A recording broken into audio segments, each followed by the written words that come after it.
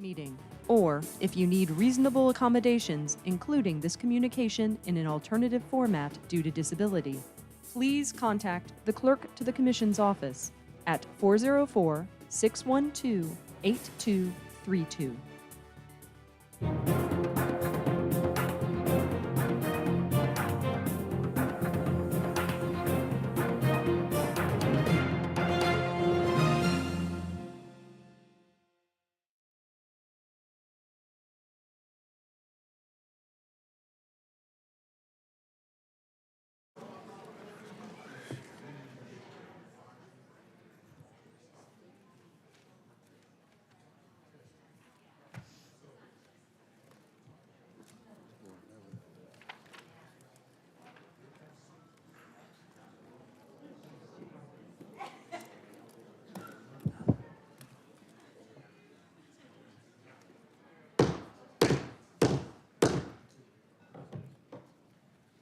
All right, good morning, everyone, and welcome to, the second regular meeting of the Fulton County Board of Commissioners.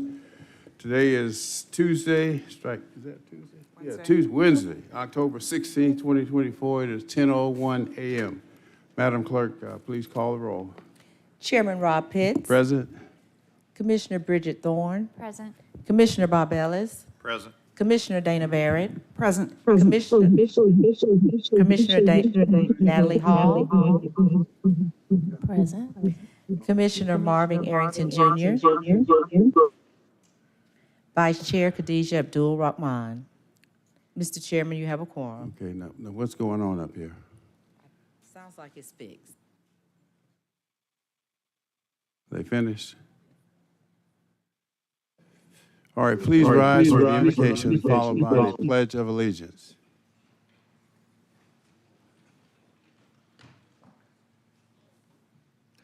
Let us pray. Almighty God, we give you thanks for this day, for your continued grace upon our lives. We thank you for sustaining us, uplifting us. We pray now you bless those who are assembled today. Bless our leaders, give them your strength and direction. It is in your name that we humbly pray. Amen. I pledge allegiance to the flag of the United States of America and to the republic for which it stands, one nation.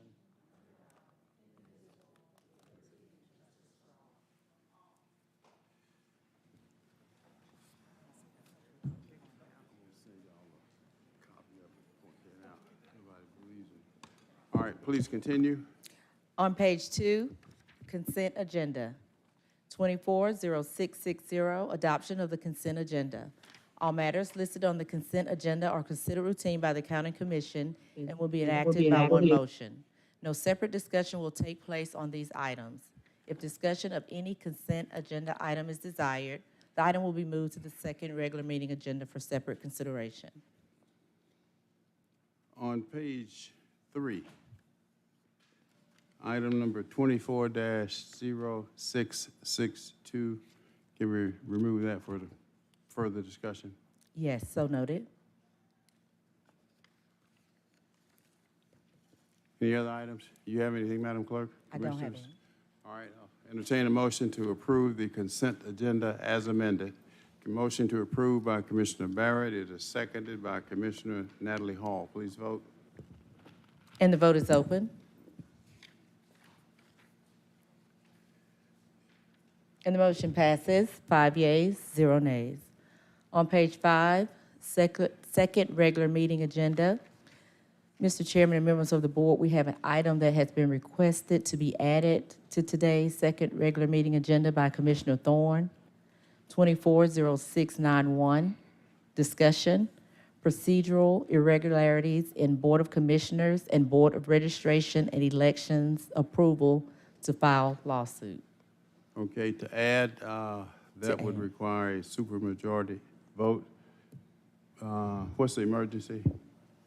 The emergency is that a lawsuit was filed on behalf of the Board of Registration and Elections on Monday.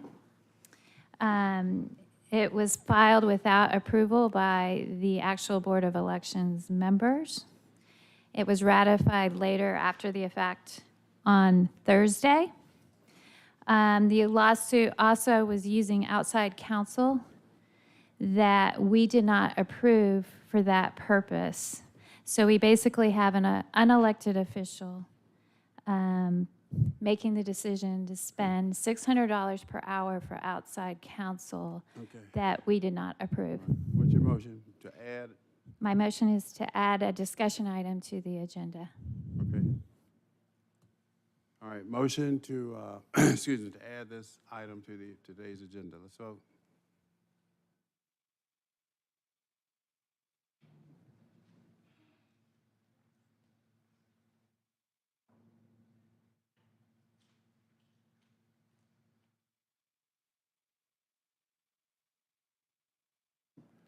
And the vote is open.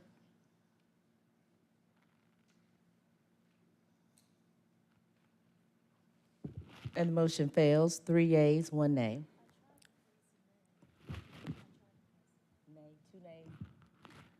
The- 3 yeas, 2 nays. All right, motion fails. Continue. 240674, adoption of the second regular meeting agenda. Mr. Chairman and members of the board, I have one amendment on page 5. Presentations of proclamations and certificates, 240676, just to amend the title of the proclamation recognizing the work of the Fulton County Board of Health's Breast and Cervical Cancer Prevention Program. So what's the change? Just amending the title, What's the title? adding the words, "the work of the," Oh, and striking Appreciation Day.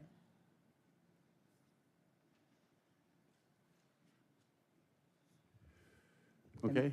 That's all I have. All right. Anything else, commissioners? All right, I'll entertain a motion to approve as amended.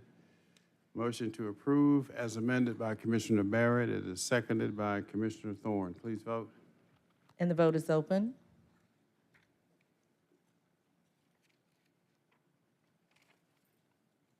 And the motion passes, 5 yeas, 0 nays. 240675, ratification of minutes, second regular meeting minutes, September 18th, first regular meeting minute, post-agenda minutes, October 2nd, 2024. All right, motion to approve by Commissioner Dana Barrett, seconded by Commissioner Bridget Thorne. Please vote. And the vote is open. And the motion passes, 5 yeas, 0 nays. 240676, presentation of proclamations and certificates.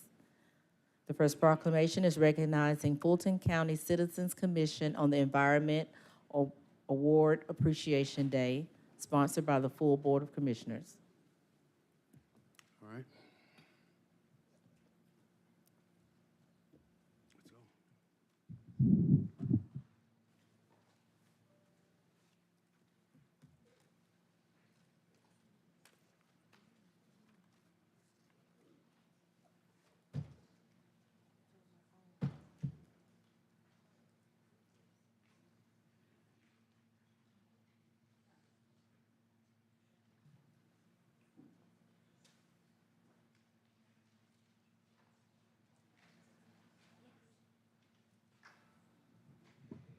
So can we get all the environmental award winners to come down?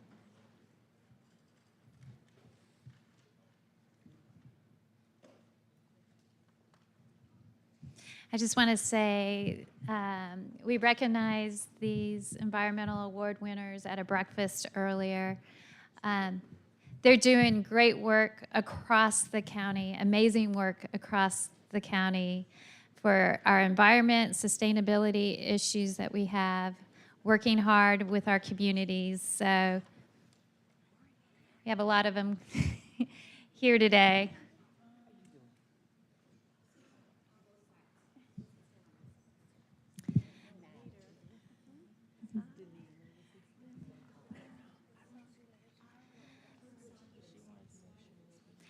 So the proclamation reads, whereas Fulton County Citizens Commission on the Environment was established by the Board of Commissioners in 1995 to advise on projects and collaborate with the community to promote and encourage environmentally sound practices And whereas the Fulton County Citizens Commission on the Environment has awarded environmental awards annually since 2003, and whereas the Fulton County Citizens Commission on the Environment has been empowered by the Board of Commissioners to track and advise on environmental issues. And whereas the environmental awardees are individuals, organizations, and projects that exemplify environmental excellence and can inspire others in Fulton County. And whereas the 2024 award winners are the cities of Johns Creek, the Green Team, the Roswell Rotary, Livable Buckhead, the Atlanta Beltline, the Community Health Worker-led Community Garden Initiative, Community Health Aligning Revitalization, Resilience, and Sustainability, the Atlanta Volunteer Lawyers Foundation, and the Atlanta Nexus Circular. Now, therefore, be it resolved that the Board of Commissioners of Fulton County recognizes the environmental contributions of Fulton County Citizens Commission on the Environment Award winners and does hereby proclaim Wednesday, October 16th, 2024, as Fulton County Citizens Commission on the Environment Awardee Day in Fulton County, Georgia.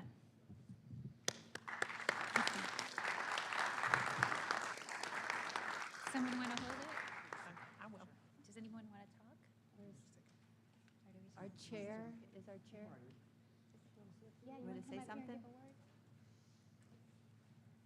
Just wanted to say thank you to everybody that has been a part of this process and helped with coordinating things for today. To each and every one of you, continue the great work that you all are doing in Fulton County, and let's make sure that we have a great environment for our children and for our children and next generations to live in. Thank you again.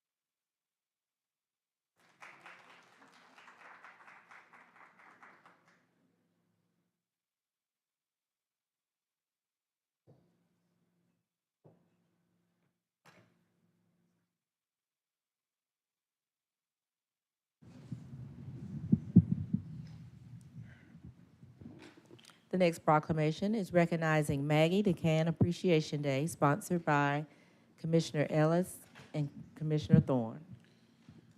Come on down, Maggie. Bob, you're welcome to join us too, if you would like to.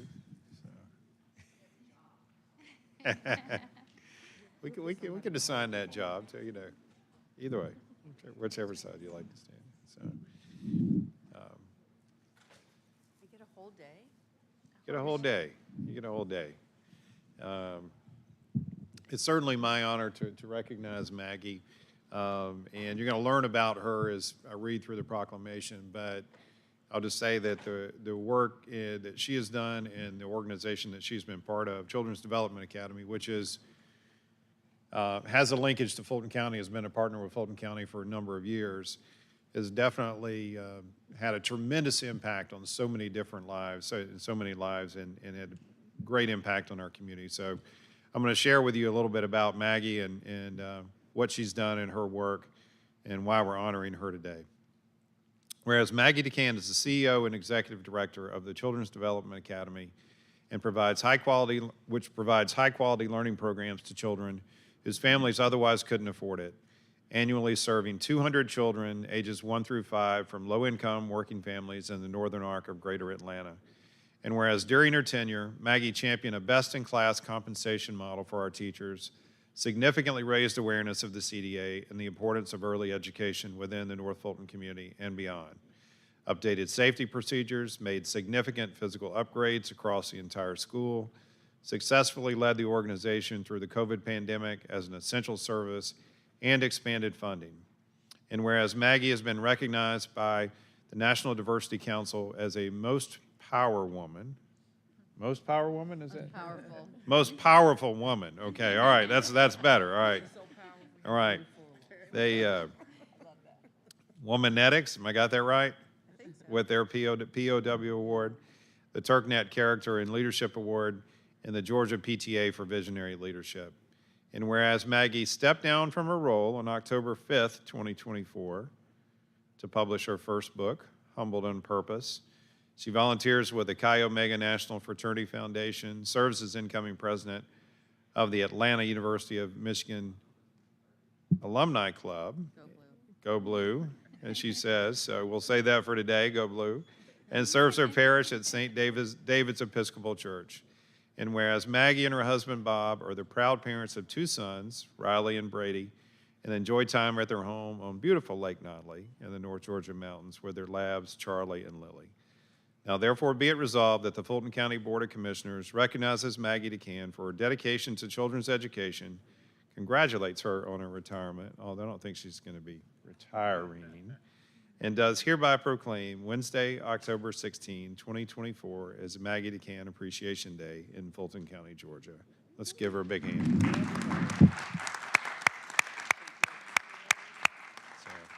Thank you. Yeah. I just want to thank Fulton County for always being there for the CDA and the children during COVID and beyond, and always remembering that there is poverty throughout the county, even in the Northern Arc, and we really, really appreciate it. Thank you to you all. Thank you. Let's get a picture. Sorry about that.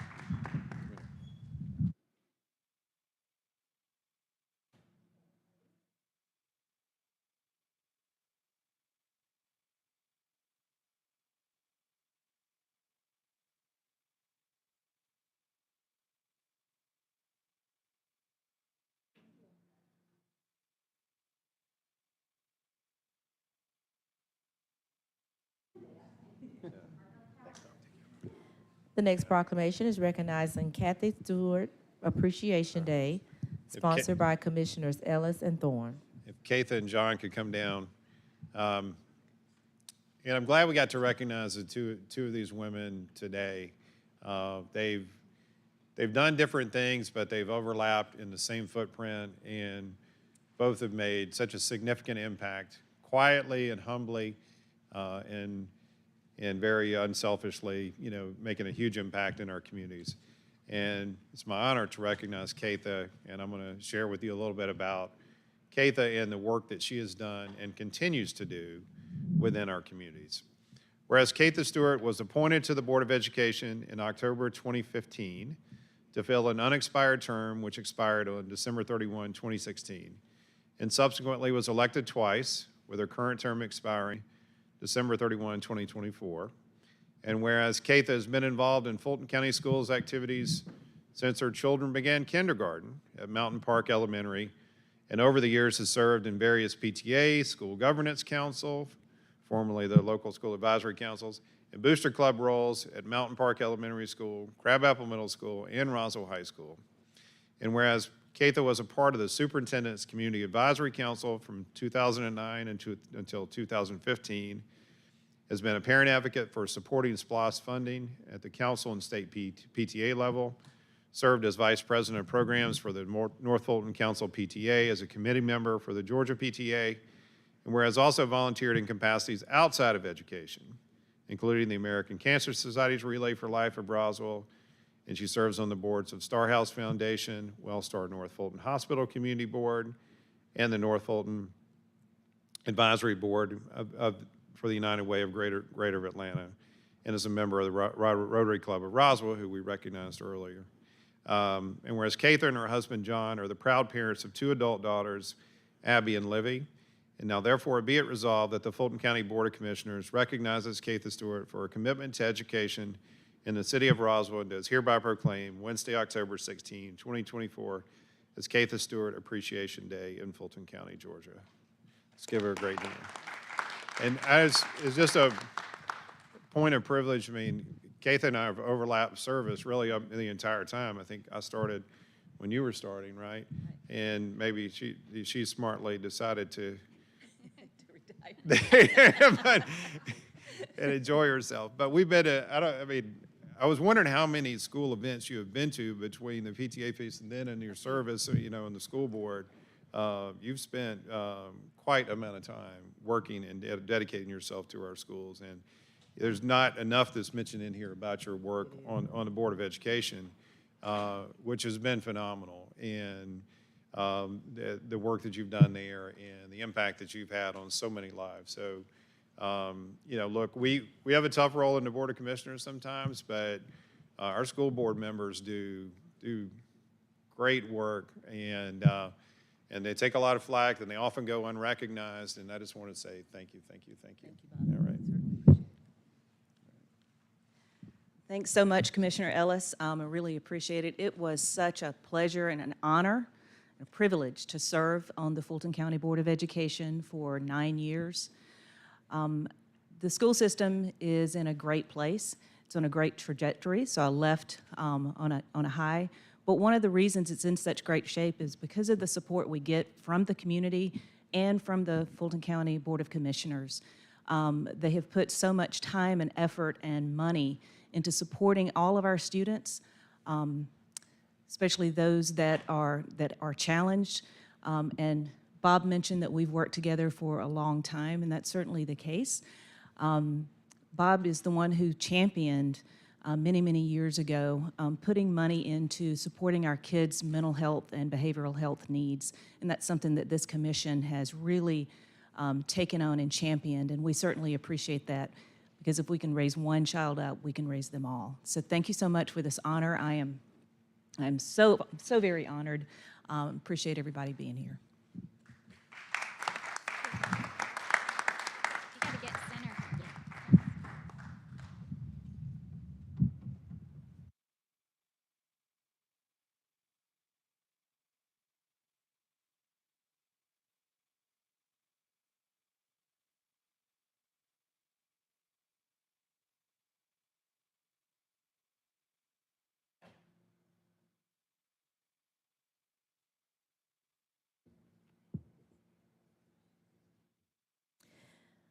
The next proclamation is recognizing the work of the Fulton County Board of Health Breast and Cervical Cancer Prevention Program, sponsored by Commissioners Barrett, Ellis, and Chairman Pitts. Can I get all the Board of Health folks to come down here? Before I start, I want to thank Vice Chair Abdurrahman for recognizing Breast Cancer Awareness Month at our last meeting, and we wanted to keep that awareness and momentum going and take your lead on that, so thank you for that. And so in order to keep that awareness going all month long, we wanted to take a moment today to recognize the critical work, come on over, Board of Health folks, to recognize the critical work of our Board of Health. They save women's lives with the breast and cervical cancer prevention program that they've been running now for almost 30 years.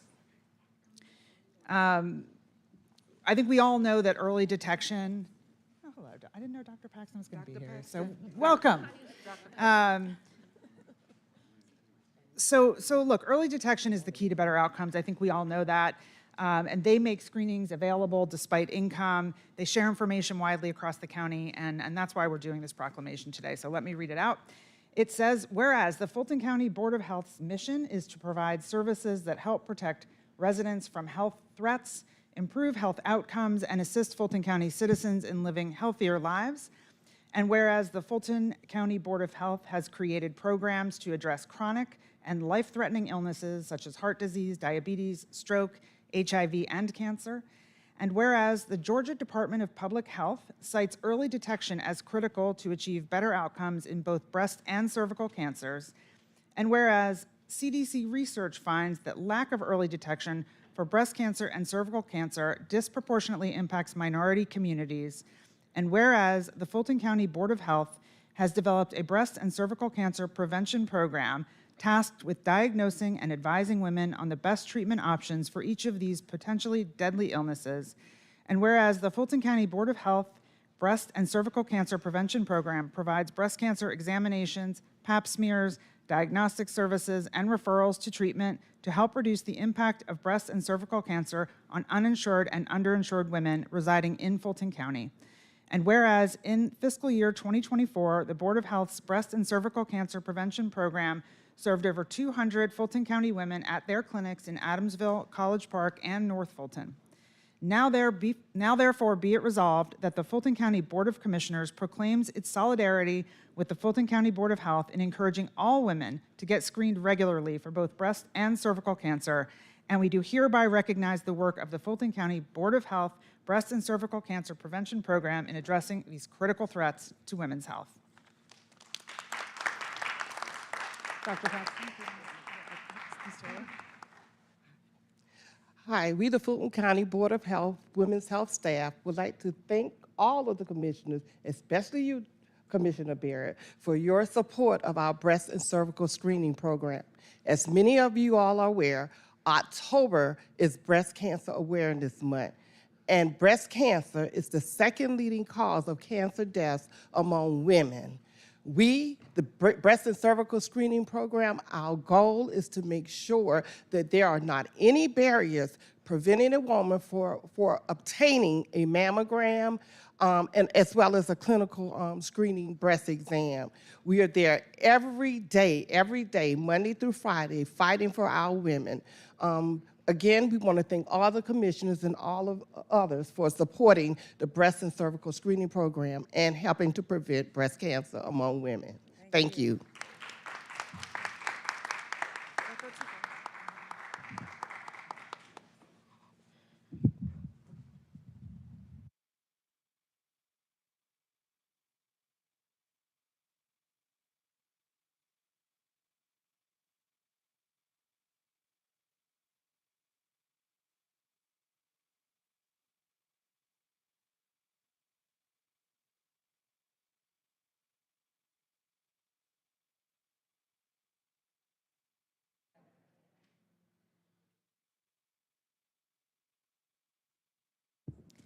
The last proclamation is recognizing Friends of the Library Week, sponsoring Commissioners Barrett and Ellis. All right, Friends of the Library. Come on down and join us. It's always an honor to sort of boost up the work of volunteers across the county, but in particular those from the library. And so it's my honor today to celebrate our volunteers that make the Fulton County Library System special. I always talk about how I've had a lifelong love of books and reading, and in many ways that's shaped who I am today. That love started at the library for me, and it was in large part because of the staff and the volunteers that welcomed me into my county library when I was a kid. So I can't go back in time and thank them, but I can thank all of you, and that's what we're doing with this proclamation today. It reads, whereas the Fulton County Friends of the Library volunteer program provides a unique opportunity for citizens to contribute their time and expertise to enhance the services of the Fulton County Library System, and has grown from just a few dozen volunteers in 1989 when it first began to over 3,500 Friends volunteers. And whereas the Fulton County Library System Friends volunteers play a vital role in advocating for library services, collecting, sorting, organizing, and selling thousands of donated books at book sales and bookstores across the county, hosting fundraisers, funding and sponsoring library programs, and even returning materials to the shelves and more. And whereas the Fulton County Library System will recognize 334 Friends volunteers during National Friends of Libraries Week 2024, including several Friends volunteers celebrating 30 years of service to the library system, and many who have served thousands of hours throughout the years. And whereas there are currently 21 Friends of the Library groups throughout Fulton County that provide significant support to the library system by contributing over 458,000 lifetime volunteer hours, as well as funds to enhance the important programs and services of the library system. And whereas Library Friends volunteers have given unselfishly of their time and talents to the Fulton County Library System, donating over 14,000 hours in 2024, providing services worth nearly $500,000.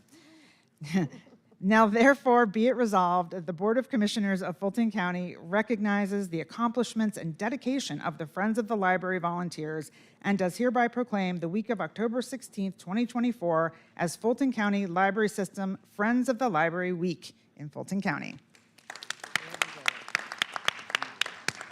Who wants to? Thank you so much. We are so grateful to all of the commissioners for your support of libraries. We hope that everyone continues to renew their library card. We have both Cascade and East Atlanta represented today, but we do have 21 Friends groups, and we hope to have more. So you can still apply to be a Friends member. So please, please reach out to your local library. We could not do this work without you. They are the reason that we are able to expand our reach in Fulton County. So thank you so much for recognizing their great work. Thank you.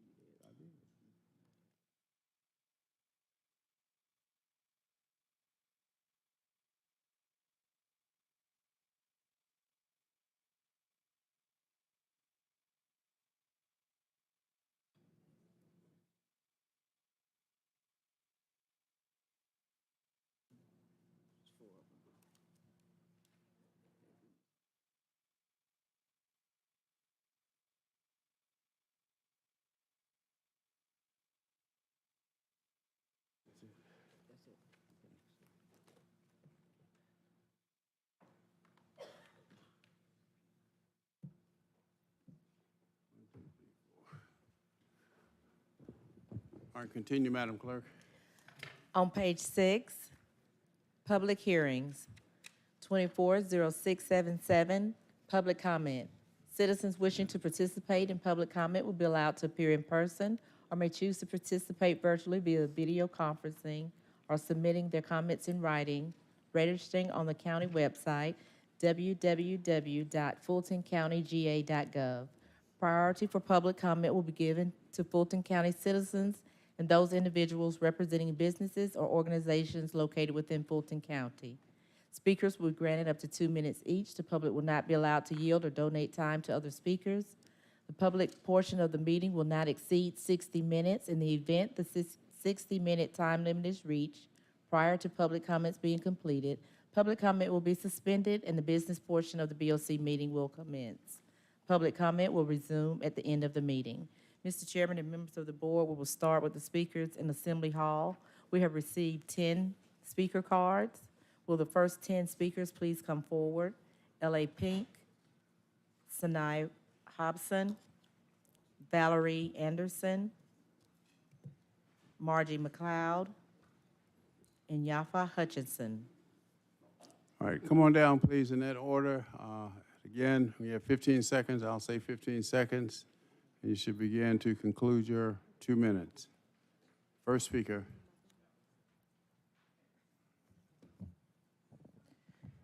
All righty. We might as well just jump it off real smooth and quick. So I come down here, and I know this first half that I'm talking about is going to be taken care of, but I just wanted to address the community with it. I got a call last night from an elder in Grove Park, and she was telling me that they are trying to put a lien on her home for $23. This is what our elders are talking about when they're saying that they're trying to take their property, steal from them, the above. So I know Khadijah's gonna get that taken care of, her and her staff, because you always do when it comes to the things that need to be taken care of in your community. So I'm not worried about that, but I just wanted to bring that out because it needs to be addressed and be looked at in other communities if they're doing it to other people. So I really came here today because I wanted to address the situation. Yesterday was early voting, and of course there was a death in the jail again. I understand that you guys continuously to believe in this narcissist, continue to believe that he is going to, well, some of you, not all, let me clear that up. And the ones that believe in this narcissist is going to be removed as well. But he, as I was saying, he had another death in the jail. I know that people have never seen what's about to happen as far as with the write-in, and that it is never going to take place. But if people understand what happened with the ark, they didn't think it was going to rain, but it rained. And this is what we're asking people to do. Since nobody have done an investigation, we are asking for everybody to do a write-in for 15 Charles seconds. Rambo for sheriff. We need a new sheriff. This is just beginning to be ridiculous. A death every single day. Some we have no clue of what's going on. We need an investigation.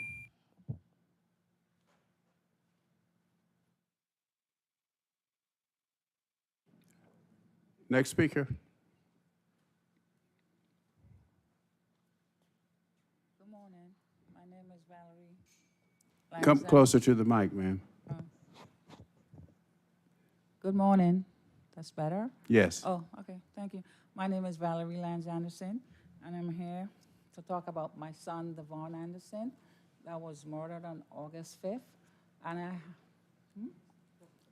I have not heard anything since August 5th, and I wanted to speak on this. The council cannot afford to be complicit and complacent, especially when they have the ability and responsibility to help remediate issues that directly impact families and communities. It is crucial that the council take decisive action where it can make a meaningful difference. Additionally, I went to the other side and want to thank them also, Councilman Lewis and Faruqi, for their efforts in addressing my concerns and asking a difficult yet necessary question, such as whether Melvin Potter is fit to serve as a police officer and an individual who took an oath to serve and protect.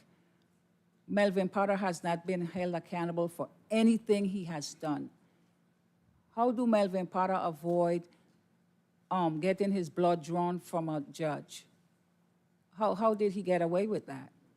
He's supposed to be able to do the law respectfully, as I would, as you would. Because if any one of you get a DUI, you all would be going to jail. Melvin Potter has not been held accountable at any time for the murder of my son. 15 seconds, I do not know ma'am. up to this day what happened to my son. My son died senselessly at the hands of Melvin Potter, who is still collecting a check. Home, he's at home collecting a check. He shouldn't be collecting a check.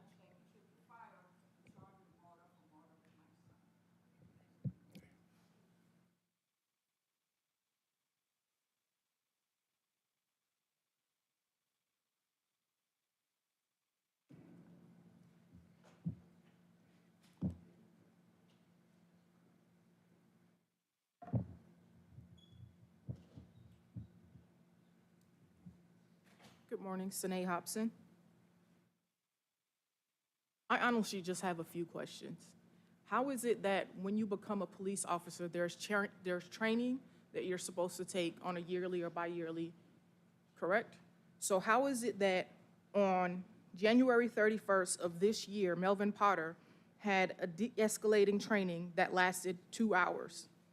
How is it that February 19th of this year, he had a less lethal device training that was less than 3 hours? How is it that March 28th, 2024, he had firearms recall and use of deadly force training? And on August 5th, he failed to do any of that. He did not de-escalate any training or any situation. He did not use lesser lethal, his training for that, to use something less lethal to de-escalate a training, and then he used deadly force.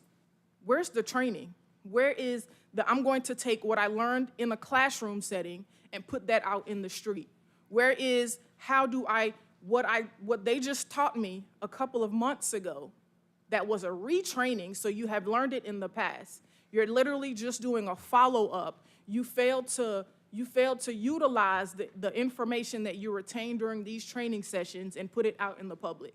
How is it that we have public servants who aren't utilizing the things that we are paying for as taxpayers within the county, and it's okay for him to go out and murder somebody, and he's still collecting a paycheck from the city, sitting at home. And their excuse is, well, he doesn't have 15 his seconds. gun or his badge, and yet he's still collecting a check. That's it.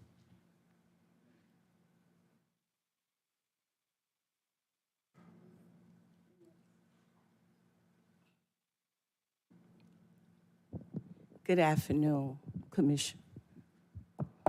Your city is crying out. Your city is hurt.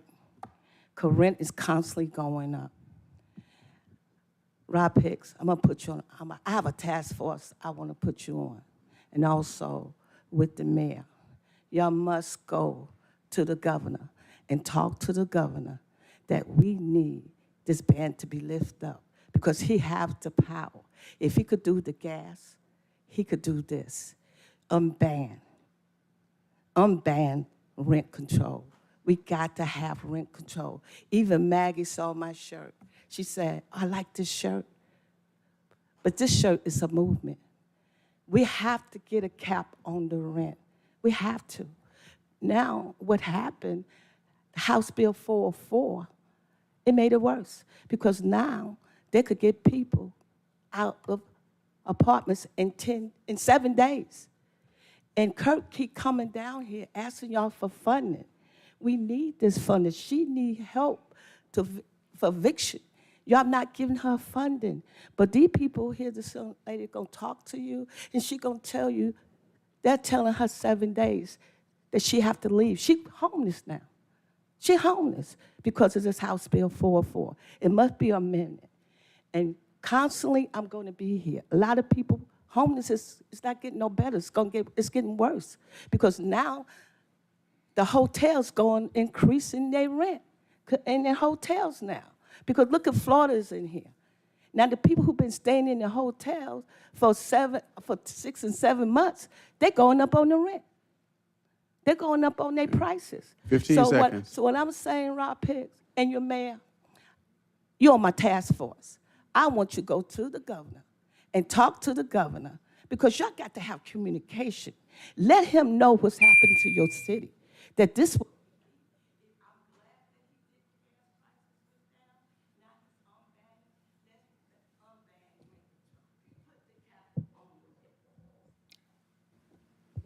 Next 5 speakers, please come forward. Prophet Curtis Martin Hairston, Adam Stephen Whiteley, John T. Fisher, Janet Hill, and Devin Barrington Ward.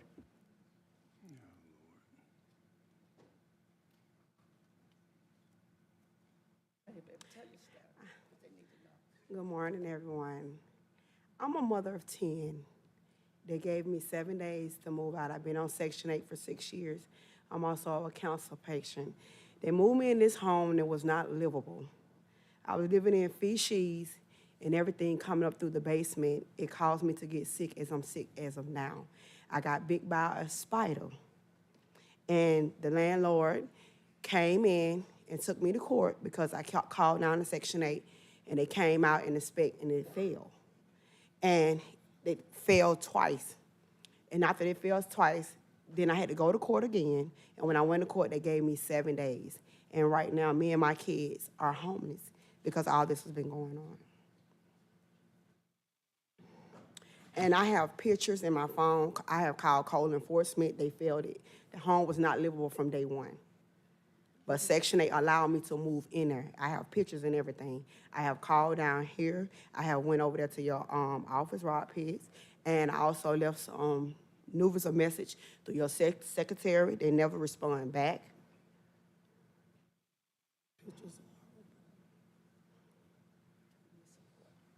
So. Thank you. Thank you.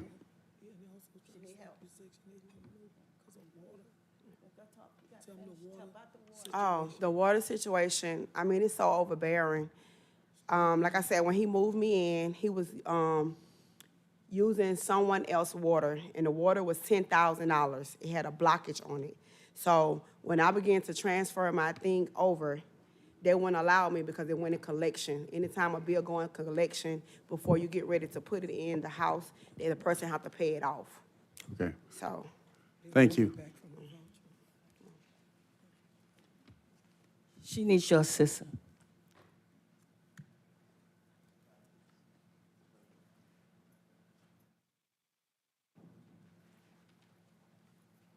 Good morning. Good morning. My name is Gary Eichlet. I am here to talk about cuts recently made to Common Courtesy Transportation, which is a senior transportation system. I live in a HUD-financed senior apartment complex. These cuts have prevented us from going to see our doctors enough during the month. I've had to cancel 2 appointments because I'll be over my visits. And I am speaking for residents that live in several of these facilities. Nobody was contacted before any action was taken by the board on this procedure. Also, I have been trying to get a hold of my county commissioner for over a month. Maybe you could give me an insight how to get in touch with her. It's very important to us to have our transportation. Seniors need their independence. By limiting our independence, it's an increase in depression, isolation, and dementia, because we really need this addressed. Thank you. Thank you.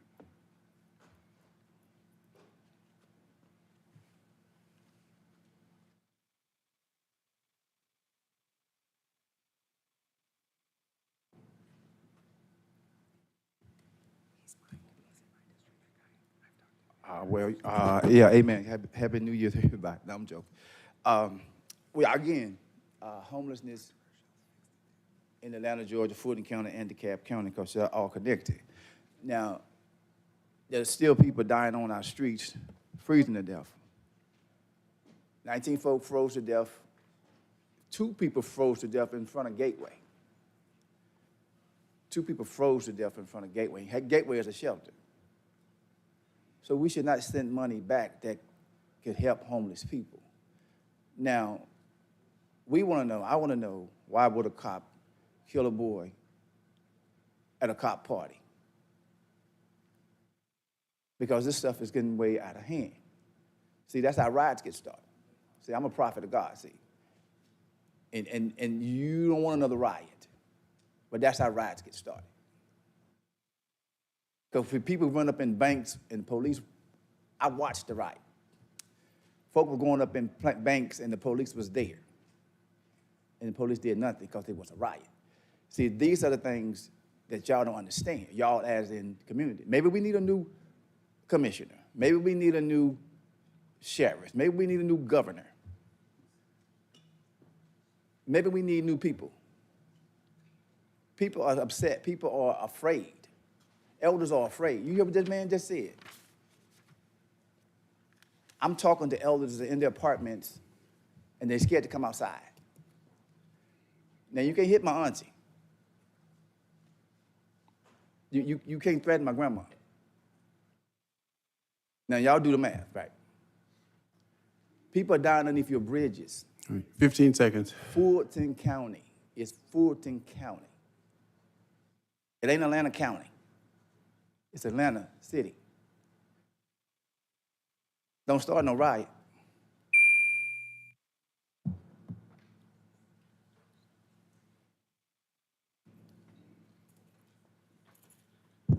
So-called Fulton County Commission. I'll address you personally. Bridget, Khadijah, Dana, Rob, Natalie, Bob, Marvin. I'm here on behalf of the Justice for Devon Anderson campaign as well. Let me tell you what people with intelligence, courage, integrity, and honor understand. The people that enforce the law should follow the law. And people who are in charge of a county and in charge of the district attorney who files charges or not should not allow people who are admitted by the GBI, the people you're waiting for some investigation for. The GBI has already said Melvin Potter killed Devon Anderson. So you have a killer just sitting free. You know exactly where he is, sitting at home. You know exactly he's getting paid still by the Atlanta Police Department. And it's it happened in your district, Marvin, right? So I'm confused. Number one, what are you doing to try and hold GBI accountable? It's come to my attention, GBI has waited as long as 6 months to file investigations and longer. Do you intend to sit by for 4 more months while a killer sits at home employed by the Atlanta Police Department? Or my other question for all of you is, why are you so untroubled by your lack of honor, by your lack of integrity, by your lack of transparency, Bridget, by your lack of upholding the rule of law in your county? Now, I understand as commissioners, you are not all-powerful people. I understand that you are enmeshed with very powerful forces, the police foundation, the police union, all up into the military-industrial. I understand it's a lot, okay? And so I'm not here to say I'm any better than any of you. I take it as my personal responsibility to ensure that we live in a world where, again, the people who enforce law follow the law, and people who are allegedly supposed to keep us and our community safe actually 15 do so, seconds. and those like you who are supposed to hold them accountable and issue arrest warrants for killers, that you'll do so. And I encourage you to find some honor and stand up with those of us who are sick of this kind of thing. Thank you.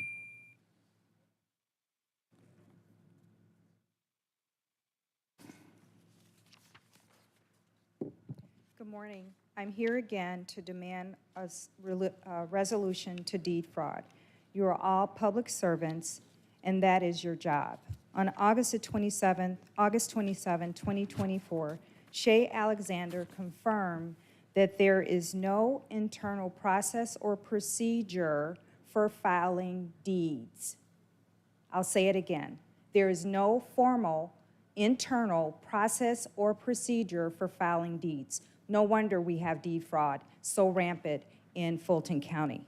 September 20th, 2024, Shay Alexander filed an order from the federal court over a year old into the magistrate court. We have judges Nancy Ma and Rachel Krause filing false records into the court records for $746,000 cash transactions that appear nowhere in the revenue system for Fulton County or the IRS. We are funding these convicted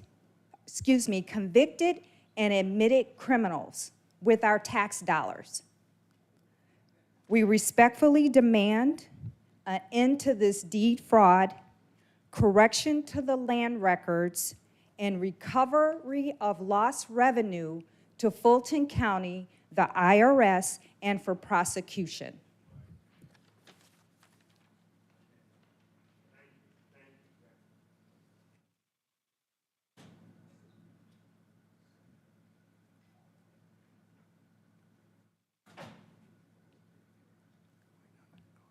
I can go ahead? All right, good. Good morning. John Fisher here, Presidential Task Force on Financial Fraud. Now, I'm going to talk to you about what this whole commission is about. It's about money, okay? Now, Ms. Hill just got through telling that, and here's what I'm talking about. When people illegally foreclose on these houses, and these companies claim that they bought the house, they don't file into the courthouse records. And the reason why I'm telling you about it is the same thing happened in New York. New York discovered that they missed $2 billion in 1 year because these companies do not file the fees into the courthouse. The people that were foreclosed on, names are still on the record 4, 5, 6 years later saying that they still own the house. But you've got these fraudulent companies coming in, violating 15 United States Code 1692 E and F, filing false documentation and claims that they bought these houses at foreclosures, which they never did. Okay, now, what you do is when you file into the process, they never file into the courthouse paying the fees saying that they bought these houses because it is a crime to file false documentation. And that's actually what's going on. I got a file this high at home. I've been working with the Presidential Task Force since 2011 in the process. You're losing money. It's just that simple. You are losing money. This whole commission is the reason you're up here. It's about money. That's why you're here. You need to check into your own coffers and see what's happening. See who's got the money in their pocket. That's what you need to do, the process. Now, I've been at this again, like I said, since 2009.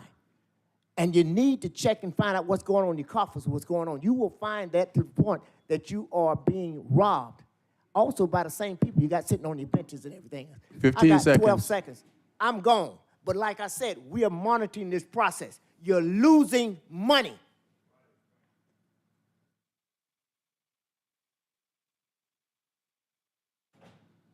Good morning, members of the commission. My name is Devin Barrington Ward with the Black Futurists Group. I have here a letter regarding the shooting of Devon Anderson in the city of South Fulton. Now, you've heard from other speakers about issues around this shooting that don't fall within the purview of the Fulton County Commission, but I want to talk about a few issues that do.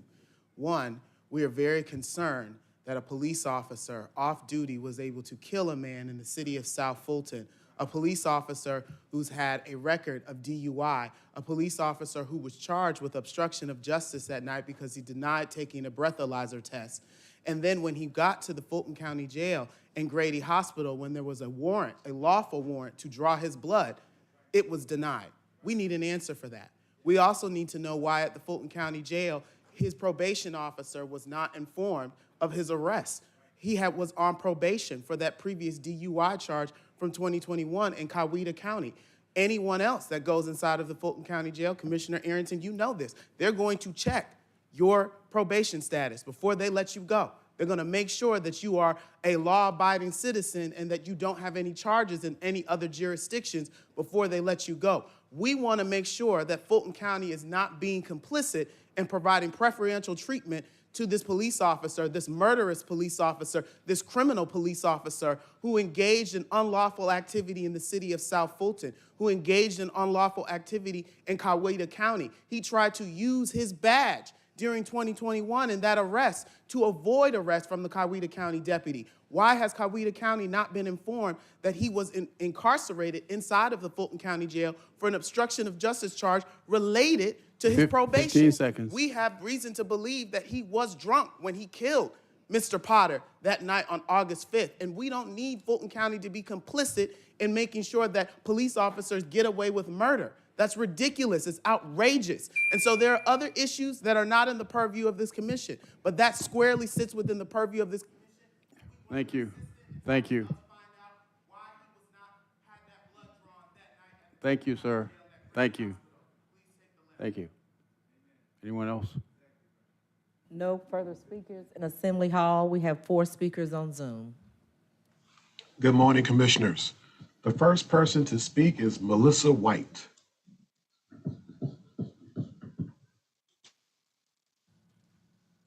Can you hear me? Yes. Okay, I just wanted to raise some attention to an issue that was brought to my attention. The BRE Chair, Sherry Allen, asked the Board of Commissioners for additional funding for something, another purpose. She then used the funds to hire outside counsel without the approval, without the discussion or vote from the rest of the BRE Board or from the Board of Commissioners. Why are citizens paying for counsel when Fulton has county attorneys for this purpose readily available to them? Who gave her the right to make decisions for all of Fulton County? Bridget Thorne tried to bring this up this morning, and she was denied letting it be talked about. I don't know why this would be an issue that the commissioners don't want to talk about and come to a resolution over. You guys need to fix the problem. The corruption is so rampant in Fulton County, not just with elections, with everything. Listen to the people who come and talk to you every week. Give them the decency of acknowledging what they're trying to say to you. Thank you. The next person to speak is Matt Rowanzak. Morning, Commissioners. I want to know who the 2 commissioners are that voted no to add discussion to the agenda regarding the lawless action by the chair of the BRE. And if you're not willing to share, we'll pull the records. This is precisely why Fulton County's reputation is in the dump when it comes to elections. They continue to violate the law time and time again. In fact, a judge ruled this week that the county had broken the law by denying one of its board members access to election documents and records. The election department is currently in violation of the law as we sit here today. Where's the county attorney? A lawsuit was filed last Monday and the Board of Elections had never met to discuss or vote on it. Then there's a surprise last Thursday morning on their agenda. Chairman Pitts, this is why or this is who you nominated to this board. Just another lawbreaker with a different name. You need to correct this. Now that our taxpayer dollars are being used for an illegal action, commissioners, you were responsible for correcting this because you took an oath, did you not? An oath that includes following the law. Is the oath, does it have any meaning to you? Secondly, why would the county not want to partner with the state election board to prevent another long list of election violations and allow them to add their monitors to the existing team? It reeks of obstruction of transparency, which the county has a history of consistently doing. For the two commissioners who voted against bringing this item up for discussion, I don't want to ever hear a word come out of your mouth about violating the law. And I bet, Commissioner Barrett, that you were one of them, and I'm beginning to think that you're a communist. You're probably a communist and you don't even realize it. You're not a law-abiding citizen if you decide to continue to violate your oath. Chairman Pitts, you need to fix this. The next person to speak is Costco Jones. Hello, can you hear me? Yes, sir. Hi, I'm Costco Jones. I sit on the Clean Energy Advisory Board for the city of Atlanta.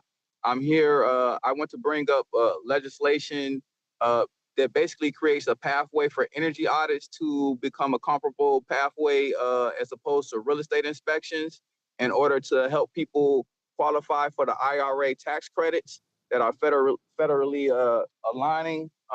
And I also want to bring to the light that Atlanta's number 3 in energy burden. Energy burden is when you're spending more than 6% of your monthly income on utility bills. And we need to make sure that we get legislation in place for these energy audits to help people be able to age in place. Basically, if it's a $350 difference on your bills over the life of a 30-year mortgage, that comes up to over $125,000 that's wasted on energy bills. Also, if you're looking at that same number over a 30-year mortgage with an 8% return, that's over $500,000. So that's a lot of money being wasted by our residents because of lack of energy efficiency. People are 60% more likely to do a project on their home when they first move into it. Hence why I would like the energy audits to be an option at the point of sale for the person who's purchasing the home. I wanted to bring this up on a county level. I've already done public comment on the city level with it. And I think it's something that we need to move on so that we can also help all of the other smaller cities within Fulton County, i.e. East Point and places of that nature, South Fulton and other things, because this is something that's rampant throughout the county. And Georgia is actually the worst state. We have the worst performing housing stock in the country. And I just wanted to get this all on public record. Thank you. The next person to speak is Ben Howard. Greetings, commissioners and staff, and special greetings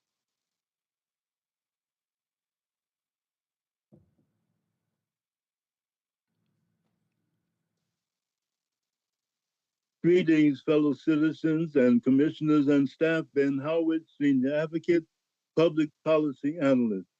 Permit me to draw your attention to agenda item 24-0689, presentation relative to the 2025 legislative agenda.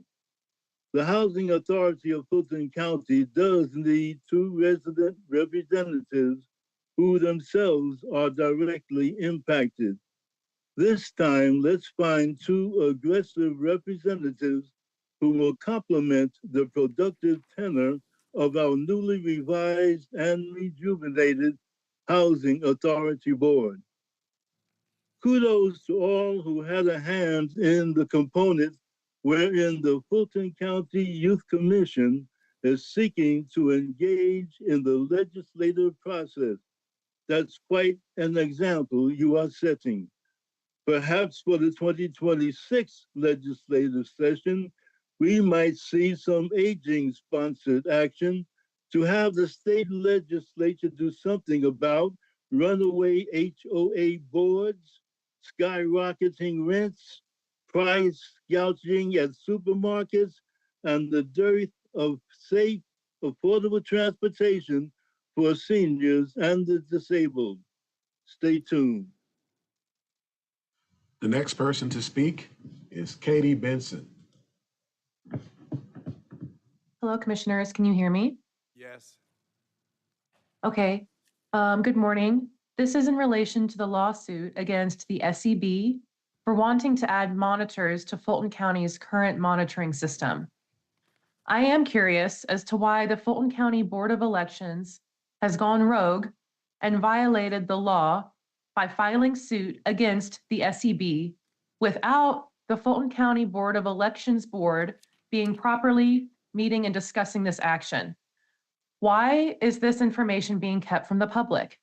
If my tax dollars are going towards funding elections, shouldn't I and the other taxpayers of Fulton County be made aware? Why is lawlessness again allowed in Fulton County? Commissioners, you have a duty to ensure the law is being followed in the county. Thank you. And this concludes our Zoom public comments. No further speakers. Thank you. Continue, Madam Clerk. Point of privilege. Yes. I'd like to make a motion to reconsider the discussion item to be added onto the agenda now that we have a full board present. Is there a second? All right, properly moved and second to reconsider the item to be added on an emergency basis.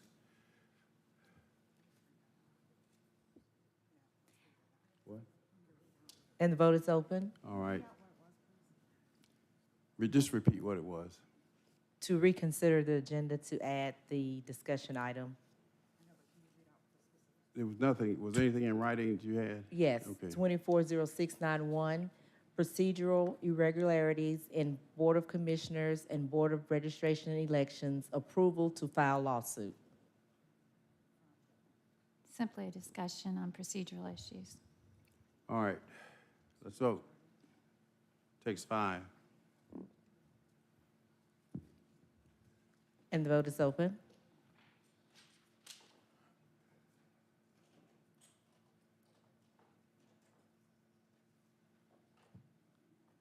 And the motion fails, 4 yeas, 1 nay. All right, continue, Madam Clerk. Continuing on page 6, presentations to the board. 240678, Invest Atlanta briefing.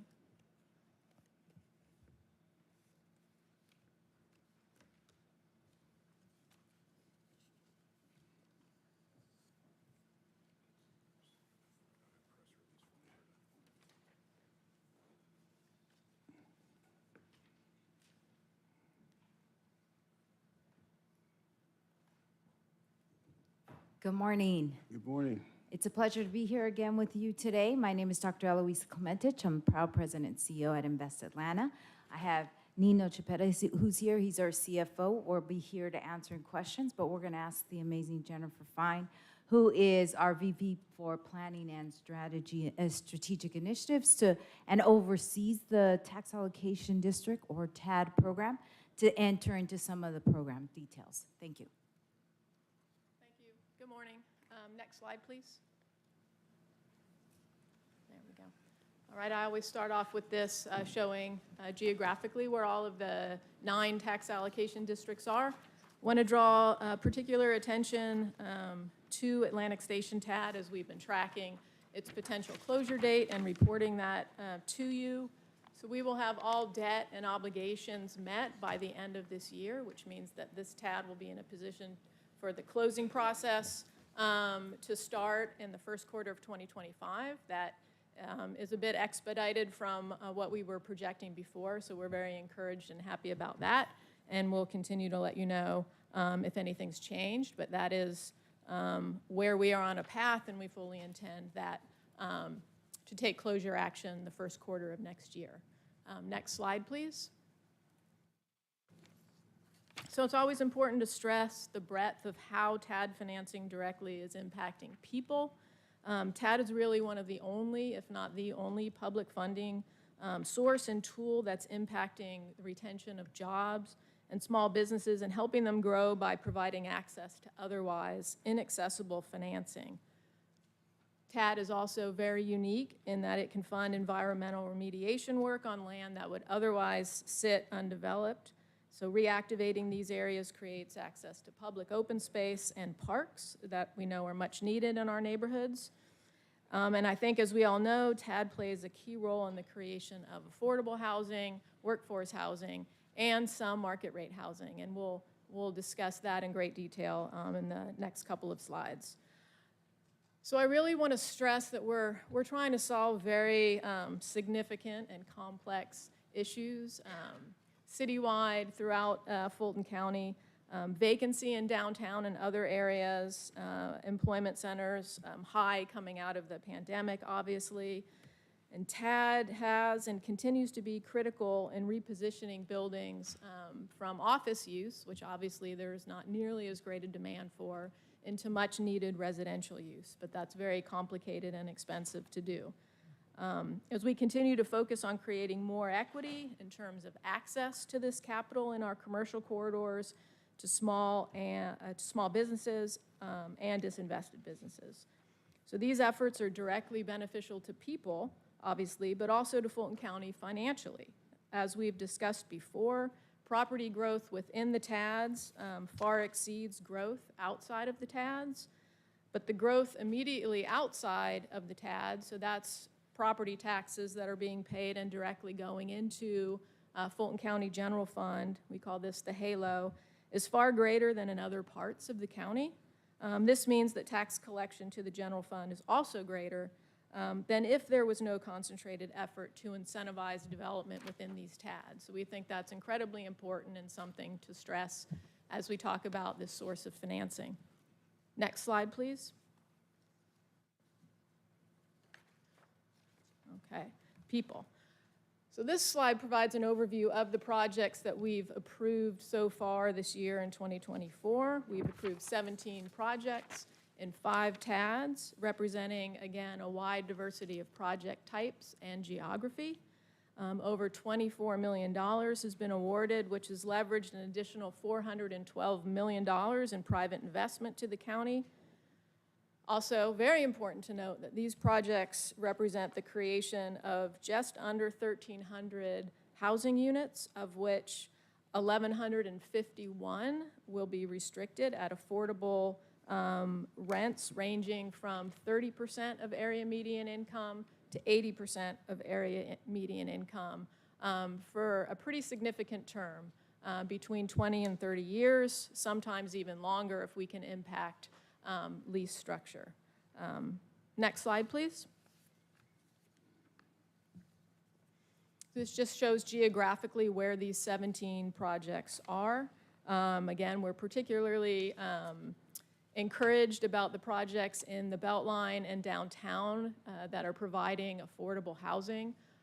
As we know, that's difficult and expensive to construct. And again, providing more access to very hard to come by financing in our disinvested corridors. Next slide, please. Thank you. So again, all 17 projects in greater detail in this table. I'll speak to a few of these in the next few slides. Next slide, please. There we go. And I think I have 3 project slides. So the top slide shows the first phase of an overall neighborhood transformation in Northwest Atlanta in the Hollowell ML King TAD, created with former Bowen Homes residents and community involvement.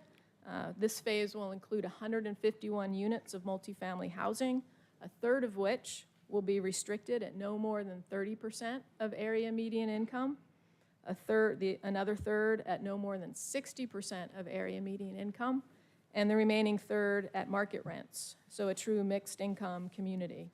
So the vision is to connect a historically neglected and environmentally stressed part of Atlanta into a place where natural, social, and economic regeneration can occur through careful planned development. Estimated completion of phase 1 is 2026. The images on the bottom, recently approved project we're happy to partner with City of Refuge on. This is the City of Refuge Transformation Center in historic West End Heights and the Bankhead neighborhood. It will be brand-new construction on a large vacant lot, and when complete, it will be about 37,000 square feet of mixed-use space, including 25 residential units, and about 8,000 square feet of commercial. Very excited about this part. We are working and have worked to help finance a small grocery operator on the ground floor. There will also be banking and credit union activity there. Those are both services and uses that don't exist in that neighborhood. So that is a key area of focus for us. Residential rents will range from between 30% of area median income and 80% of area median income. Next slide, please. Images on top are of Lewis Crossing at 420 Chapel Street in Castleberry Hill, adjacent to Mercedes-Benz Stadium. A $1 million West Side grant was awarded for new construction infill development of 50 multifamily housing units. Rents range from 50 to 80% of area median income and will be restricted for at least 30 years. Bottom imagery is really close to where we are right now. Innovative reimagining of Trinity United Methodist Church across from City Hall.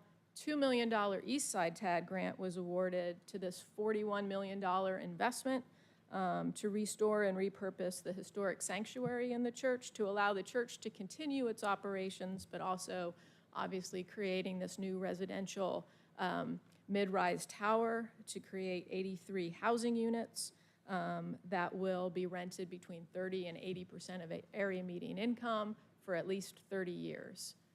Next slide, please. And this is the last project slide. Top slide is an office to residential conversion of 40 Marietta Street.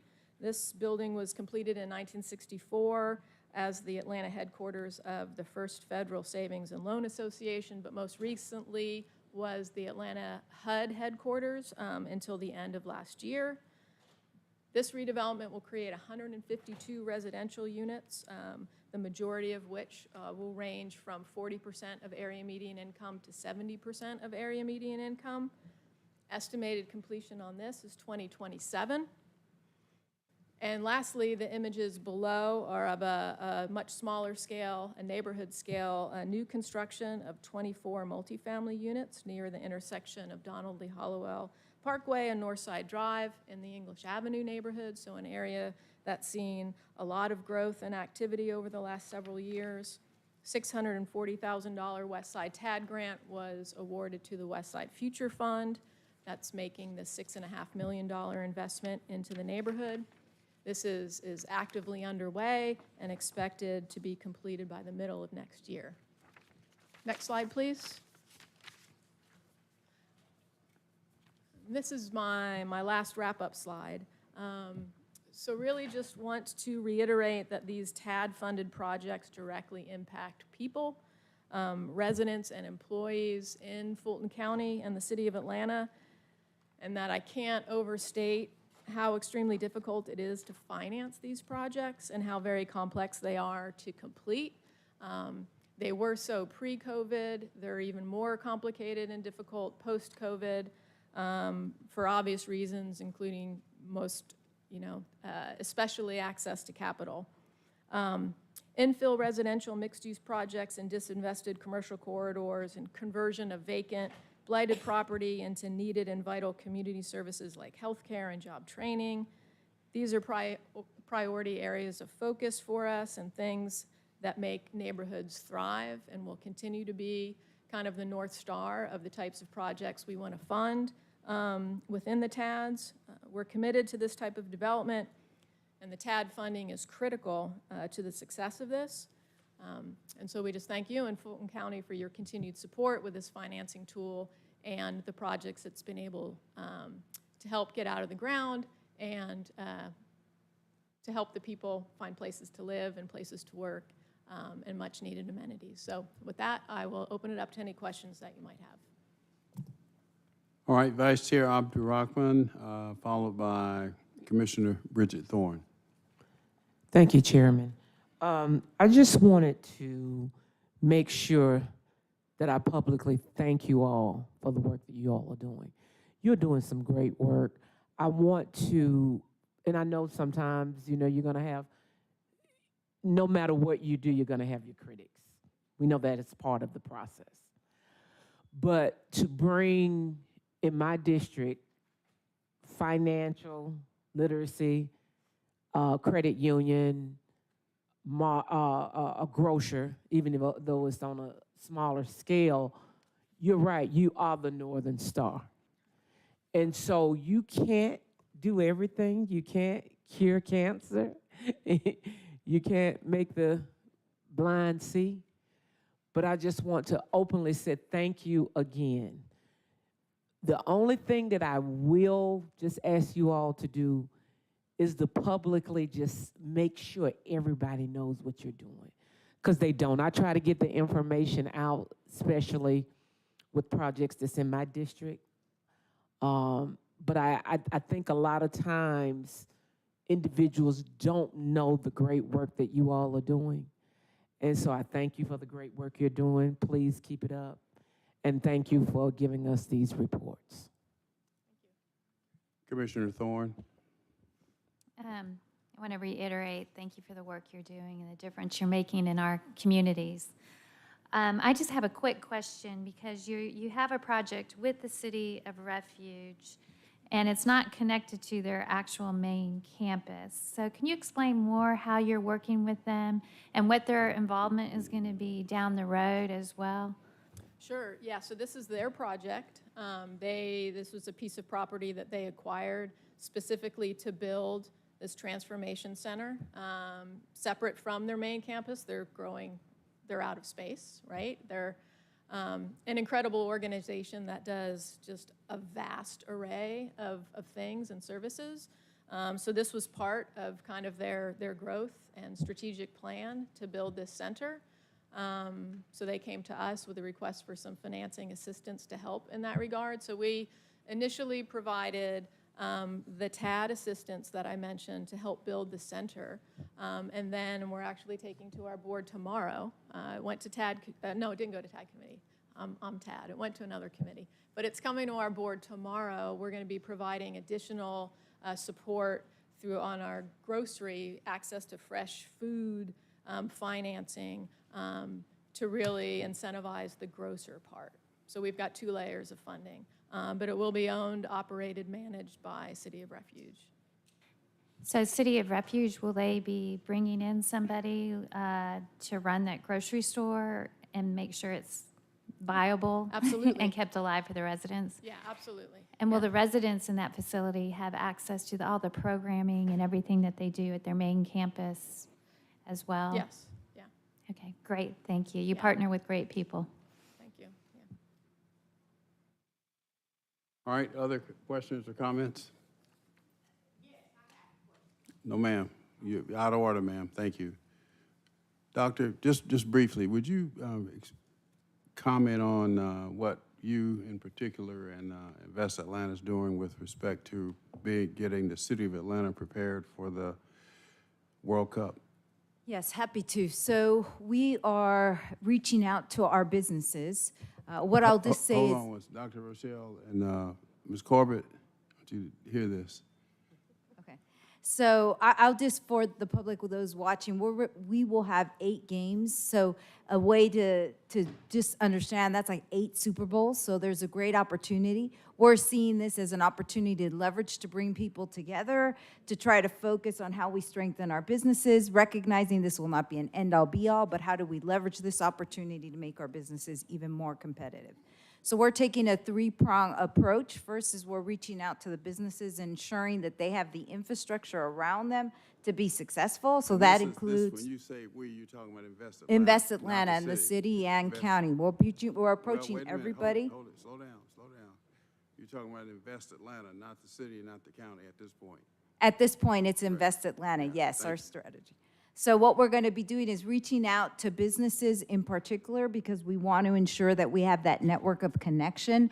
Once we hear who is coming, we want to make sure that they have their menus in whatever language. So if they're coming from Germany, then we want German, and then we want to have cultural sensitivity conversations as well. Is there anything we should know about of those who are coming? Because we want to ensure that they have the opportunity to earn as much money as possible.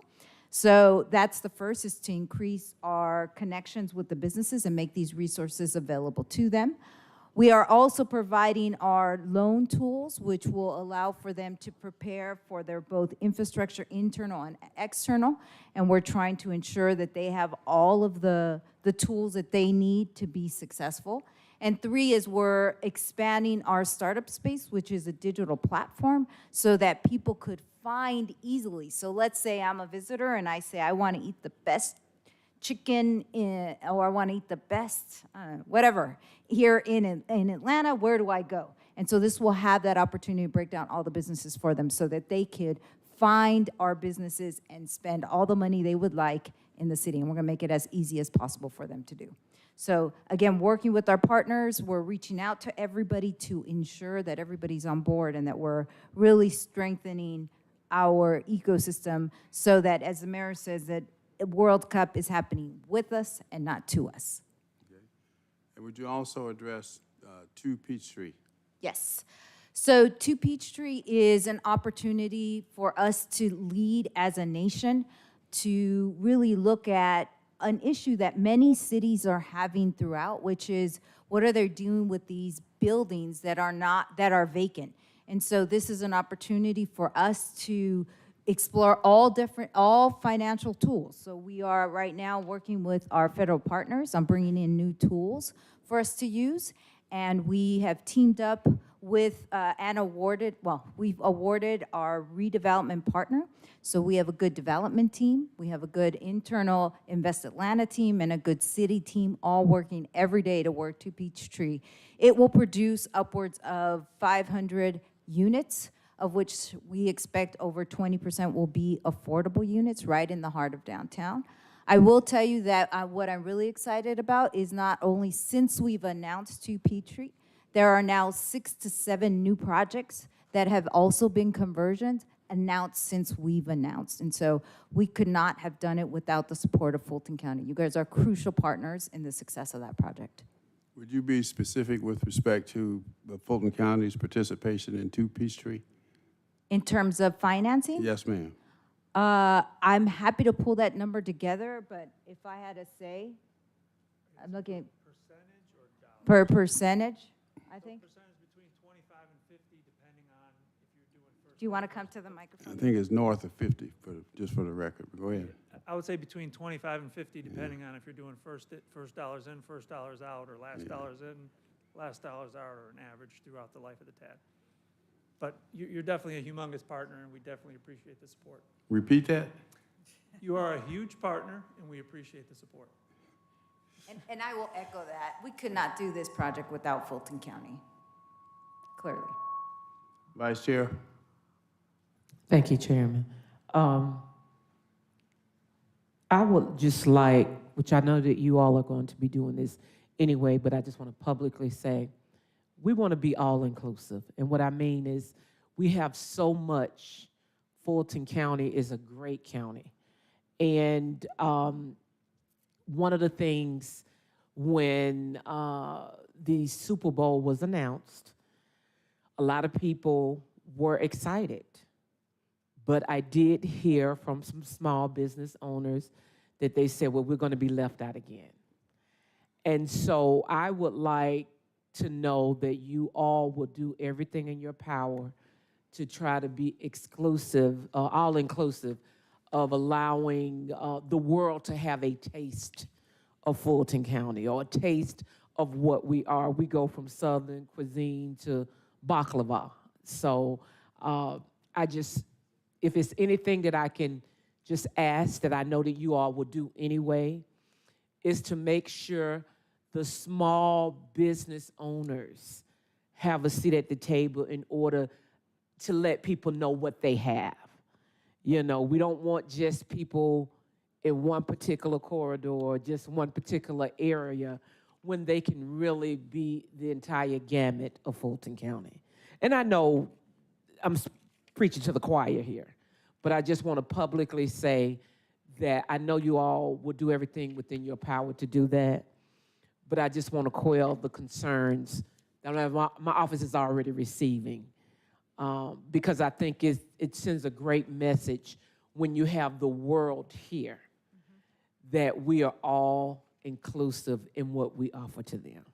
So thank you for that. All right, other questions or comments? All right, thank you. See you next time. Continue, Madam Clerk. On page 7, county managers renewal items under open and responsible government. Okay, excuse me, Madam Clerk. The next 6 items are all contract renewals. And unless there's an objection or a question about when no objections, take these 6 as a group in the interest of time. Any objections? All right, sound the captions, Madam Clerk. 240679, real estate and asset management, request approval to renew existing contracts in the total amount not to exceed $1,500,000, provide standby professional services in the areas of mechanical, electrical, plumbing, and fire protection. 240680, request approval to renew an existing contract in an amount not to exceed $309,000 to provide on-site tree removal services. 240681, request approval to renew existing contracts in the total amount not to exceed $1,600,000 to provide standby professional services for facilities-related design, engineering, and assessments. On page 8, 240682, request approval to renew existing contracts in an amount not to exceed $1,200,000 to provide standby on-site HVAC and on-call maintenance services. 240683, request approval to renew existing contracts in an amount not to exceed $345,000 to provide carpet tile installation and repair services. And 240684, request approval to renew existing contracts in an amount not to exceed $375,000 to provide standby on-site electrical on-call maintenance services. All right, entertain a motion to approve the 6 items that have just been sounded. A motion to approve by Vice Chair Abdul Rahman, seconded by Commissioner Dana Barrett. Please vote. And the vote is open.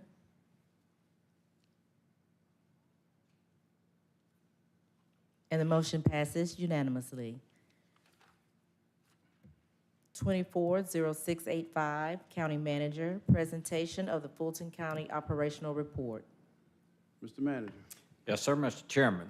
Also pleased to report that the heating system issues have been corrected. So thanks to Joe Davis and his team, and hopefully everyone's comfortable. We have a slimmed down operations report today with normal ORCA and Blitz updates. We've also included an elections preparation segment based on the timeliness of that, as well as animal shelter.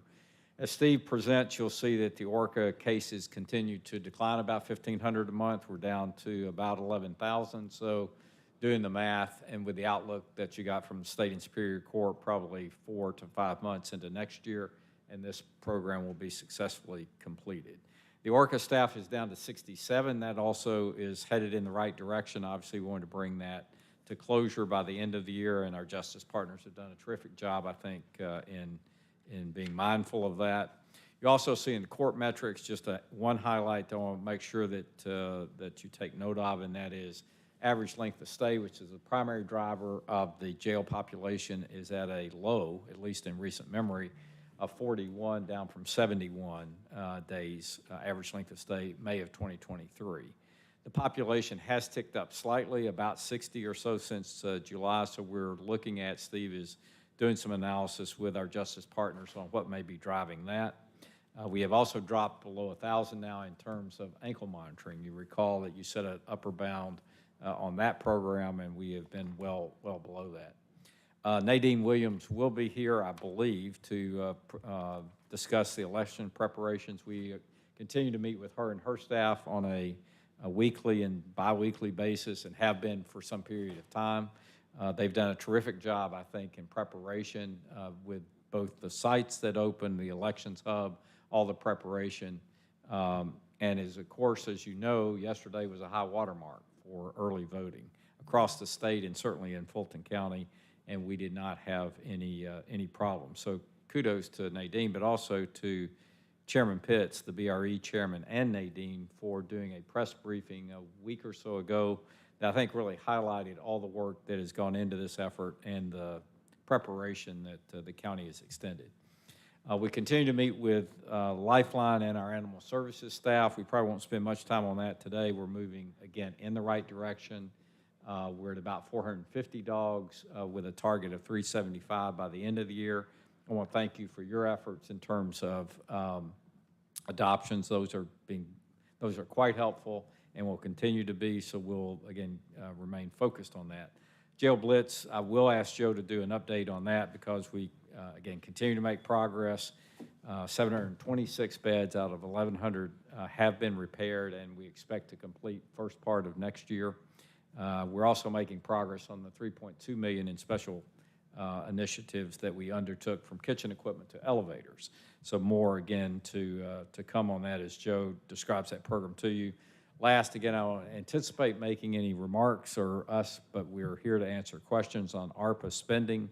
We are monitoring that. We met this week, past week, on projections by end of year. Of course, that's when we need to have either expended these funds or have them encumbered, and all of that is shaping up quite nicely. So Steve Araki will take you through our first part of this, and then we'll proceed to the other sections. So Steve, I'll turn it over to you. All right, thank you, Mr. County Manager. Good morning, Commissioners. Steve Naraki, Strategy Office. As the County Manager opened with in his opening remarks, we do continue to make good progress in the final months of Project Orca. We have disposed of over 137,000 cases of the original 148,000, with just under 11,000 remaining. Yes, we go to slide 5, please. This does have us tracking at about a 93% completion rate. If we go to the next slide. Looking at our remaining cases, we had a strong month for September with over 1,500 dispositions. Of note, the solicitor had a particularly strong month and now has only 872 cases remaining with his office, and we do anticipate he will be at 100% dispositions by the end of the calendar year. This is a significant mark as we have moved all cases, or we plan to have moved all cases from our prosecutors to the courts by the end of this calendar year and at the end of the program. Next slide, please. Here we have our dispositions by department for the month of September and project to date. Superior and State Court continue close to their normal cadence with 205 and 185 dispositions respectively. As mentioned, a very strong month for the solicitor with 852 dispositions, and continued good performance by the magistrate court with 300 dispositions. Project to date, we do remain to the good with a variance of about 4,300 cases. Next slide. Here we have our staffing ramp down by department for both the month of September and year to date. As the county manager mentioned, there are only 67 remaining ORCA staff as of September 30th, marking a reduction of about 28 staff for the previous month. There are now, I want to call something out, you'll see here on the chart, 2 departments at the bottom, both magistrate court and the marshal's department, have 0 staff remaining. We can add a third one to that category as well, the clerk's office. It's not reflected in this report because it occurred in early October, but the clerk's office has also reduced all of her staff. So we now have 3 departments with no staff remaining. And overall, at this point, all departments are at most about a third of their remaining remaining original staffing levels. Next slide. And here we have our justice system scorecard. Again, as county manager mentioned, the average length of stay for September was 41 days, marking a 6-day decrease from August, but most notably, this is the lowest average length of stay since we did start tracking this metric in May of 2023. The unindicted population remained mostly steady, with a 1% increase up to 19% for the month of September. And finally, the felony cases disposed within 180 days stayed constant at 29%, and we saw a 4% improvement in cases disposed within 365 days up to 64%. Next slide. Now we'll move to our jail population update. First, looking at the average jail population, September did see a small increase up to an average population of 2,642. We have seen, starting to see a trend month over month of a small increase, but still at a manageable level overall. And then just for comparison, we took a one-day snapshot on October 10th when we submitted the report, and it was at 2,651 just for comparison. Next slide. And this is just the chart representation of the data from the previous slide. Next slide, please. Next, we have our facility utilization for the jail population across all facilities. As of October 1st, close to 1,700 individuals are at Rice Street, with the remainder outsourced across the other facilities. Next slide. And here we'll move to our inmate analysis of the jail population. About 66%, or 1,628, of the jail population are either indicted or accused, while 19%, or 456, are unindicted. If we go to the next slide, we can look at a breakdown of the 456. So looking here at the aging of the unindicted by days in jail, 399, or about 88% of that unindicted population have been incarcerated for 90 days or less. So that's the metric, or that's the mark we want to be at, 90 days or less. And then likewise, compared to the previous month, we saw drops in the number of inmates for the other time periods we're tracking. If we can move to the next slide. Next, we have an update on our county-funded ankle monitoring program. We did have Superior Court with us last month to provide an update on the overall management of the program, so we're just providing an update here on the actual counts. As the county manager mentioned, we are at a new low watermark for participants at 998 as of September 25th. And more importantly, and probably what to draw your attention to, we've had reduction in all the time periods over a year. So for 12 to 18 months, we saw a reduction of 27 participants down to 244. For 18 to 24 months, we saw a reduction of 48 individuals down to 71. And then for 2 years or more, we saw a reduction of 25 down to 53. So there is some progress we're starting to see out of Superior Court.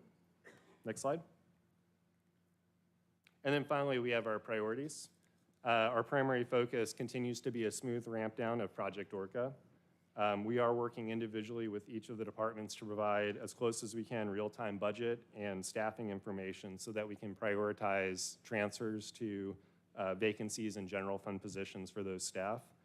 And then for the remaining cases, we continue to provide both the courts and the prosecutors remaining ORCA case data so they can have a targeted approach, to achieving all of their remaining dispositions. And with that, I will take any questions. All right, Commissioner Arrington. Thank you. I guess I'm looking for a little clarity because I see where we got solicitor and district attorney and state court and superior court, but the solicitor disposes of cases in the state court. The district attorney disposes of cases in superior court. So I'm wondering what type of overlap is there, or how are those solicitor and district attorney dispositions getting accomplished without a judge? The way we're tracking for our two prosecutors, if they make either for the DA, if it's an indictment or a dismissal, that counts as a disposition specifically for their office. Same with the solicitor. An accusation or a dismissal is then a disposition for his office. They then, for the indictments and accusations, that moves to both of the courts you mentioned, Commissioner, and then it kind of starts a new look at what the disposition would be once they clear the case in their court. So it kind of actually does a double count of dispositions. That same case, it's not fully disposed if indicted or accused it's until just it goes to the shifted over to state court. Yes, sir. But it's left one side of the court, and now it's in someone else's court to deal with. But they ball in court. Yes, sir. Yeah, but they still the case is not disappeared. They still got to deal with those cases. Yes, sir. All right. And then district attorney says 0. Yes, sir. The target is 0? Yes, the district attorney in spring, so several months ago, either indicted or dismissed all of her cases. So she drove that down to 0. Again, all indicted are now in Superior Court. All right, but then she still got responsibility for those. Right, her staff is still. 914 that are in there, so. Yes, sir. It's good to have that discussion because otherwise it can be confusing or a gap, so. Yes, sir. Both her staff and then the solicitor's staff are continuing to investigate cases that are in their respective courts, prosecute those cases. The ORCA staff is.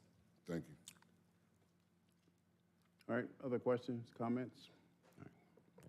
Thank you, sir.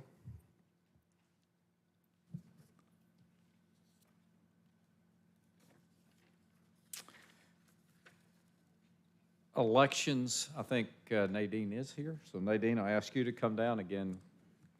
Congratulations on yesterday's start to a very important election season.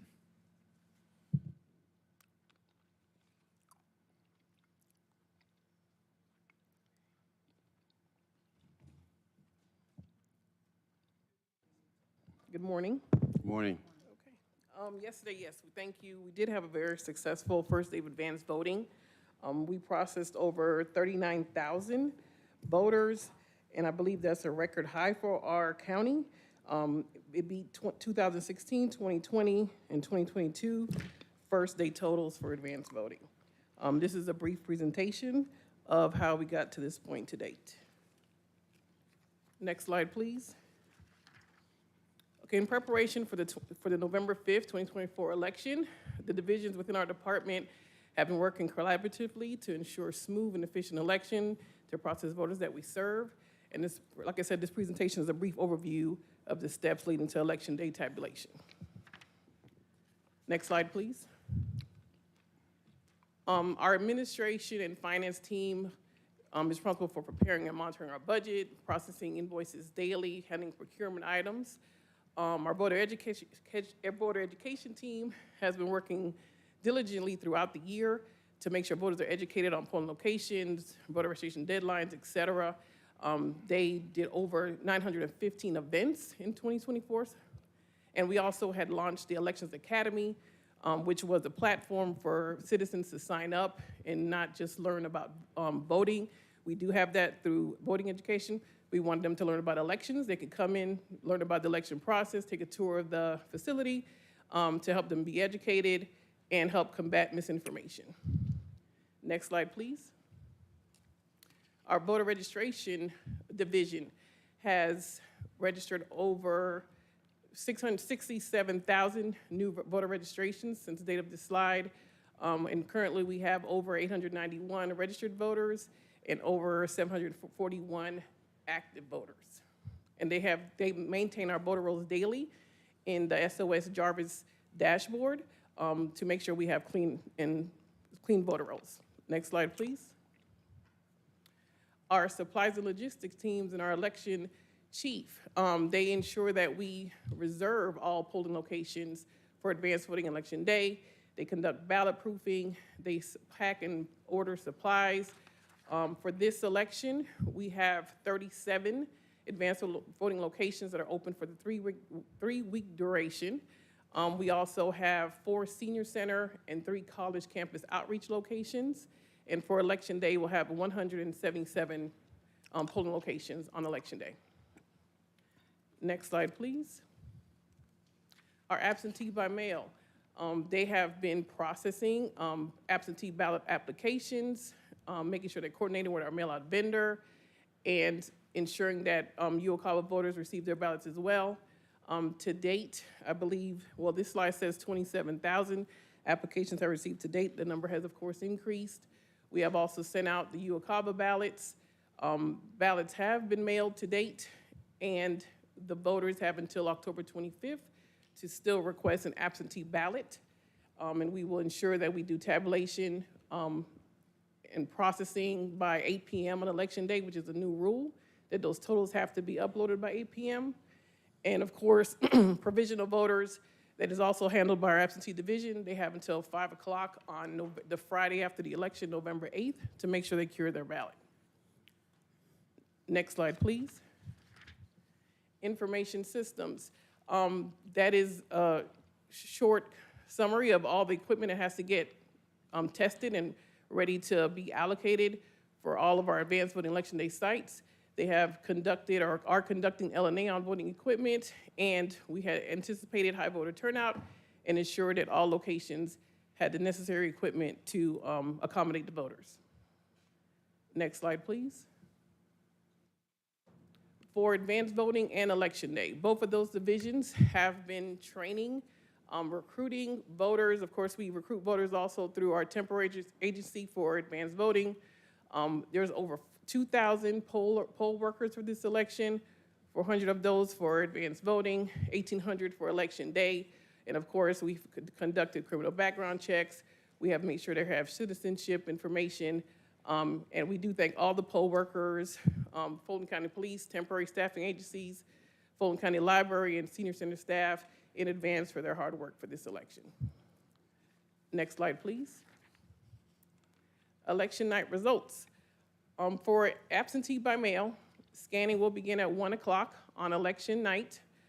The first upload of absentee ballots will be done by 8 p.m. as required, and any additional uploads will be completed after the 7 p.m. deadline. We, of course, have to still receive the ballots from the postal mail and from our offices, and we'll get those results uploaded as soon as those arrive. For advanced voting in person, we plan to run the tapes from each advanced voting location at 2 p.m.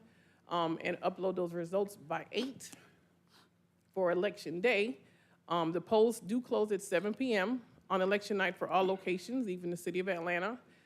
Those memory cards will be transported from our 7 election night locations by police escort, and we will upload those as they arrive to the elections hub. So those results will hopefully, I can't give a guaranteed time on that, but we're gonna try to get them in as early as possible. For election certification, of course, we still have to get the totals from provisional ballots. Of course, like I said, it's until Friday at 8 p.m.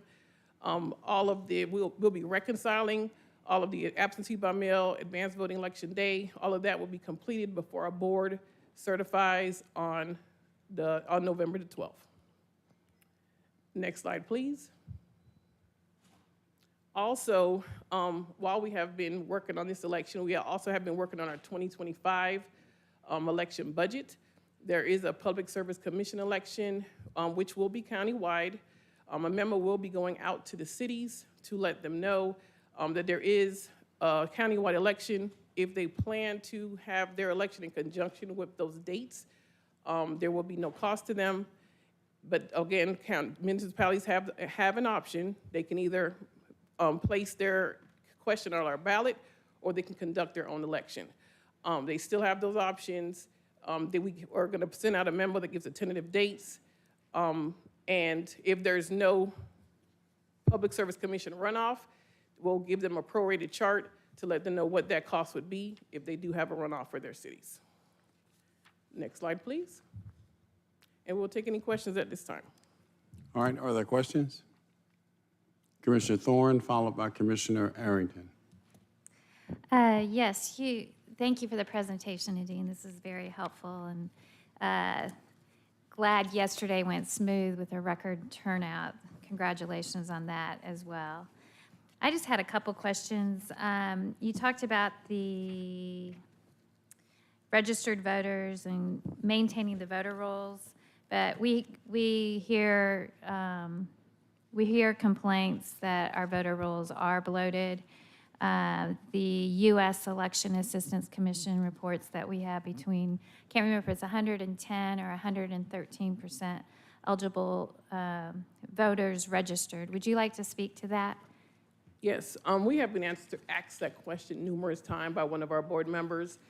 We worked with GIS, we worked with, I forget the name of the department, friends, forgive me.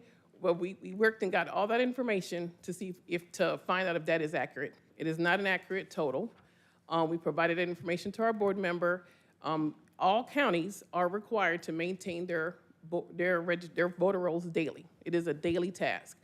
Nobody has their own database. The database is through the Secretary of State, which is on Jarvis. There are tiles that take care of felons, vital records, etc. Those are maintained. So again, I don't know where those totals are coming from. We provided all the information that we have.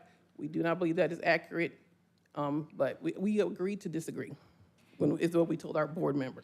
Yeah, do you think we could probably reach out to the U.S. Election Assistance Commission, and not now, but after this election, and try to see where they are getting their data, and then we can kind of rectify so there isn't this conflicting information put out? I know I met somebody at NACO, happy to pass that information on to you. Perhaps if we could just put it to rest so that it's not something that continually comes up. Sure, you can send me the information.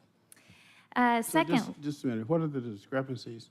We show, what, 891,000 registered, and what does this group show? they take our current data and they base it off the U.S. Census. They base the actual voting age population, which anybody Right, but could. what's the number? We show 891,800. What do they say? They use that exact same number. And when they base the percentage off the voting age, the eligible voting age, we do have a high population of non-citizens, so they subtract that number, and then they come up that we have over 110% eligible voters registered in our county.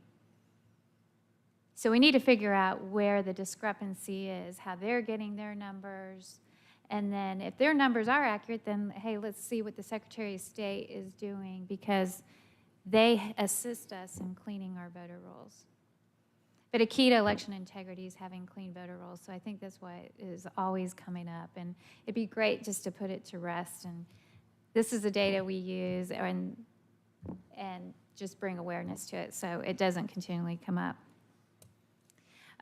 Secondly, you mentioned that you had volunteer attorneys. I think is there a specific name for that program? It's the Atlanta Bar. So the Atlanta Bar reached out to us.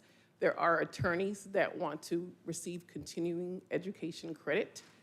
So we have allowed them to come in to get trained, and they're being placed on Election Day. Oh, just Election Day.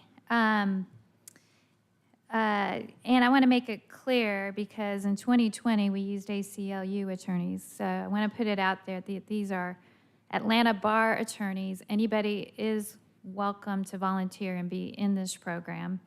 And I want to make it clear, they're serving as provisional clerks, correct? That is correct, and they've also been trained to, if we need assistance on the poll pad, they've been trained to do that as well. Okay. And so these provisional clerks, they do not have access to the voter roll, the eNet system. I want to make that clear. No, they do not.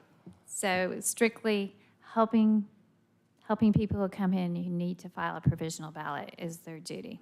That's correct. Great. And then I just want to mention certification. You mentioned certification on November 12th. I just want to make it public that I'm encouraged by a recent ruling by Judge McBurney that gives all election board members access to any information that they need so they can feel comfortable certifying, and that they can have that information in any way, shape, or form that they deem necessary. So I want to put it out there to the public. I am encouraged that board members should be comfortable and certify, because there is this hypothetical, because of this, they're not going to be able to certify, and it's intentional.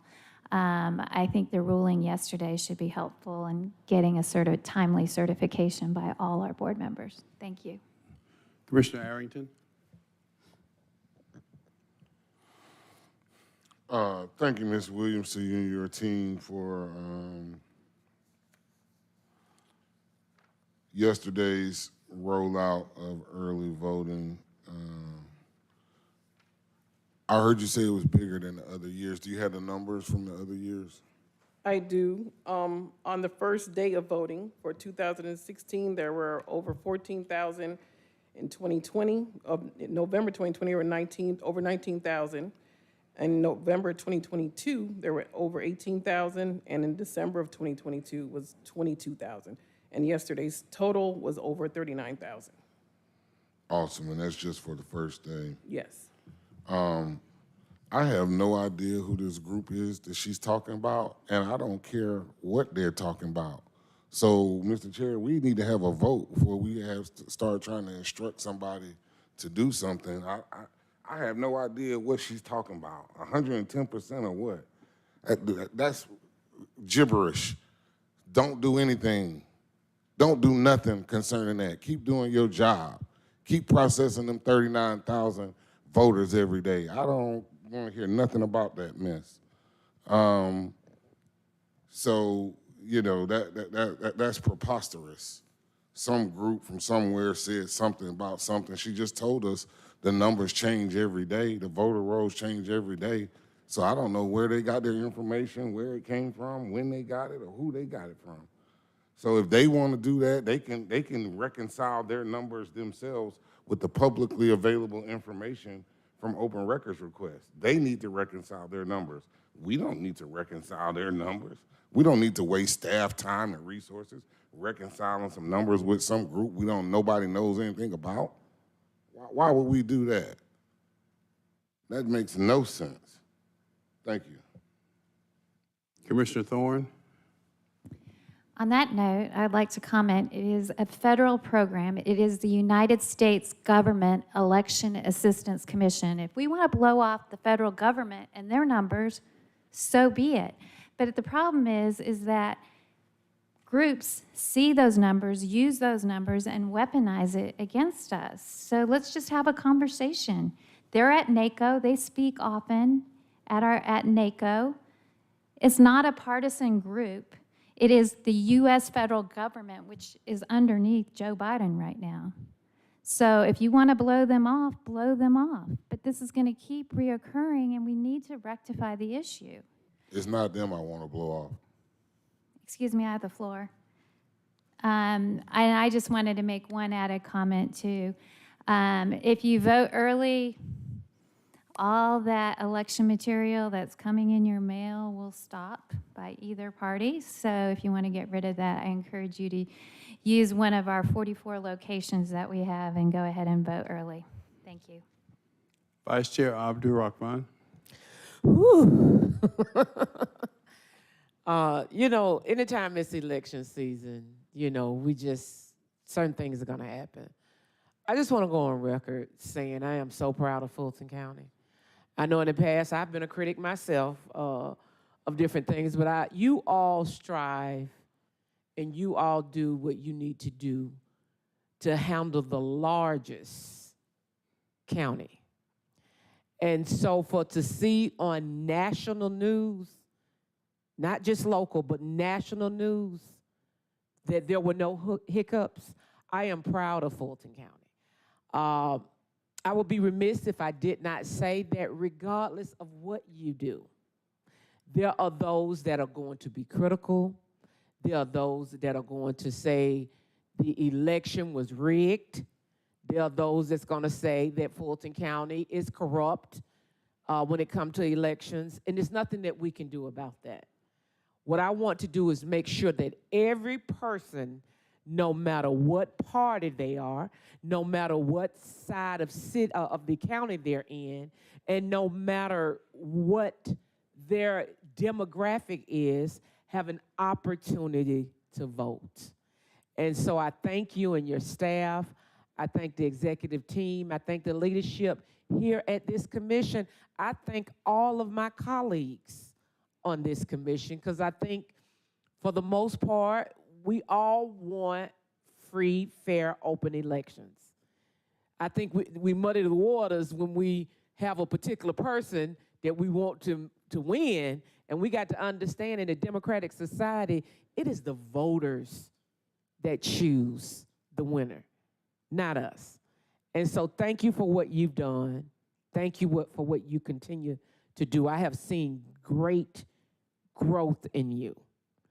I remember when you first took this position, and your face often showed, did I do the right thing? So I just want to say thank you for your leadership again. Thank you for doing the right thing. We're not always going to agree, but we can be respectful in disagreeing. This is what democracy looks like in action, that everybody has a seat at the table. And as Fulton County goes, to my understanding and knowledge, we're going to always fight to do that, Chairman. So thank you, Nadine. Commissioner Thorne?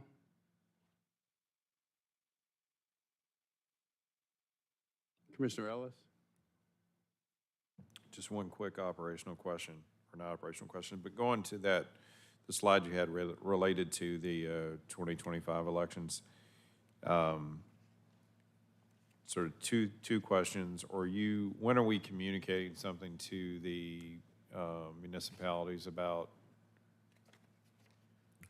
We can send that memo out at the end of this week. If approved, we'll send it over to the county manager and CFO for approval, and it will be sent out this week. So what are we going to communicate them? And when there's sort of a piece in here that says, I think that second point, maybe a little bit of a typo.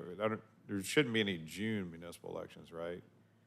There is a June election. So for the Public Service Commission, there is For the PSC, right? Yes, they have a primary, and then they have a general, Right. the primary in June and a general in November of Right, 2025. but it's a June PSC election, not a municipal election.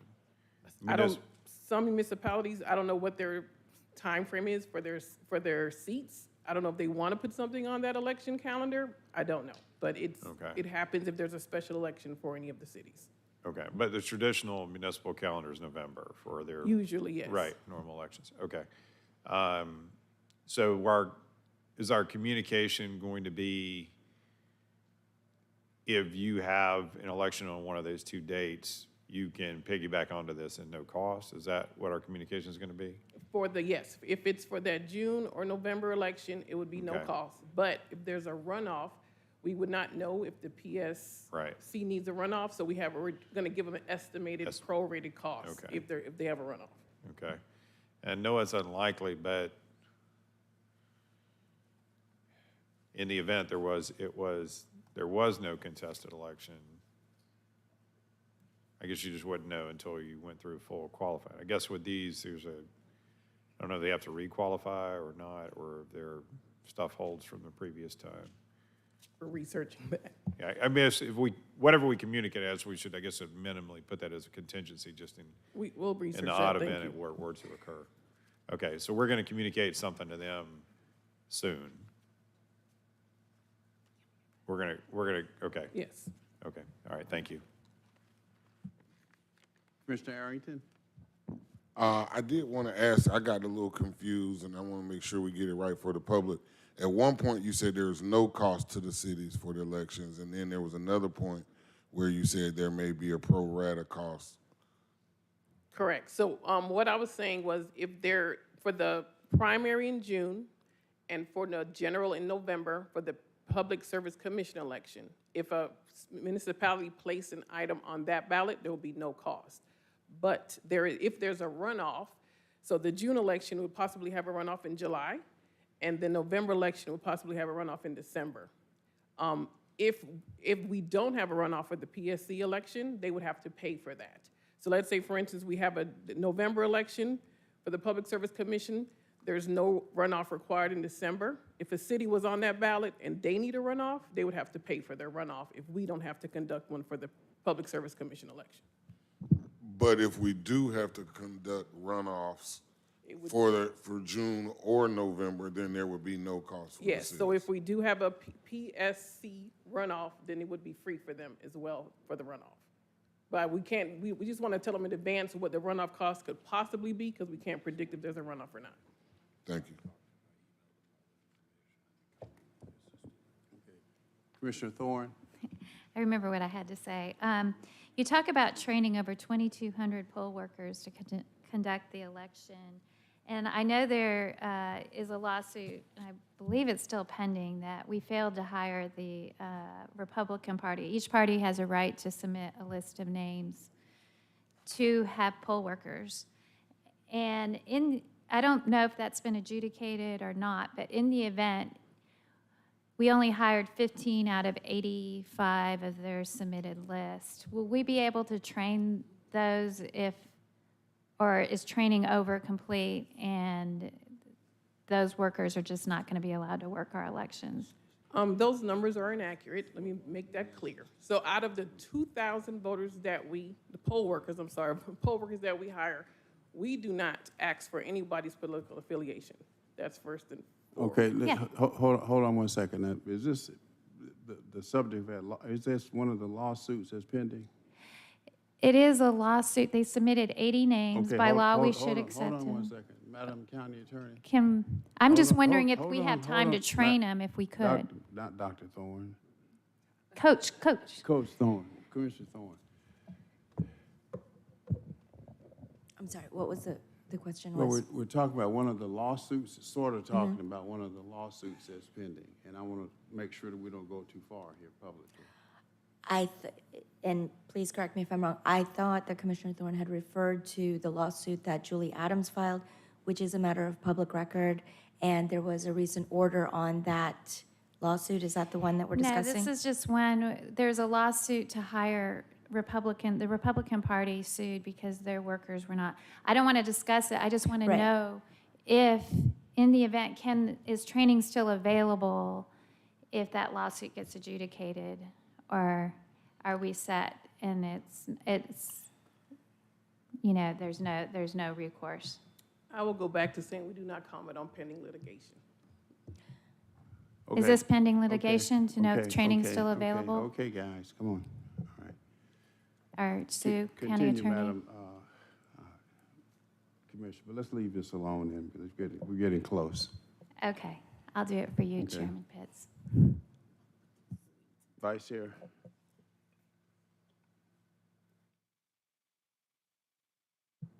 You know what, I was only in the queue because that was a concern of mine, pending litigation. I understand Commissioner Thorne's concern, but that's a slippery slope, and I just think that we should just, make sure if that's a concern that we speak about that in executive session. All right, Commissioner Ellis. One last question, going back to the PSC stuff. Do we know if this is a permanent thing, or is this generally a one-time event? No, I don't. I'm sorry, I don't have the years off the top of my head, but it's not permanent. It depends on the election year for the PSC. But So in terms of this, so we can't tell, for the cities, we can't communicate this is something that will be this way forever. I can triple check I can let them know the years in the letter, but it won't be forever. Got it. Commissioner Arrington? Yeah, this is a result of a lawsuit against the PSC. They made them all statewide and took away the districts, and so now they have to come back and do a district vote. All right, other questions for Ms. Williams? No, thank you. Thank you. Mr. Manager? All right, unless you have questions about the animal shelter population, which is on page 33, actions that we continue to take on page 34. If there are no questions about that, we'll move. What's happening with the painting? The painting is been redoubled down in terms of project management. It is targeted to complete no later than end of year. We have moved animals out to the old shelter while that painting is being completed to expedite it. So I have every understanding right now that it will be done by the end of the year. And we're tracking it weekly as we meet every Tuesday. Okay. Yes, sir.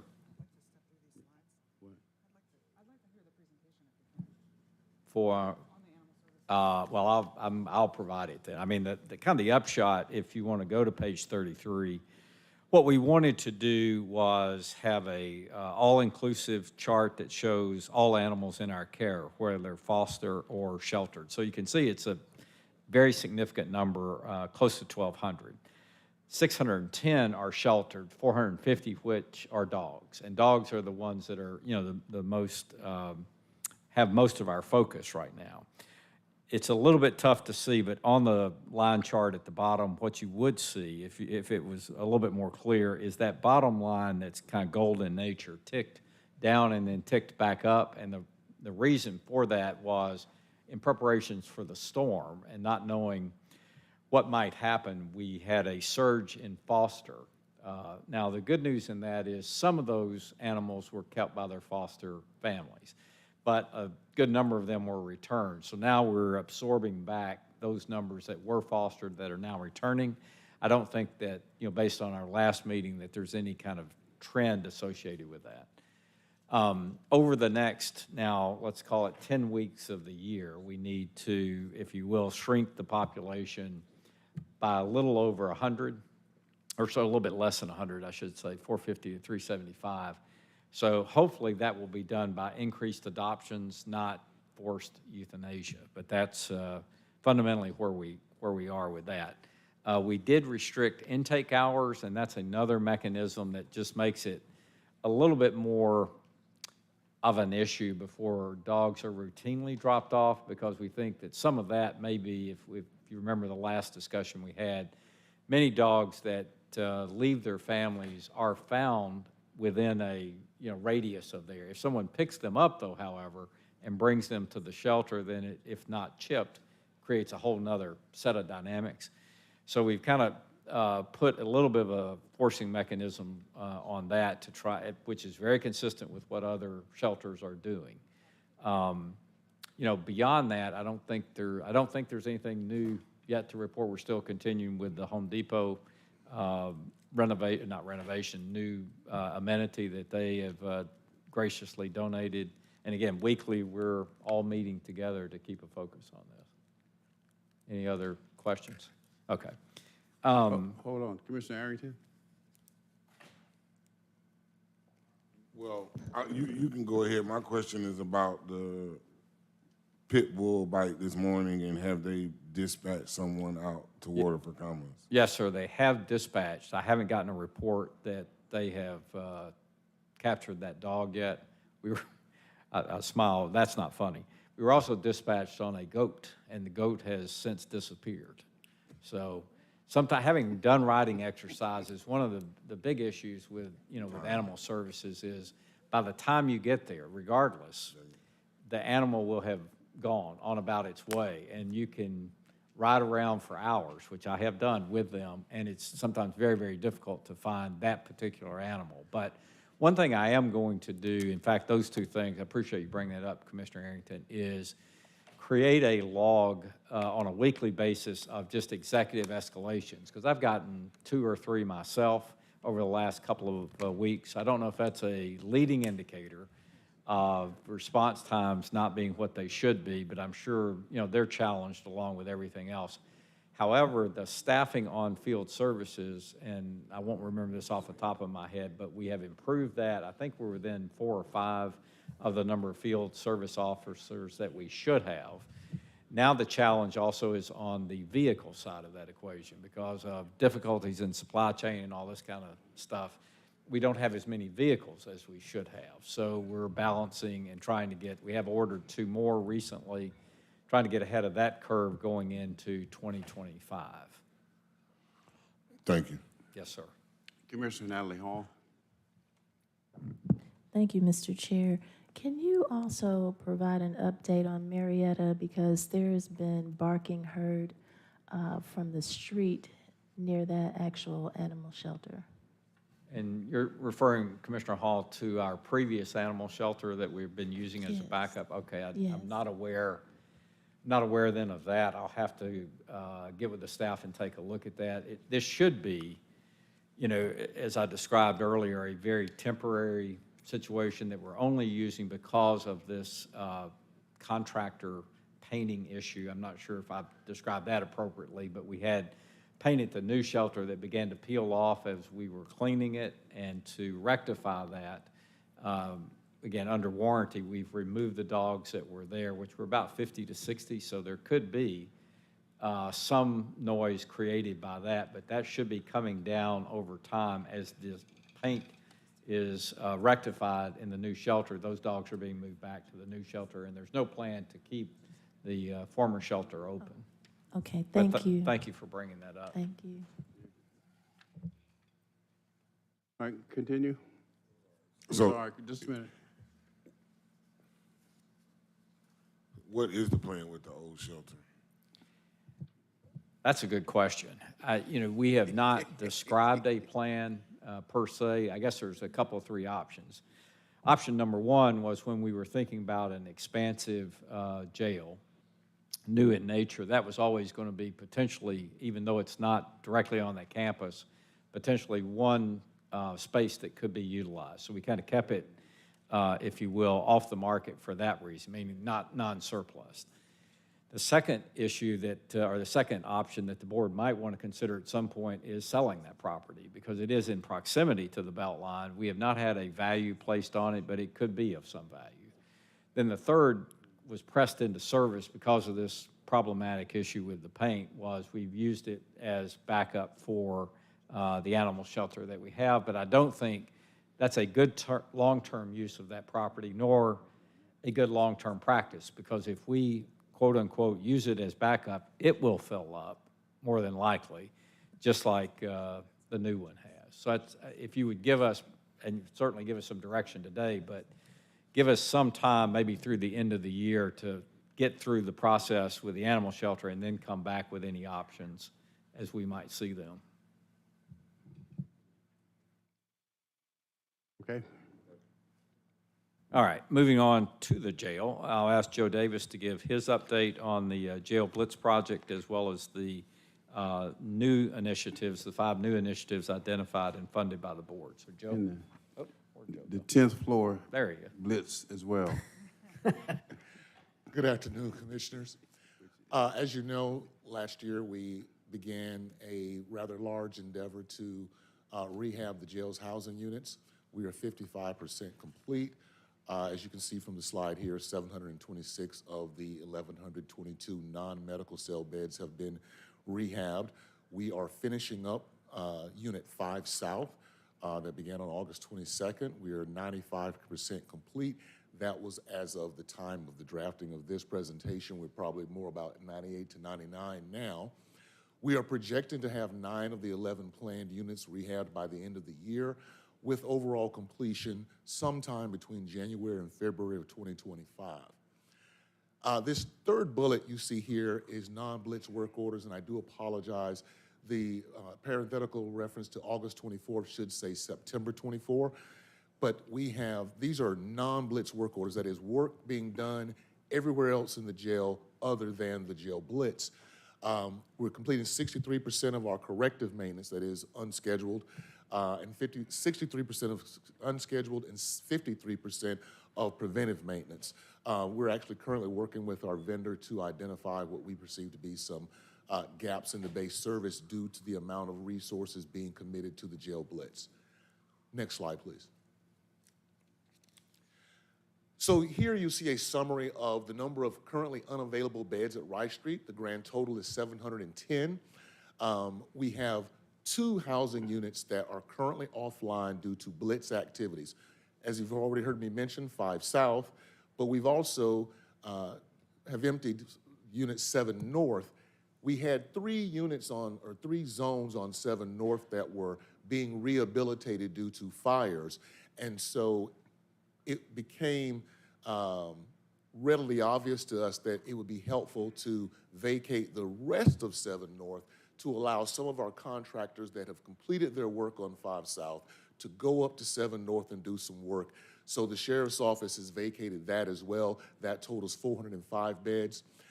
Unfortunately, 1 North, which is a previously completed blitz unit, there is a radio communication issue that the Sheriff's Office is working on to resolve that creates a safety problem in the jail in that officers there are unable to communicate with central control. So that particular unit has been unoccupied because of the radio communication issue.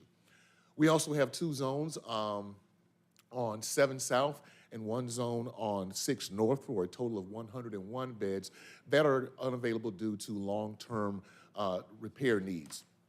And more importantly, those 2 are areas that have yet to be undergo the jail blitz rehabilitation. System-wide, 90% of the unused cells are due to blitz project or other long-term repairs. There's always a need to keep a certain number of beds open for the purposes of classification. We have empty space in some of our available out-of-county beds due to other agencies not being willing to accept our inmates in terms of their classification. And we have some empty cells. I believe it's one pod at the South Annex that is unoccupied due to staffing availability, along with the Atlanta City Detention Center. Next slide. You heard the county manager mention the action approved by the board on August 21st of $3.2 million for some critical immediate repairs and upgrades. Thank you for your approval of our fire alarm upgrade. That is currently in contract execution. We are preparing a contract amendment for November the 6th for a padded cells at the Jail South Annex. The Jail South Annex in Union City did not have padded cells, and because of the inmate population being housed there at this time, the Sheriff's Office has deemed it critical that we actually have that capability at that facility. We're also going to be replacing several pieces of kitchen equipment that's going to be coming before you at the next board meeting as well, along with laundry equipment. The last and probably one of the most problematic things we have at the jail are our jail elevators, and we're pending execution of the contract with the consultant. It's already been approved, but we have to go through the contract execution process, who's going to conduct not only the assessment of the elevators, but they're going to draft the specifications for the elevator modernization based on their assessment, as well as serve in a construction administration role once we actually have an approved vendor that's going to perform the actual modernization. And that's all I have. Any questions, please? All right, Commissioner Barrett, followed by Commissioner Arrington. Thank you, Mr. Chairman. I just had a couple quick questions. On the radio outage that you talked about and that's causing us to not be able to use the beds in whatever zone it was. 1 North. Yeah, 1 North. Can you just explain maybe, if you know, what is the underlying cause of that? Unfortunately, that is not something that our team is working on. What I can tell you is that throughout the jail, there are repeaters that allow, with all the concrete and steel, for the sheriff's office and their staff to be able to communicate via radio communications. Something's wrong with the repeater on 1 North that precludes them from being able to communicate. And that's what they're working to resolve, but unfortunately, that's not in our purview. Do we have any idea what the cost of a replacement of that kind of thing is? I do not. Okay. Just feels like it's something that could be replaced, and then we'd have access to a significant number of beds, so that's why I'm asking. Yes, ma'am, and I can follow up and provide that information. Just would be helpful to know. The other question I have is just on this list of the repairs that are happening under the 3.2 million. Based on what you have here and my memory's not great with all the dates and all of that, but that we approved that 3.2 in August. I know some of this, or at least I believe some of this equipment's been, having issues for some time, that kitchen equipment as an example, the laundry equipment. When did we originally sort of know that those pieces of equipment needed to be replaced? So as it relates to the kitchen equipment, that's kind of a moving target because we'll make repairs and then the item or unit will work for a period of time until it doesn't. And so it's hard to determine because typically commercial kitchen equipment, for example, should last 12 to 15 years depending upon utilization, how it's used by the food service provider. So I would tell you we've had issues over the years. We have replaced equipment over the years. The issue now is that we had gotten to a point where we had a sufficient number of deficient equipment that necessitated action so that we can level set the kitchen and move forward with a very specific, understanding of the next cycle of replacement. So this is kind of to get us to a place where we know everything is working. Behind the scenes, we're also working with the food service provider to work with them to have them understand fully their responsibilities on a daily basis so that we can extend the life of the equipment. So we're taking the action with the equipment, but also with the operator as well, so that when we do purchase this new equipment, we're not replacing something 2 years later because it has not been used properly. Got it. But so it's over time. Yeah, so I guess at some point, there had to be an evaluation of the equipment and a decision made that like, this can't really be repaired anymore, it has to be replaced. I guess that's kind of what I'm looking for. I'm not necessarily expecting you to know it off the top of your head.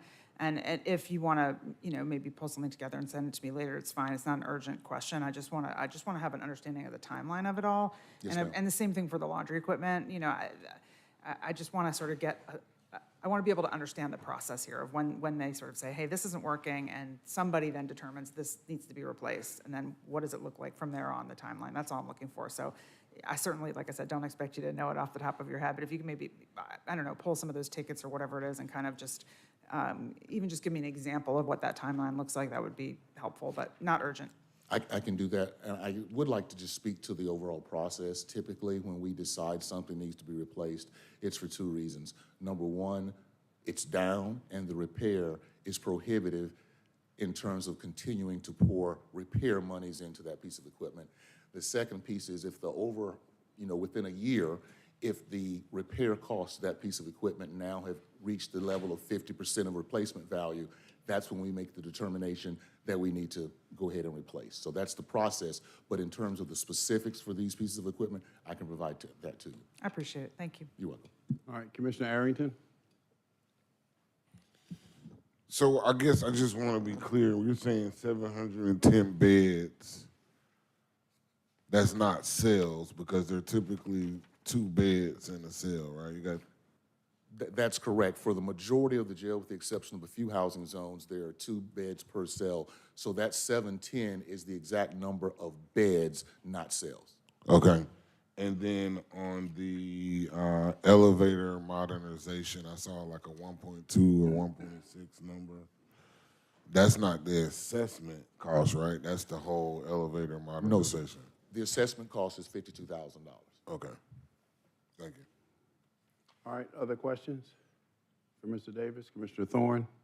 I just want to thank you for attending my town hall and giving basically this similar proposal and information out to the public. And I want to thank you as well, Steve, for attending. It was very helpful, and I got a lot of positive feedback on your presentation. So I just want to publicly thank you for driving all the way up through traffic up to North Fulton and informing the residents up there of all the work that you're doing. Thank you. Thank you, my pleasure. All right, other questions, comments? Anything else? No, sir. Okay, so before you leave, since everybody's here, give us the new timeline for renovations on the 10th floor. I'm not too happy with, but. We are aiming to start work in January. The contractor advised us. Starting work would mean demolition. That is correct. Versus November or December. That is correct. Why is that? The cost to mobilize for demolition would have to be repeated when it was time to mobilize for construction. So it actually drives the cost up because we have to do a design for the actual construction, and that design would not be completed by the time we were done demolishing. So now your vendor demobilizes. Once the design is permitted by the City of Atlanta, completed and permitted, then we have to ramp back up in terms of people and teams and materials on site. So now you've created 2 mobilization costs versus 1. And so we felt that given the tight budgetary constraints, we would abandon that notion. I have no idea what you just said.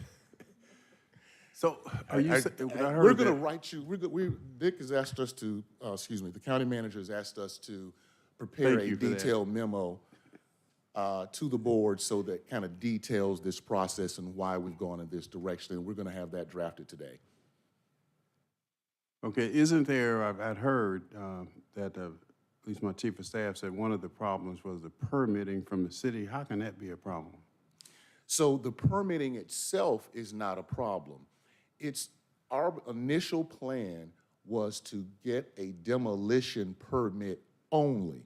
That would allow us to start demolishing the floor. The commissioners, your staff, you move off the floor, we demolish. Then at some point shortly thereafter, we would begin construction. The issue is the changes that have been made to the layout are going to require more time for our architects on the team to actually design the work. Permitting with the city requires full construction drawings. What you have seen thus far are concept drawings. Now we put the actual, mathematical calculations, material specifications, and so forth. So as a result, we would finish demolishing the floor before we were ready to construct, to do construction.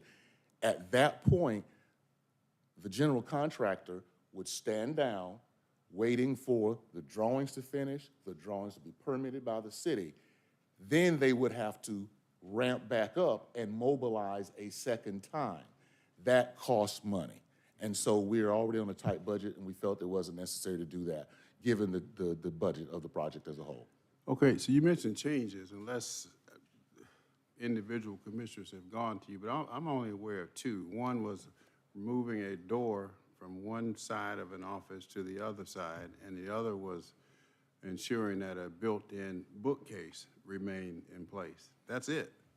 And then there was a issue of a dishwasher and and that's just plugging something into an outlet in the break room. I don't understand.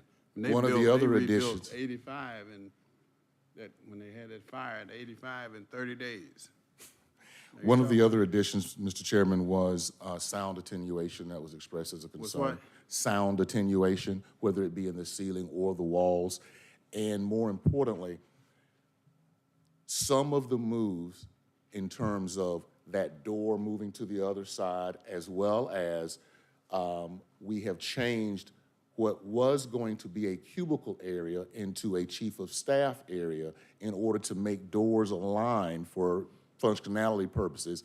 The various aspects of the project, the changes that we received from the board, those things are going to require additional design time. That's what we're receiving from our vendor. I can understand it. We had a very short window to get your changes to the vendor before we were going to be behind schedule. But those are just suggested changes. If it's going to be difficult and cost more, just say we can't do it. Well, part of the issue is that we have to get the pricing for that. So when we get those changes, we send them to the vendor. The vendor has X amount of time to actually price them and get that to us. Commissioner Arrington? Thank you. What's the budget for this project? Overall project, $28 million. For the 10th floor? No, not for the 10th floor. That's part of what we're doing once we got the recommended changes. Now is to get a pricing for this one phase of the project. Okay, so we don't have an estimate for what we think it'll be for just the 10th floor? No, sir, not at this moment. Well, yes, we do. We got a ballpark figure. It's a ballpark figure. Yeah. What's the ballpark figure? Probably about $4 million. Okay. Cancel that, send all that money over to the sheriff in the jail. All right, Mr. Barrett? I'm a little confused about the change to the timeline. And I understand what your explanation was about demolition and construction and permits and all that. But, I mean, we had a timeline, and so clearly something changed to change the timeline. So is it the changes that were requested that's causing this? The changes that were requested required additional drawing. We haven't developed our construction drawings yet. We have the concept. We're working on what's called schematic design. But wasn't that, okay, so but you had to do that anyway? We were gonna have to do that anyway. Okay. Our goal was to start demolition in December, so that we could go ahead and tear down and tear out everything that we need to do. But when we went back to the vendor and said, hey, we have some changes we need to make, we also discussed, hey, let's go ahead and get our demolition permit now and get started. That's when the vendor advised us, well, based upon when we're gonna get our final drawings permitted, we could be finished with demolition, have to walk off the job site, come back once we have permits, because once you get permitted, you now are able to go and purchase all the items that you need because the city has redlined or approved. You can't make those moves until that permitting is approved. So that's where the city of Atlanta comes into play. But ultimately what happens is we would have to step down, stop what we're doing, and wait. Now the vendor now has to ramp back up with people, materials, equipment, and that's where you encounter the double mobilization cost. I mean, I get that, and I get that we don't want extra cost, but I'm just sort of, I'm still not understanding what is the cause of the change? Because weren't we scheduled to November? Well, early December for demolition. Right, so move out and. There are only 2 changes. Yeah, so I don't understand why these changes have thrown off the, and also like who approved the changes and what do the changes cost? And I'm just sort of Well, confused. the 2 changes were reported to me when I met with, or at least somebody from my office met with everybody.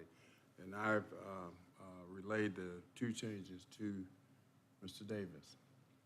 I mean, it would seem to me, I'm not somebody who requested a change, and I don't know how critical the changes are, but it seems to me at this point it would have been a, if possible, and not going to add money or change timeline or anything, then these changes. But like, I'm not sure, unless they're really critical for safety or something like that. I don't know what. So you please understand, the original plan for the 10th floor and what we're getting them to price now are vastly different. So what we presented was a good, better, best option. And the good was the one that we wound up moving people, changing where certain districts were and so forth. The best option is substantially different than the concept drawing that the contractor originally received and began proceeding with. So maybe I should have added that part in. Once we got to the best option that everyone agreed to, the issue at that point is we only had 2 days by virtue of the contractor telling us, I've got to have these changes at this particular time. If I don't, it's going to throw off the schedule. We had 48 hours, we got them in between 72 and 96. Once we missed that deadline, that's what triggered the vendor telling us, hey, it's gonna take a little bit longer. But the difference between what we initially planned to do, while it may be 2 changes, those are 2 changes to the best option that we offered. That best option fundamentally was vastly different than what we planned to do originally. I hope that makes sense. I mean, I'm fairly lost, to be honest, but I mean, Okay, Commissioner Ellis? Yeah, I'm sort of confused by this whole discussion. Number one, I mean, I don't recall us ever really having a material discussion to say, hey, we wanted to do this and expend X amount of funds on this particular thing, right? So, I mean, I'm not for where they're directed to in terms of redirection of funds, but I'm with Commissioner Arrington. I do think that these funds could be expended. I think we've got other more pressing needs to reallocate our funds, and you know, if we were going to do things, there's minimal stuff more minimalist stuff that could be done on that floor. You know, paint, whatever, if carpet's needed and that kind of stuff, but not some sort of that magnitude of an overhaul. So I'm confused as to how we got here and super confused as to how we're having this conversation today. Well, I think they needed some direction by what, Friday ago, and I got word back from Mr. Davis from from each commissioner's comments about what they liked or disliked or changes that they wanted made in order to meet that deadline. So I think they need some direction from us. I'm happy as we are, but I mean, yeah, I'm happy as we are as well. I mean, like, what, $4 million to renovate 1 floor in the building? And we got people that need overtime, and we got people salaries, and we're trying to get people hired. That sounds crazy. That's inclusive of IT, furniture, fixtures, cubicles, things of that nature as well, not just hard construction. I mean, so what direction do you need? Can we table this and then, you know, ask you to just offer up whatever, you know, kind of small modifications that need to be addressed, can be addressed? Come up with an alternative plan? As Joe said, we had 3 options. So there is a good, which is what I think you're describing, more paint and carpet, no reconfigurations largely. There was a better that had some, and then a best, which put all commissioner offices against the wall. So that presentation could be made here and decision reached. Could we table this and then bring us back, you know, that for determination to next meeting? I mean, That's from my our perspective. Yeah, We could. I have no objection to that, but because the complaints that we got, well, this person's office is bigger than mine, or this one has a window, or this one has access to a balcony, and this one has it built in, and I'm on one side, and I don't have a wall for my chief of staff. It just was on and on and on. So we can stay where we are as far as I'm concerned, but I have no objection to tabling and let them come back. What's your pleasure? Yeah, Motion to table. Second. All right. Because, like,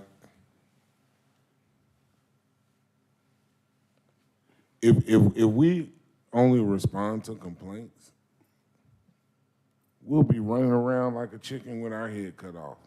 What we respond to are votes by this board. And so, you know, I don't even need any paint and carpet. Like, for what? Those offices, the whole 10th floor is functional. So we talking about $4 million cosmetic change? And we got departments asking us for money, the district attorney, the solicitor, the sheriff. Please. I vote no on all of that. Complaints. I got a whole list of complaints, Mr. Chair, when you want me to share them with you. I mean, the idea that we're going to go spend $4 million because somebody was complaining, that gives me a headache. Okay, we got a motion on the floor to table. Vice Chair, you want to be heard? Yes, I don't want to give the wrong impression to the listening constituents. Some of the problems that we have had on the 10th floor is when we have guests that are coming in to speak to us. There's a certain amount of confidentiality that is sometimes breached. And at the end of the day, as someone who's in my office quite a bit, I know that that complaint is real. I know there are people that come to my office or come to cubicles near my office, and I can hear them and what they're saying. So let's not downplay or act like we are frivolously spending taxpayer money, because we are not. Now, I would like to ask you, Mr. Davis, if we table this and we decide to bring it back, cost perspective, and I know you can't go all the way into that, but would that decision today have an effect on it? Because here again, there are some issues on the 10th floor with confidentiality, with being able to speak with members of the community, and it is a real issue. And so, Mr. Davis, if you wouldn't mind speaking to that, I would appreciate it.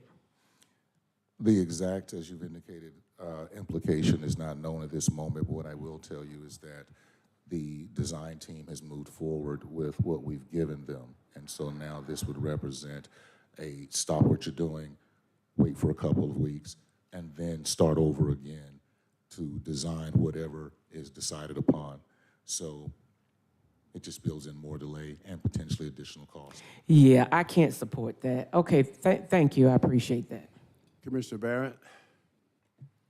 I just want to echo what the vice chair said. I mean, I don't know that we need the fancy whatever on the 10th floor, but I'm fine with the shape essentially not being changed and doing minimal whatever, but I work there almost every day. I mean, 3 days a week at least, and I don't have another office to go to. This is it. I don't have a satellite office anywhere, and I don't have to your point for privacy, I don't have, my chief of staff does not have an office. I only have my one office in Cubes. My office happens to, for whatever reason, be in a leak zone. I get constant leaks in there that have to be repaired and air quality issue. So, I mean, I'd like to see some minor improvements. I do think we need to have a little bit of an improvement to the break room. There's nowhere to eat downtown, and our break room is minimal at best.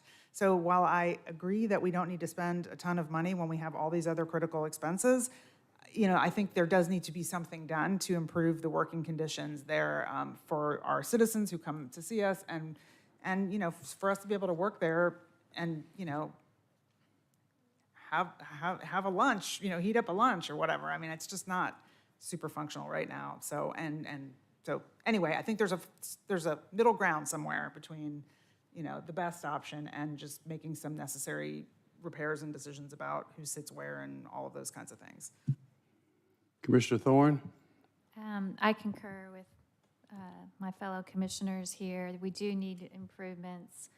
My office works at 3, 4, 5 days a week downtown, and we struggle when both of us or all of us are there. We don't have enough workspace to work. We don't have privacy either. Often, 2 of us will need to be on a phone call, and we're running around and trying to go maybe in the stairwell to have privacy, maybe running down the hall and exiting to go out on the balcony for privacy. So I do see a need for modifications. And I do see Commissioner Barrett's concern with that being her only office workspace, that we do need to. I realize some commissioners are never in their office and they don't really see a need. But my office, we try to be there at least 4 days a week. Thank you. Commissioner Arrington? This is the people's house. We are down here doing the people's work.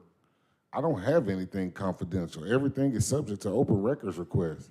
I don't understand what is going on here. This is the people's work. We're down here in the people's house doing the people's work, and we want to spend $4 million to renovate 1 floor? Are you kidding me? What's confidential? We have executive session for confidential communications. I don't have any other confidential communications about Fulton County business. I'm at a complete loss. Now, I'm sensitive to what Commissioner Barrett said. If there are leaks, obviously that's a problem.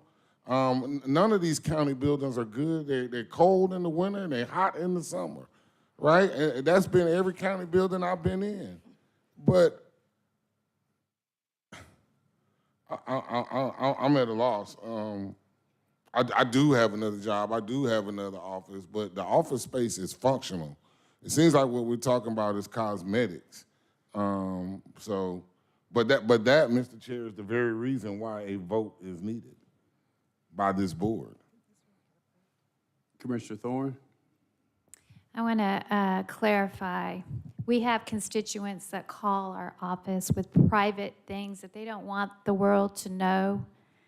We have people call in that maybe have a tax issue, and I'd really prefer not to discuss the tax issue where everybody who walks by my office or the 2 cubicles that my office has, if they can hear that constituent's concerns.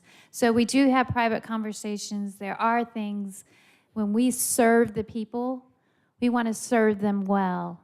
And we want to have confidence that if they're giving us information, that we can protect that and keep it confidential if they want to keep it confidential. So I know, Commissioner Arrington, you have 2 private offices in addition to your office. That's a luxury I do not have.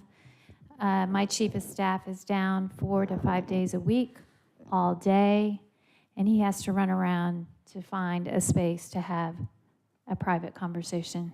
Thank you. Okay, motion on the floor is to table, and I'd like to table this until our next meeting. And Mr. Davis, would you meet with each one? I don't need to have another meeting, and show the good, the better, and the best. And we may end up with just the cosmetic improvements versus the Cadillac. Yes, so let's vote, please. But I'd like to finalize this at our next meeting. And the vote is open.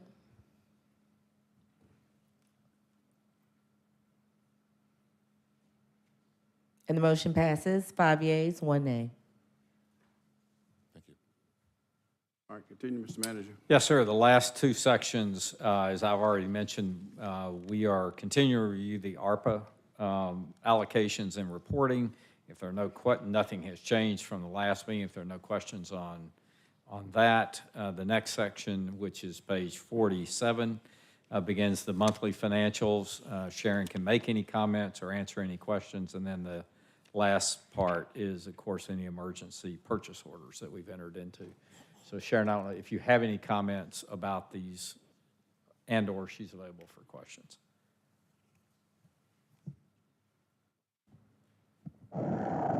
I did not have any prepared comments to make on the ARPA.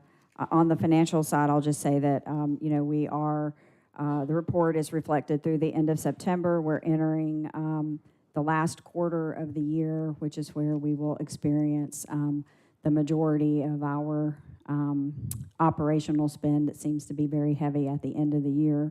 So we're continuing to monitor.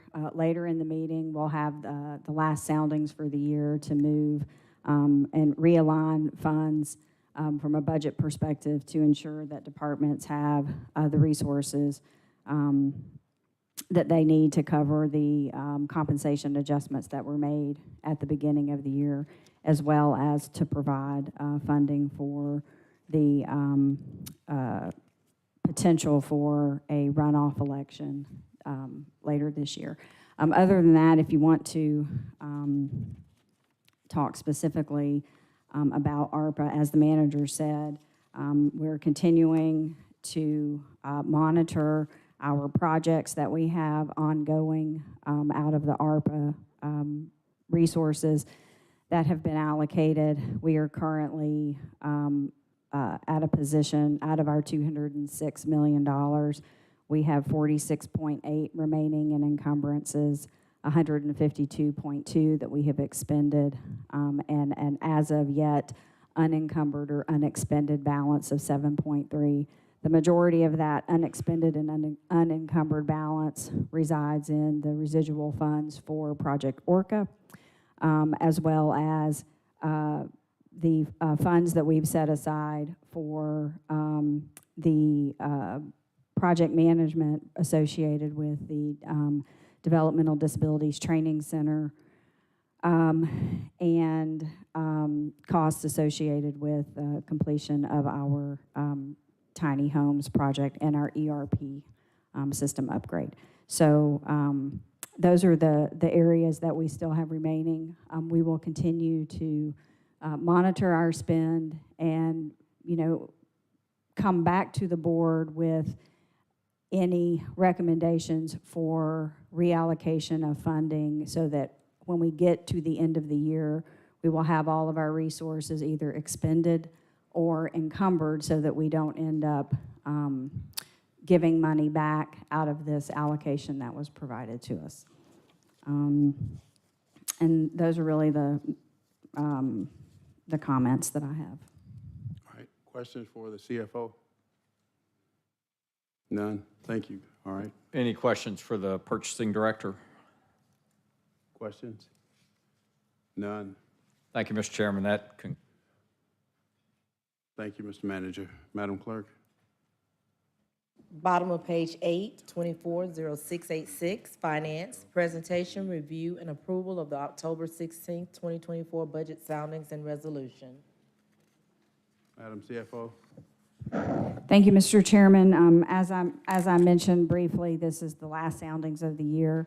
We do have a couple of items for the board on this one. The first of which is modifications to the annual hardware maintenance software list.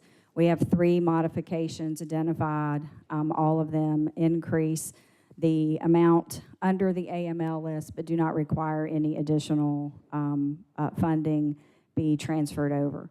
The second item that we have is an allocation to transfer $5,697,450 from the non-agency budget into the departments that are listed in the document in front of you. This allocation is to transfer over the funds that are needed in order for them to cover the cost of COLA and other compensation adjustments that were provided for during the year.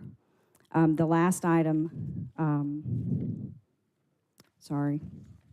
the next item on the list is a request to establish a not-to-exceed allocation for the Department of Registration and Elections for the potential for a runoff election in December.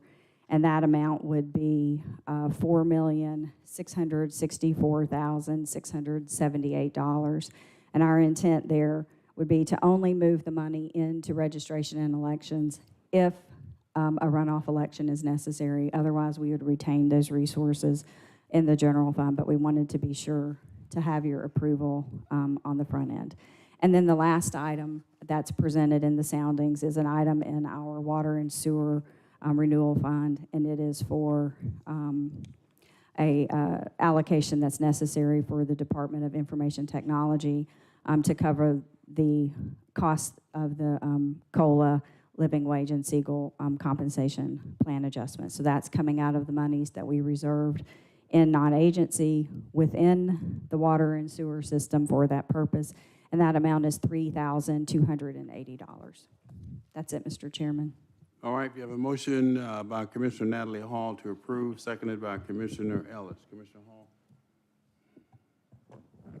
Thank you, Mr. Chair. On page, what is this, 4 of 7, the title says General Fund Strategic Priority Area Open and Responsible Government Action Required. Increased funding for various departments to supplement the 2024 budget as a result of the personnel cost impact of the 5% cost of living adjustment, living wage, Siegel compensation plan, and HB 1454 updates. And it has 4, it says departments, commissioner, but there are only 4 and there are actually 7 commissioners. What exactly is this, or is it individual commissioners' offices, commissioners' staff, or what exactly is that? Thank you, Commissioner Hall. It is to reflect the changes that would have been necessary for any commissioner's budget that was not able to absorb any of those compensation adjustments this year, including the legislative change that took place that increase the commissioners' individual salaries as well. I can let Sabrina provide any more detail on the specific commissioners' amounts that were determined to be necessary, but her office did work through and completed the analysis for each office. Thank you, and Sabrina? Sure. Thank you so much, CFO Whitmore. Commissioner Hall, to address your specific question, the district is identified in the funding line, so you will see that there is District 2, 4, 5, and 6. For the other districts that were not included, it is because they are able to absorb the House Bill 1454 changes through the end of the year. They are able to absorb that because there is an amount that is sitting in personnel contingency. So the purpose of the realignment is for departments and the overall projection that they would not be able to absorb it through the end of the year. Thank you very much. All right, motion on the floor is to approve by Commissioner Hall, seconded by Commissioner Ellis. Please vote. And the vote is open.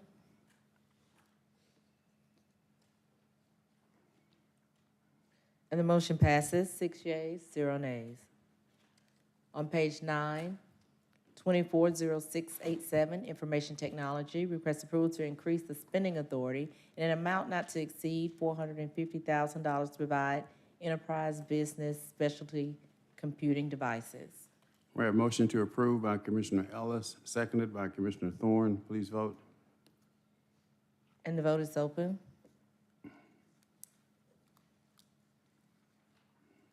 And the motion passes, 6 yeas, 0 nays. 240688, Real Estate and Asset Management, request approval to utilize cooperative purchasing in the amount not to exceed $150,000 to provide comprehensive pest control services. All right, motion to approve by Commissioner Thorne, seconded by Commissioner Ellis. Please vote. And the vote is open.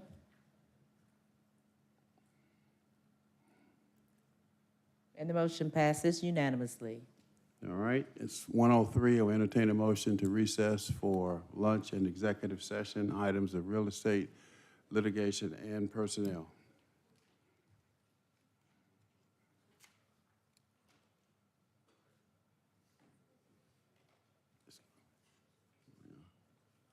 Madam Clerk, let's go. And the vote is open. And the motion passes unanimously.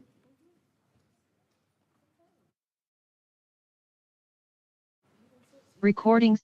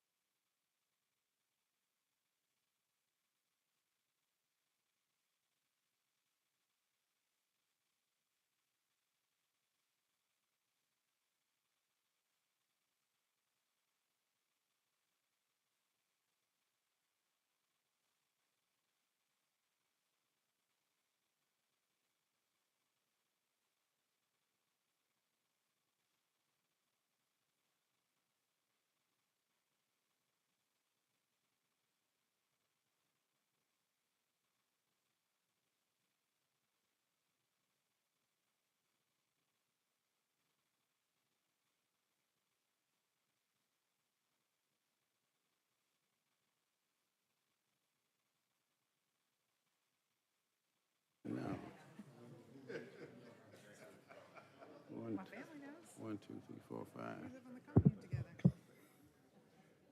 Where's the county attorney? So she said it's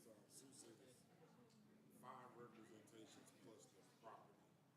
So she's gonna do the property. Okay. We ready, Madam Clerk? All right, without objection, we will resume the regular order of business. Madam County Attorney, items from executive session. Madam County Attorney? Okay, we need to confirm. Okay. Thank you, Mr. Chairman. Is there a motion to approve the requests for representation in items 1, 2, 3, 4, and 5 of the executive session agenda? You have a motion to approve those 5 by Commissioner Barrett, seconded by Commissioner Thorne. Please cast your vote. Yeah. And the vote is open.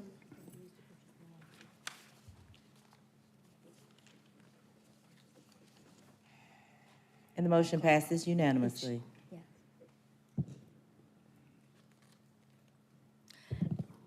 And is there a motion to approve the purchase and sale agreement for approximately 2.16 acres of property located at 4807 Cochrane Road, Union City, from NR Deed LLC in the amount of $43,200 plus closing costs?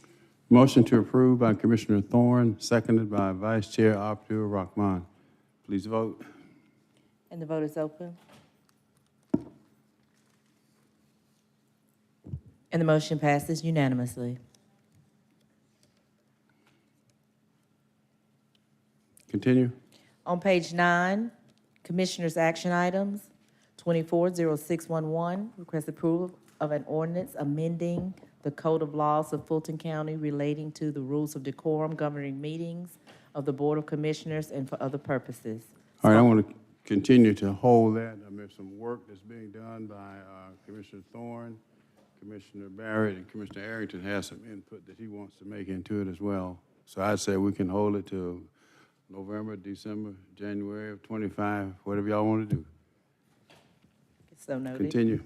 240654, request approval of a resolution to designate a resignation procedure for appointed members of boards, commissions, task force, committees, councils, and authorities created under the authority of the Fulton County Board of Commissioners and for other purposes.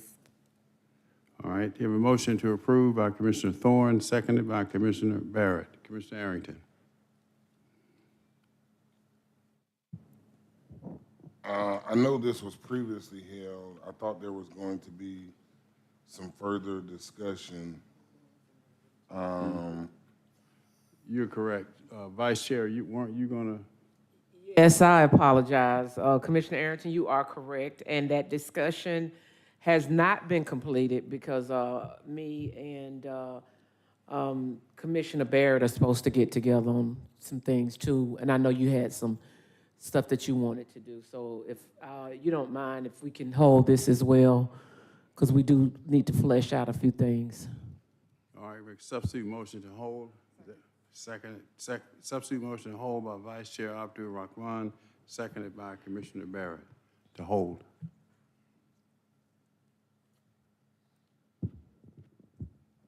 Are we ready?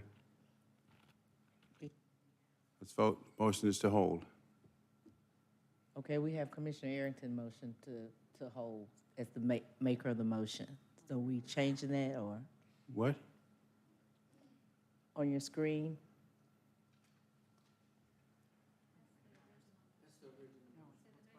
Motion to approve.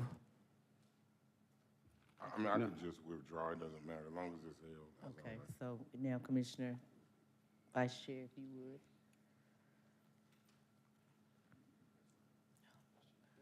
Okay. Now we can open it.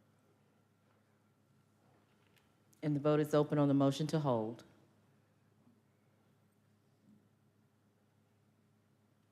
And the motion passes, 6 yeas, 0 nays.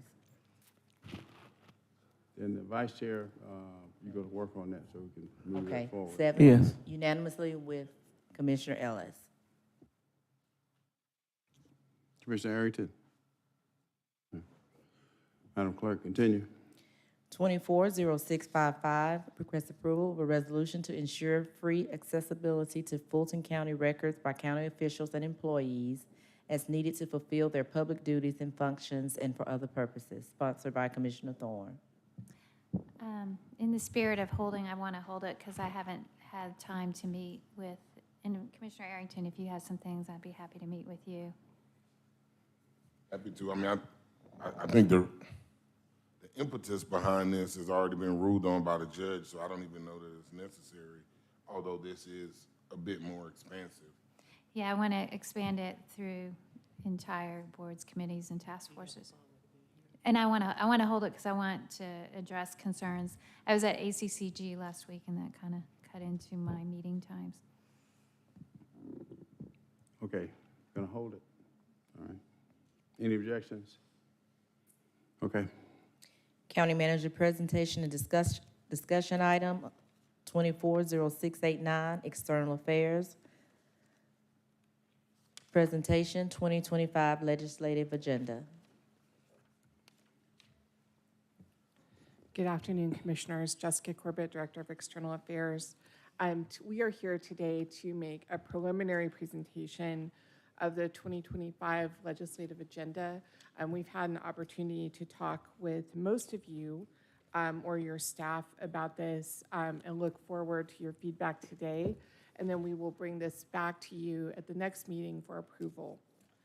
So we'll just go through these quickly. Next slide, please.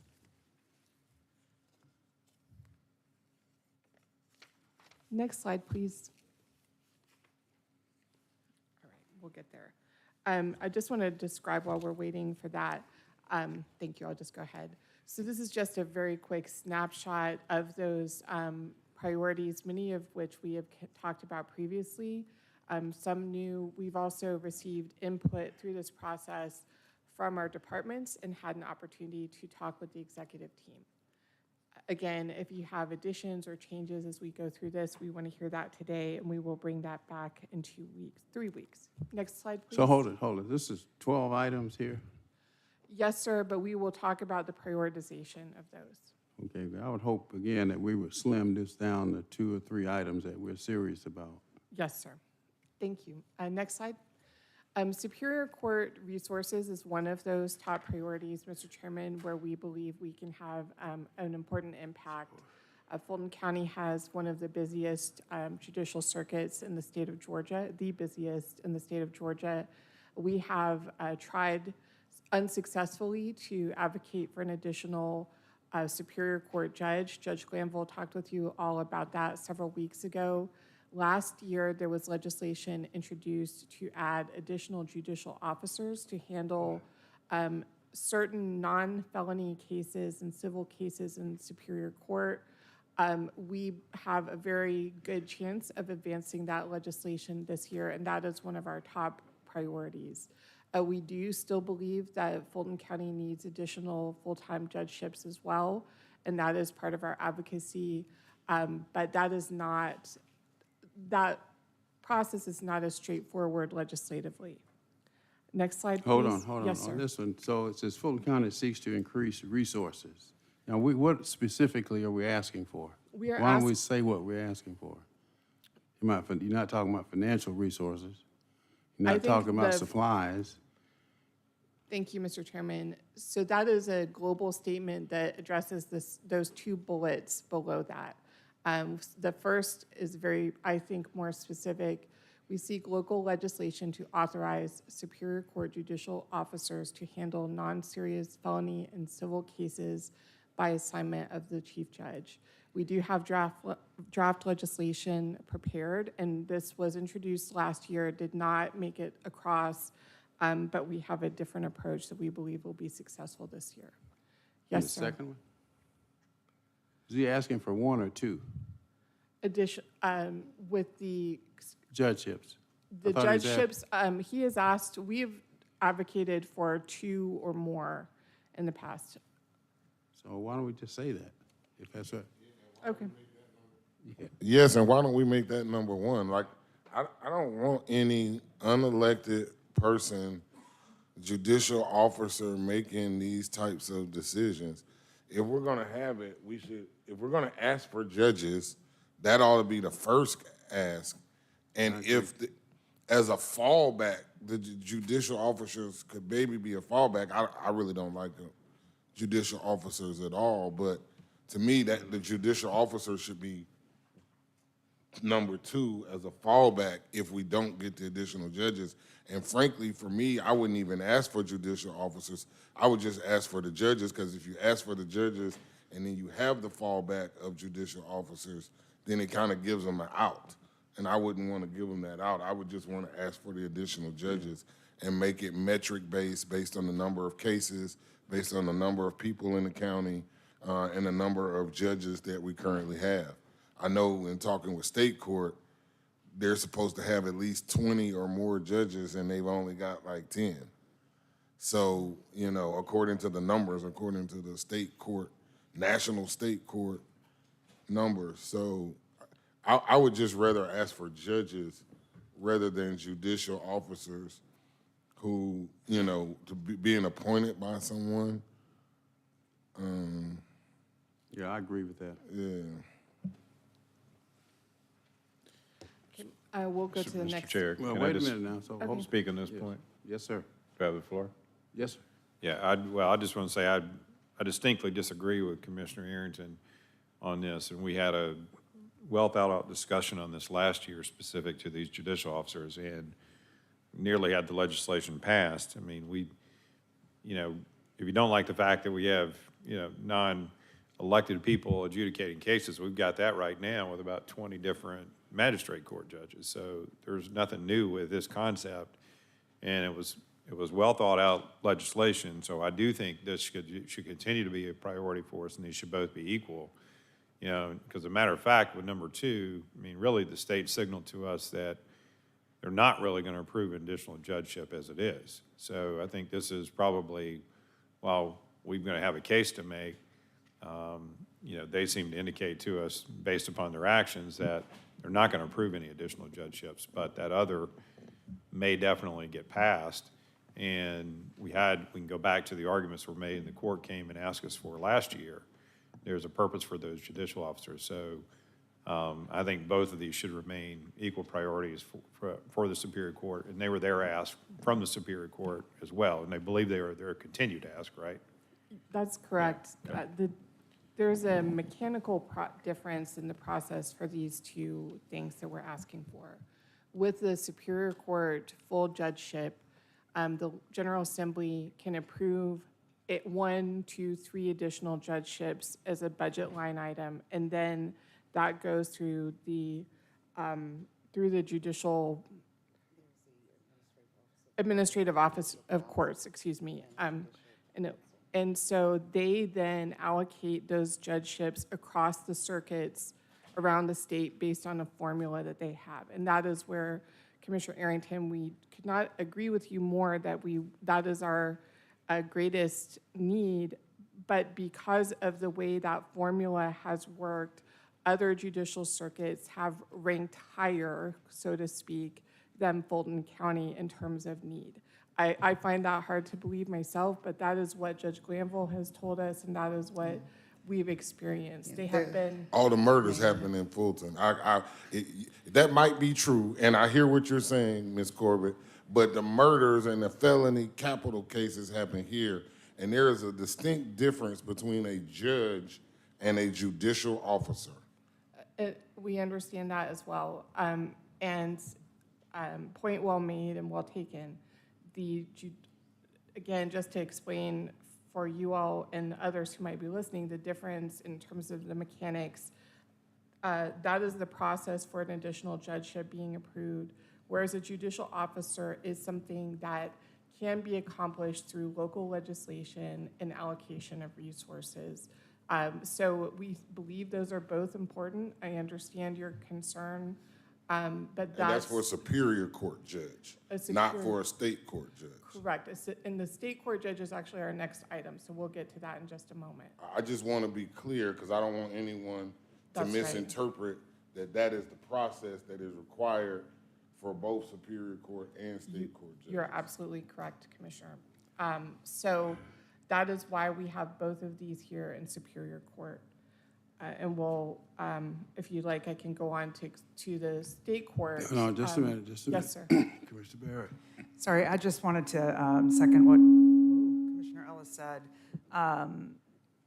because this was something we talked about last year. We did pass a resolution for the JOs, and I support both of these and agree that both are important, and because they are sort of two different avenues that we should pursue both. I just wanted to second that.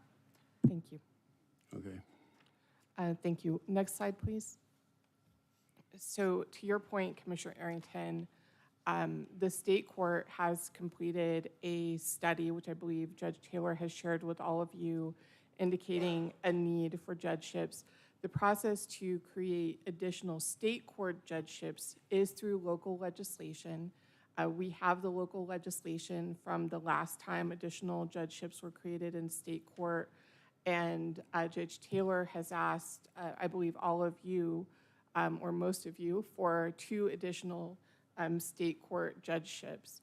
That is an item that, again, can be accomplished through local legislation, and is one, there is a budgetary impact for the county, but this is one where he has, I believe, has talked with you all and shared the study, and we certainly can provide that if you don't have it. Yeah, I think it's important when you present that for us to state that the study says that we need a minimum of 20, but we're only requesting 2, right? Sure. And I mean, I think that really speaks volumes. And frankly, I would do the same thing for Superior Court. I don't know what the will of the board will be. The whole thing that was done last year was done in response to Magistrate Court and taking money from them, and then after that, Magistrate Court and the Superior Court entered into an agreement, and then we still didn't give them their money back. So, and they're having to bill for it now, which is crazy. But that was in response to that, and we've had a whole year go by. I think Magistrate Court is probably running out of money, but I think they have worked with finance to find a way to build a Superior Court for that money. So those judges are there, right? Those aren't the cases that help is needed with. The cases that help are needed with are these YSL cases, these capital felony murder cases. And so those are the cases where the help is needed. And I don't know, maybe we need to have someone from Superior Court or Chief Judge from Superior Court come and talk about what type of cases are the cases that they need help with. The only judicial officers that have any power now are in family court cases, and not criminal, not anything else. And there's a big difference. There is a huge difference between a judicial officer and a judge, whether that judge is elected or not. Thank you, Commissioner Arrington. I did want to note that we have been in communication with Judge Glanville and our Chief Judge and former Chief Judge McBurney about that, and they have provided input. They provide input on the legislation that was worked on last year, and we'll certainly let them know that there are some questions about that. I will, Commissioner, Commissioner Ellis? Just so, Yeah. But I do think just so everybody is clear, there's 2 different processes, right? For additional state court judges, it can be achieved through local legislation. That's correct. Additional state court judges, it's got to be a statewide decision. Superior Court, yes, sir. Right, or for Superior Court. So they're two distinct things. So we've got a better shot of achieving this than we do Superior Court. Yes, through local legislation, yes. We feel confident that this is achievable. Okay, just a quick follow-up. Madam CFO, what are the budgetary implications of an additional 2 state court judges? Each judge would needed to be supplied with staff. You got that. What's it cost? Well, we're in the middle of our hearings with the agencies, but if you look across the organization, you have to provide for the staff for the state court judges, then for $500,000 the or public, $250,000? it will be over It'll be over $2 million. We're actually in the process of trying to pull all of that together because there's staff for the judges themselves, and then for the public defender's office, the solicitor, on the state court side. And then also the state court clerk's office would require some additional resources as well. We're in the process of pulling all of that together as it comes in, and we have our discussions with the justice agencies on their budgets now. But and that's per judge, so it'll be per judge. We said 2 million per judge? Okay. Well, whatever the number is, I mean, if we get it, it does have some budgetary implications, so we need to be aware. It sounds good while we sit here, but when It does have budgetary implications. you gotta pay for them.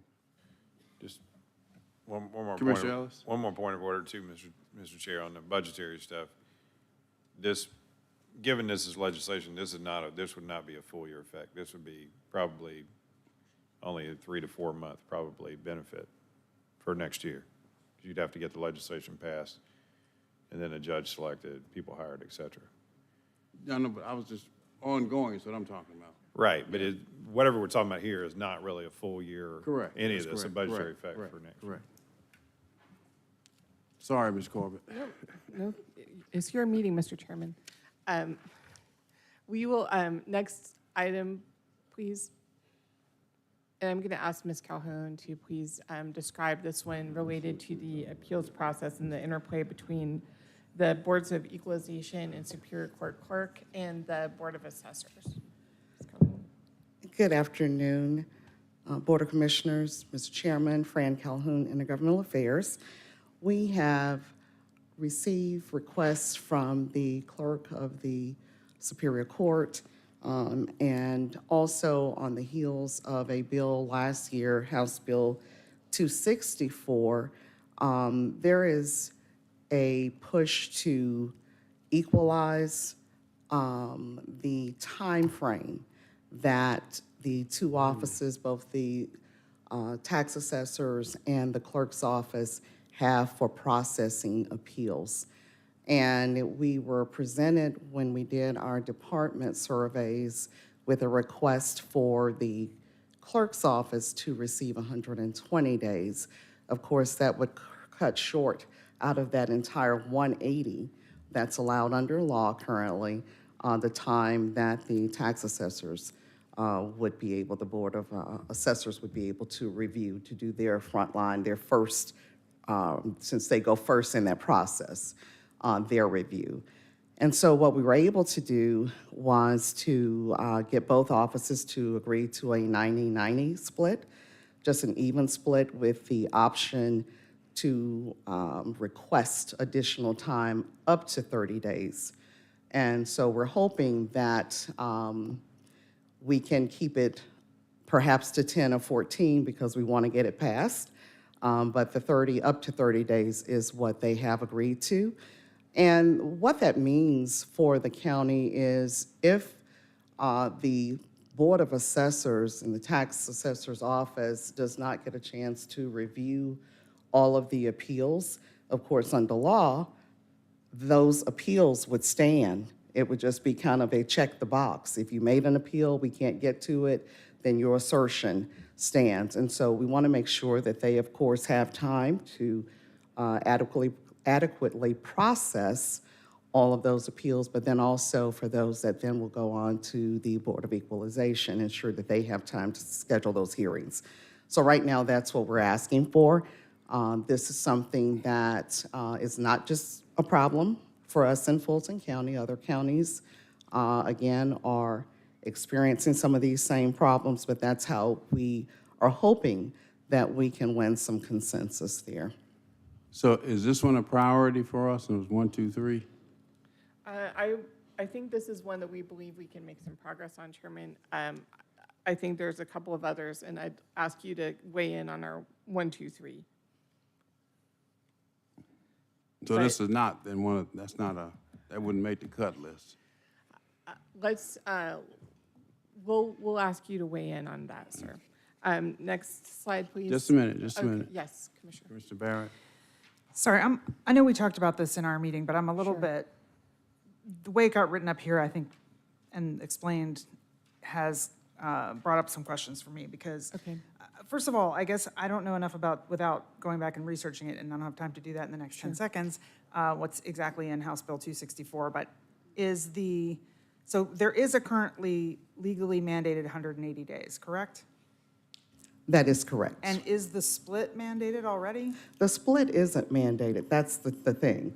You know, so you've got the 180 that both offices are supposed to work with, and assuming that one appeal may be more complex than another, it's thought that, you know, they would split that time as needed. Well, it seems to me that 180 days should be enough to get the work done, and us advocating for an additional 30 days, that is assuming that there is an even split. Like, they should 90 days for each department. And the reason I'm raising a concern here is because the taxpayer is waiting for an answer here. Absolutely. And to make them wait more than 6 months, And 6 months is already too long, in my mind. And to make them wait another month feels wrong to me. So here's what we are attempting to aid in correcting, and that is with one office perhaps taking 100 days and another office, you know, only getting the balance of that or even more time on the front end. And that's what we've been hearing in ACCG, that it's just so unbalanced that now mandating a split, you know, is preferred. Well, I'm fine with mandating the split. I'm just not sure I'm fine with mandating another month for the taxpayer to wait. Okay. And I would, you know, to me, I think if anything, I would, if I were writing the rules, I would mandate a shorter amount of time, and I would say that we need to apply more resources in those departments so that they can get this work done in a timely manner for the taxpayer. So, you know, I think while we have, certainly you all have as your clients, all of the departments and all of us, you know, we have, so to speak, as our clients, the tax-paying citizen who is struggling to get an answer on the assessed value of their home. So I personally, I mean, obviously the board has to make a decision and agree, but I'm fine with the split, not so much with the extra 30 days. That's helpful, thank you. Thank you, Commissioner Barrett. So you're gonna want some direction from us on this? I mean, you got, I think, Mr. Chairman, I think one piece of direction we just got here is that we heard one request to remove that line about the option to request an additional 30 days. But, Mr. Chairman, as we go through these, what I would like to hear, one, any feedback on these, if there's an opposition to one of these items, and I would ask maybe at the end if there's another one that you feel is a top priority, that you let us know that. but how do you handle her, I hadn't thought about it I like that. just struck that line Well, from that's the, that's one assuming there's no Yeah, objection to that. don't do that. Yeah. Don't do that. Okay. All right, Commissioner Arrington, you have the floor. So I think wait, what we've hold on. done. Sorry, can I just ask one more follow-up? Sure, please, please. And this is more of a county attorney question, I guess. Sorry to interrupt. But like, I know, since the state law doesn't mandate the split, is the split something that we can mandate locally? I haven't researched it from that particular angle. We can look at that and let you they- know if that's an option. In the absence of a state law that says a thing, maybe we can say a thing and mandate that the tax assessor's office, you know, do this work within the 90 days. But I don't know, it's just another alternative. Just want to throw it out there. Most of that process is very specifically regulated by the statutory timeframes. So I expect that my research would show that the timeframe would have to be changed in statute in order for us to Well, it to wouldn't be modify it. changing the time frame. It would just be, because right now, 2 departments have to work within 180 days, and one is beholden to the other. And the one who goes first is taking more than half of the time, often, apparently. So that's, we wouldn't Oh, be do you mean changing do the it time. as like a policy? Yes, Like we within would just be an making a internal policy? saying, or, you know, an ordinance saying, the tax assessor, within the 180-day state mandated period, the tax assessor gets the first 90 days, and then they must turn it over to the clerk. But I'm just asking if it can be done as an alternative to So doing just this. We research can that and research get- that and yeah. get back with Thank you you. and with Jessica Corbett as well. Commissioner Arrington? Yeah, because I know the tax assessors board is one of those other boards that's a state board, right? And not, so we may or may not have that control over the assessors. But I understood the 30 days to just say, and maybe it needs to be clearer, but I understood this to say that if the assessors or the clerk's office needs an additional 30 days, that they can request it. And it sounds like that was basically based upon feedback from talking with them that sometimes in special cases they may need the 30 days, but in most cases they don't. And so if they don't need it in most cases and they want to ask for it, you know, on if needed, then I'm fine with that. And I think what we've done, Jessica, in the past is vote on each one of these individually, right? And so I think we have to do that. And Mr. Chair, to your point, I don't know if we can get down to 2 or 3, but maybe we could get 2 or 3 broad categories and then fit the different items into those 2 or 3 broad categories. Yeah. Thank you. That's very helpful. And as we, again, will be coming back to you for a vote in your first November meeting, we will get some crisper description of that request process, who's requesting permission from who, and get that written out a little bit better for you, Commissioner. Thank you for that. All right, I might be in Martha's Vineyard then. Well, I have no comment on that, Mr. Commissioner. Next Just a slide, minute, just a please. minute. Okay, yes. Vice Chair Abdul Rahman, you have the Yes, floor. Madam Vice Chair. Thank you, Chairman. I just wanted to weigh in that this was a discussion at ACCG. And even though it may not, Chairman, fall into your list of priorities, I do think that we've got to find a happy medium. And it looks like you all are trying to, because at ACCG last week, I had a couple of colleagues there that weighed in on it at the table I was sitting at. So it is a problem that kind of crossed the board, you know. And so I think it would just behoove us to try to find a happy medium. I just wanted to put that out there. Thank you for that. The next. Just a minute. Whenever you're ready. Just no. Commissioner Ellis? Yeah, you know, just because something might be a particular issue that gets a certain amount of buzz in other places, I think we need to look at what are really our things that we need to use and our strength and political capital behind, and this doesn't seem to rise to that to my level. So I'm not in support of making this one of our major planks. I'd put this as something we could follow and contribute to, but not something we're going to spend a lot of political time on. I think we got bigger issues to focus on. Just my 2 cents. Thank you. Proceed, Ms. Gorman. Thank you, Mr. Chairman. Next slide, please. This is also an item that is ACCG has worked on, and this is really about modernizing the legal notice process. Today, most people do not consume information through a printed newspaper, but in certain cases, we are still required to, the standard for legal notification is not posting on a website, but is printing in a newspaper in our legal organ.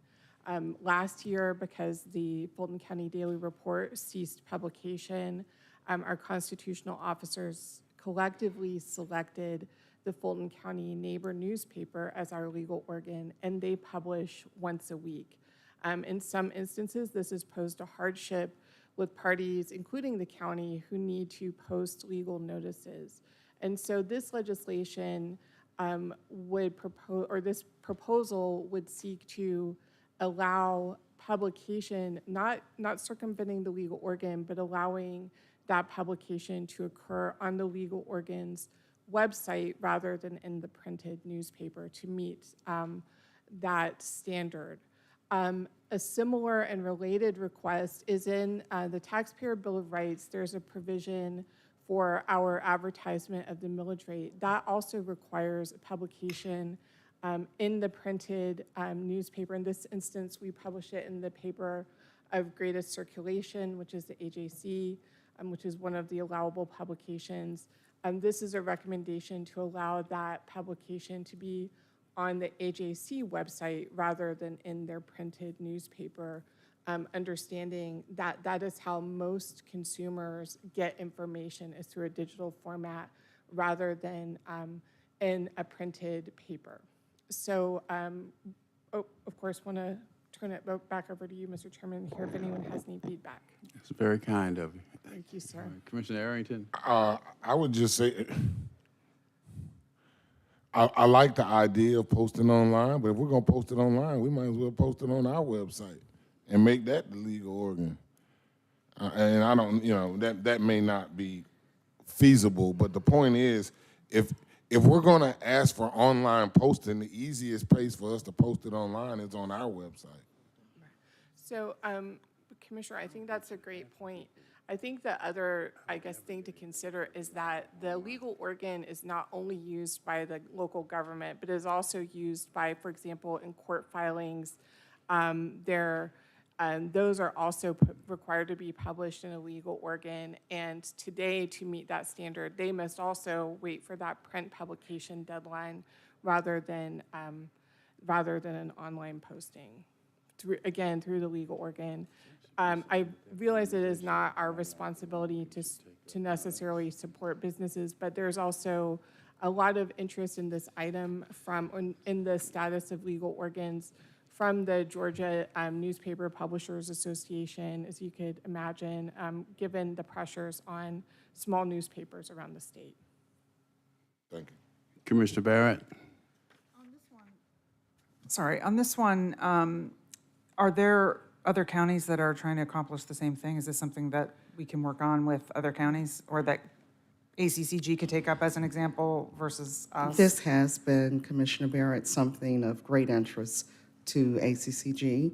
And one of the concerns, as you might imagine, is that many of those counties, our smaller rural counties, do not have their own websites, and they're not maintained on a daily basis like ours is.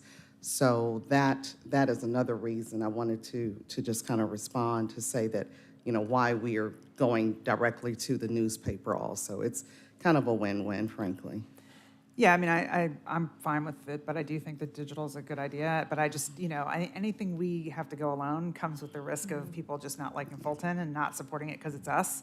So, if there's other counties that we can team up with or with ACCG to make sure that it's, this is something that everybody wants and we can add our weight to that, I like that better when we can do it that way. Yes. Thank you. Any other comments on this item? No. Continue. Thank you, Mr. Chairman. Next item, please. So this is about two transportation boards, and one is the ATL board. Mr. Chairman, of course, you are an elected member of the ATL board, but Fulton County, which is has supported transit in this state for more than 50 years, does not have a permanent designated seat on the ATL board. And that does not make good sense given the contributions of Fulton County to transit in this state, as well as being the home of the most miles of transit in terms of heavy rail and bus service anywhere in Georgia. So we believe that Fulton County should have a permanent designated seat on the ATL board. Similarly, with MARTA, Fulton County's powers to appoint members to the MARTA board are not in alignment with the people that this board represents and the dollars that this board has invested in MARTA since its inception, since before its inception. So this would seek to achieve parity. This is, Commissioner Arrington, I believe you introduced legislation a couple of years ago to add this to the legislative agenda. We have not been successful in moving that forward, but we want to keep that conversation going and achieve some progress here. Thank you, yes. In particular, North Fulton gets to appoint, the North Fulton mayors get to appoint 2 members to the MARTA board. And the county commission appoints one person to represent South Fulton. That's correct. So that is just insanity at its highest level. I mean, if the North Fulton mayors get to select the North Fulton representatives, then the South Fulton mayors should select the South Fulton representatives. Additionally, there are 8 cities in South Fulton or 7 compared to 6 in North Fulton. And so I don't know the numbers. There are more cities in South Fulton than there are in North Fulton. Right. So if there's going to be 2 people being selected from the North or the South, it should be from the South.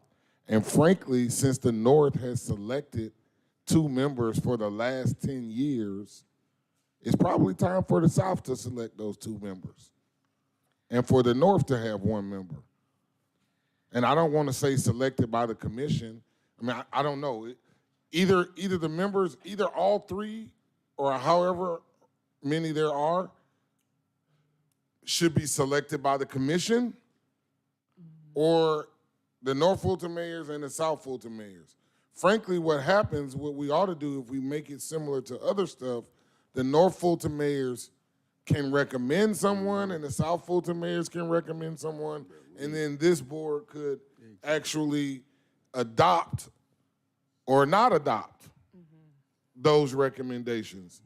But it is just completely, and maybe arguably, there's more traffic in the North, so maybe there's a reason to have that for the last 10 years, but not for the next 10.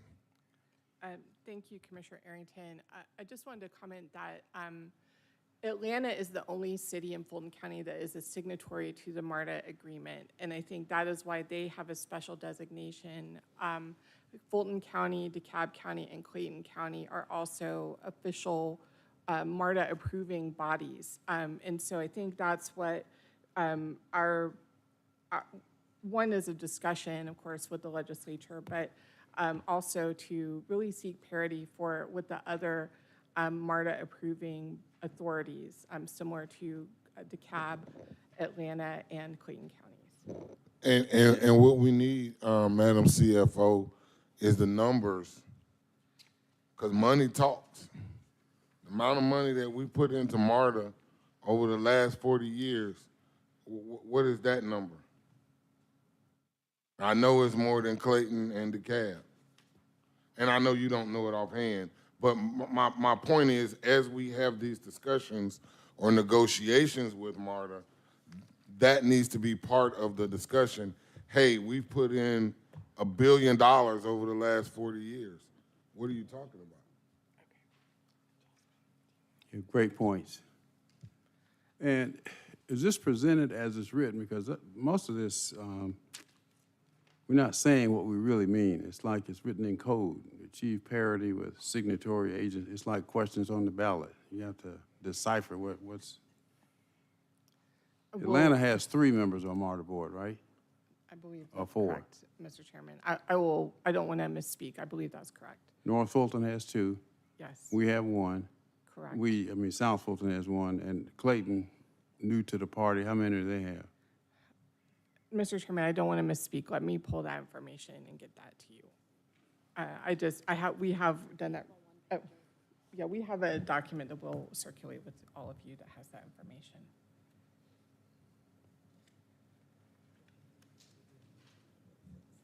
Yeah. All right. Well, we will try to make that more precise. Thank you for that feedback. And not just this one, all of them seem to be. Okay. Thank you. Any other comments on this item, and we'll go to the next one. Okay, next slide, please. I'm going to ask Ms. Campbell to review this one, which is about some requests from the Office of the Child Attorney. Good afternoon, Commissioners. The Child Attorney requested 2 legislative agenda items this year. The first one was to have changes to the guardianship laws.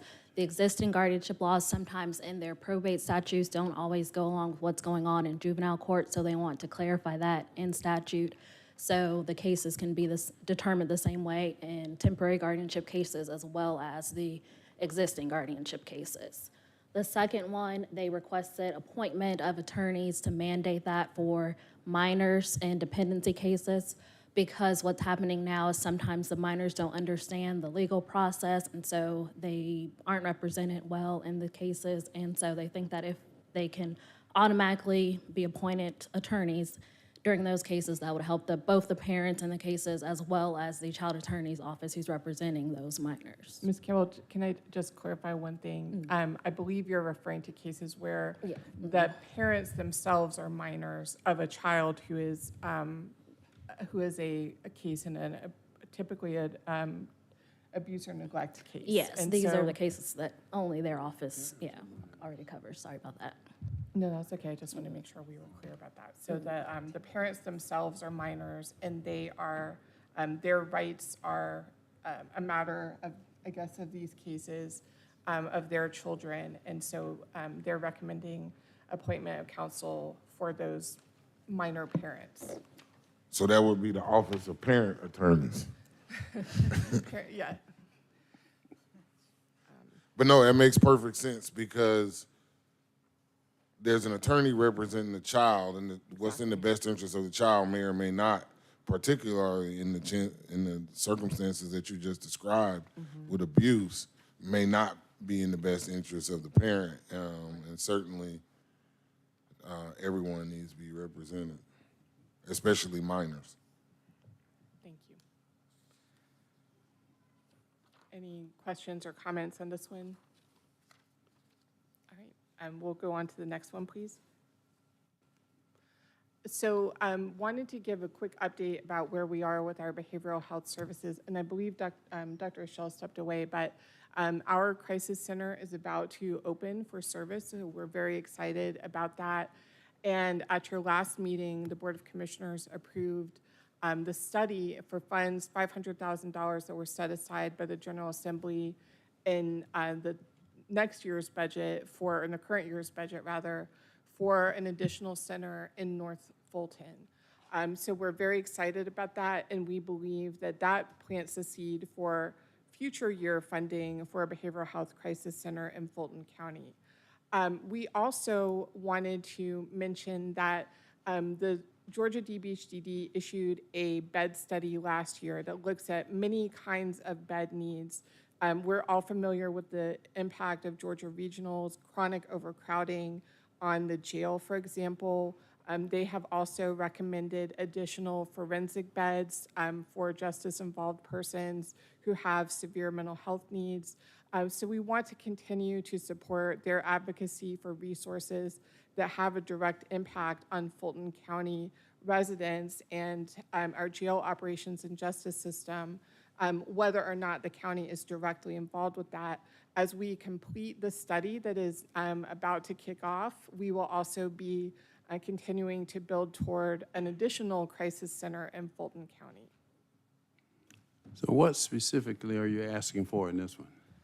Commissioner, I'm sorry, Mr. Chairman, this is really about keeping that conversation alive with our behavioral health crisis center. This is not a specific ask for legislation, but a general statement of support for the Georgia Behavioral Health bed study and their ongoing work to increase beds. So as legislation comes up, as budget items are introduced that will increase resources in Fulton County, we want to be clear that the Board of Commissioners supports those resources. Mr. Arrington? I want a crisis center in South Fulton. So to answer your question specifically, I mean, you know, to some extent, the county is split in thirds. There's North Fulton, there's Atlanta, and there's South Fulton. And to the extent, certainly very thankful that the state has helped us with the current center, very thankful that they found money for a North Fulton center. But I live in South Fulton. And so we need a crisis center as well. So I would like for us to help put that as part of our agenda, and funding and resources for South Fulton a crisis center in South Fulton. Thank you, Commissioner. Yeah, and I think we need to be very specific, too. This is too general. Vice Chair Abdul Rahman. Chairman, thank you. I just want to concur that it is a well-known fact that Fulton County needs at a minimum 3. And so if we can just keep the conversation going, it is what it is. In my opinion, I think we need 5 if we really are trying to be commensurate with other areas that have the same amount of population, and if you're going to have the resources that we truly need. But that's a conversation for another day. But it's obvious that we need, Chairman, that we need 3. So I really do think that needs to be an ongoing conversation, because at the end of the day, we need to take this situation very seriously, and I think there's a need all over the county. And so we definitely need to keep that conversation going. I believe it's in the best interest until we get all the 5 that we need. All right, Commissioner Barrett. Thank you, Mr. Chairman. I know we talked about this in our meeting, ahead of this presentation, and I appreciate that you have the justice involved sort of commentary in here. Sure. I'm not quite sure how that's going to sort of flesh out as new legislation, I guess, gets sponsored here or there, sure. Or if we're going to try to push for something specific. But, I think we obviously have acknowledged many times over the time I've been here, certainly, that our jail is the biggest provider of behavioral health services in the state. And so while I appreciate the crisis centers and the beds there and how that is helpful to the community, those are not, as we discussed, the same people necessarily who are finding themselves involved in the justice system and ending up needing treatment once they've been arrested for something. So, I'm not sure if there is anything specific that we can ask for from the state to try to get them to have more beds of their own that we can transfer people to, or to partner with them in some way. In terms of, we've talked about having this other sort of random building as part of maybe a future plan instead of building a new jail. So I'm not quite sure exactly what we could come up with, but I think, this is sort of the time ahead of the legislative agenda starting. If we do need their help with something, or we can encourage them to do something, that maybe that's part of, as Commissioner Arrington said, like our category of sort of, court and judicial related asks. That behavioral health piece as it relates to justice-involved behavioral health is something that we push for, because that could alleviate some cost for us on the jail side potentially. So anyway, just want to put it out there, if there's a way to form something around that, I think it would be helpful. I mean, I just to interject, having worked on this for 5 or 6 years, I think it can be all the above. It can be South Fulton. It can definitely be a special purpose facility. It may or may not be on our campus. It might be serving a region rather than a county. And I'd want you to rest assured that all that's being discussed with the Commissioner of DBHCD, which really is where it starts. That's where the center that we have started and made it through a tortuous path before he was appointed to where it is today. This definitely will not be put on a sheet of paper and write it down and make it so. It will be, a legislative process, but I think we can include all the above and should, because we have a great deal of interest and are demonstrating by what we've already done with the center that's on Metropolitan that we brought money to the table, and now we're getting ready to open officially in terms of being fully staffed in just a week or so. So I think all of these ideas we can get more explicit, and I'd want you to know much before putting it on this sheet of paper, all of those are being discussed and being received in a positive way. All right, Commissioner Thorne. Yes, as a new commissioner, I do realize the amount of work you guys have put in the past 5 or 6 years advocating, and what a great success in actual implementation of opening the health center. So I'm glad to hear we still are having conversations. I realize we can't ask for everything all at once. We just kind of got to notch away and gradually ask for things, but be working in the background, advocating certainly for South Fulton Center. And I'm a big advocate if the state could somehow intervene and at our current jail, build some type of mental health there as well. Thank you for that. I did also just want to mention with the diversion center opening in the next few weeks, that's another success story that we'll be able to shine a light on during this next session and continue to build that as part of our justice involved selection of services for Fulton County residents. Next slide, please. So the Senate Public Safety Committee had a special subcommittee on the Fulton County Jail, as all of you are aware. And one of the recommendations from that subcommittee was regarding the transfer of the Atlanta City Detention Center. They explicitly recommended that transfer. Fulton County has sought to purchase that facility through 4 mayors' administrations. To date, we have been successful in securing a lease, but we do not have access to the full facility, and there are many restrictions on that, on the types of detainees and classifications. So this is really seeking to be explicit about the county's support for transfer of Atlanta City Detention Center to Fulton County. We'd like to hear your feedback on this. When you say feedback, what do you mean? Do you like it? Do you not like it? Well, we want to. Are you asking? Please include it in the legislative agenda. Thank you. That's what I'm asking. Thank you. Well, it ought to be, yeah, number one. Okay. That's helpful.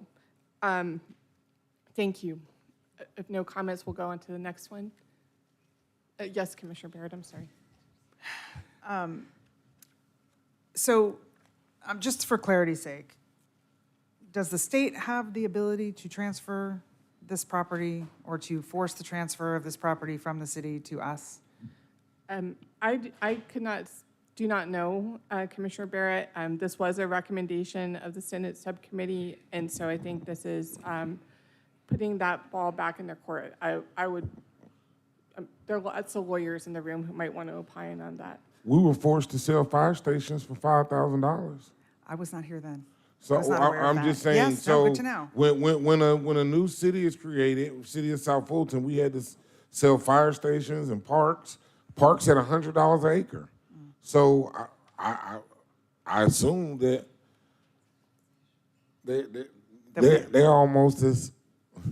Is that, Madam County Attorney, can you confirm, is that, can the state force the city to transfer that building? I just want to know what we're asking for.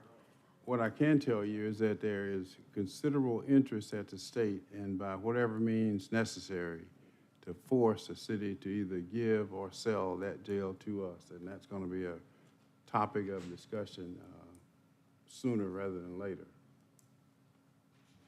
Now, how they can or whether they can or cannot, I don't know.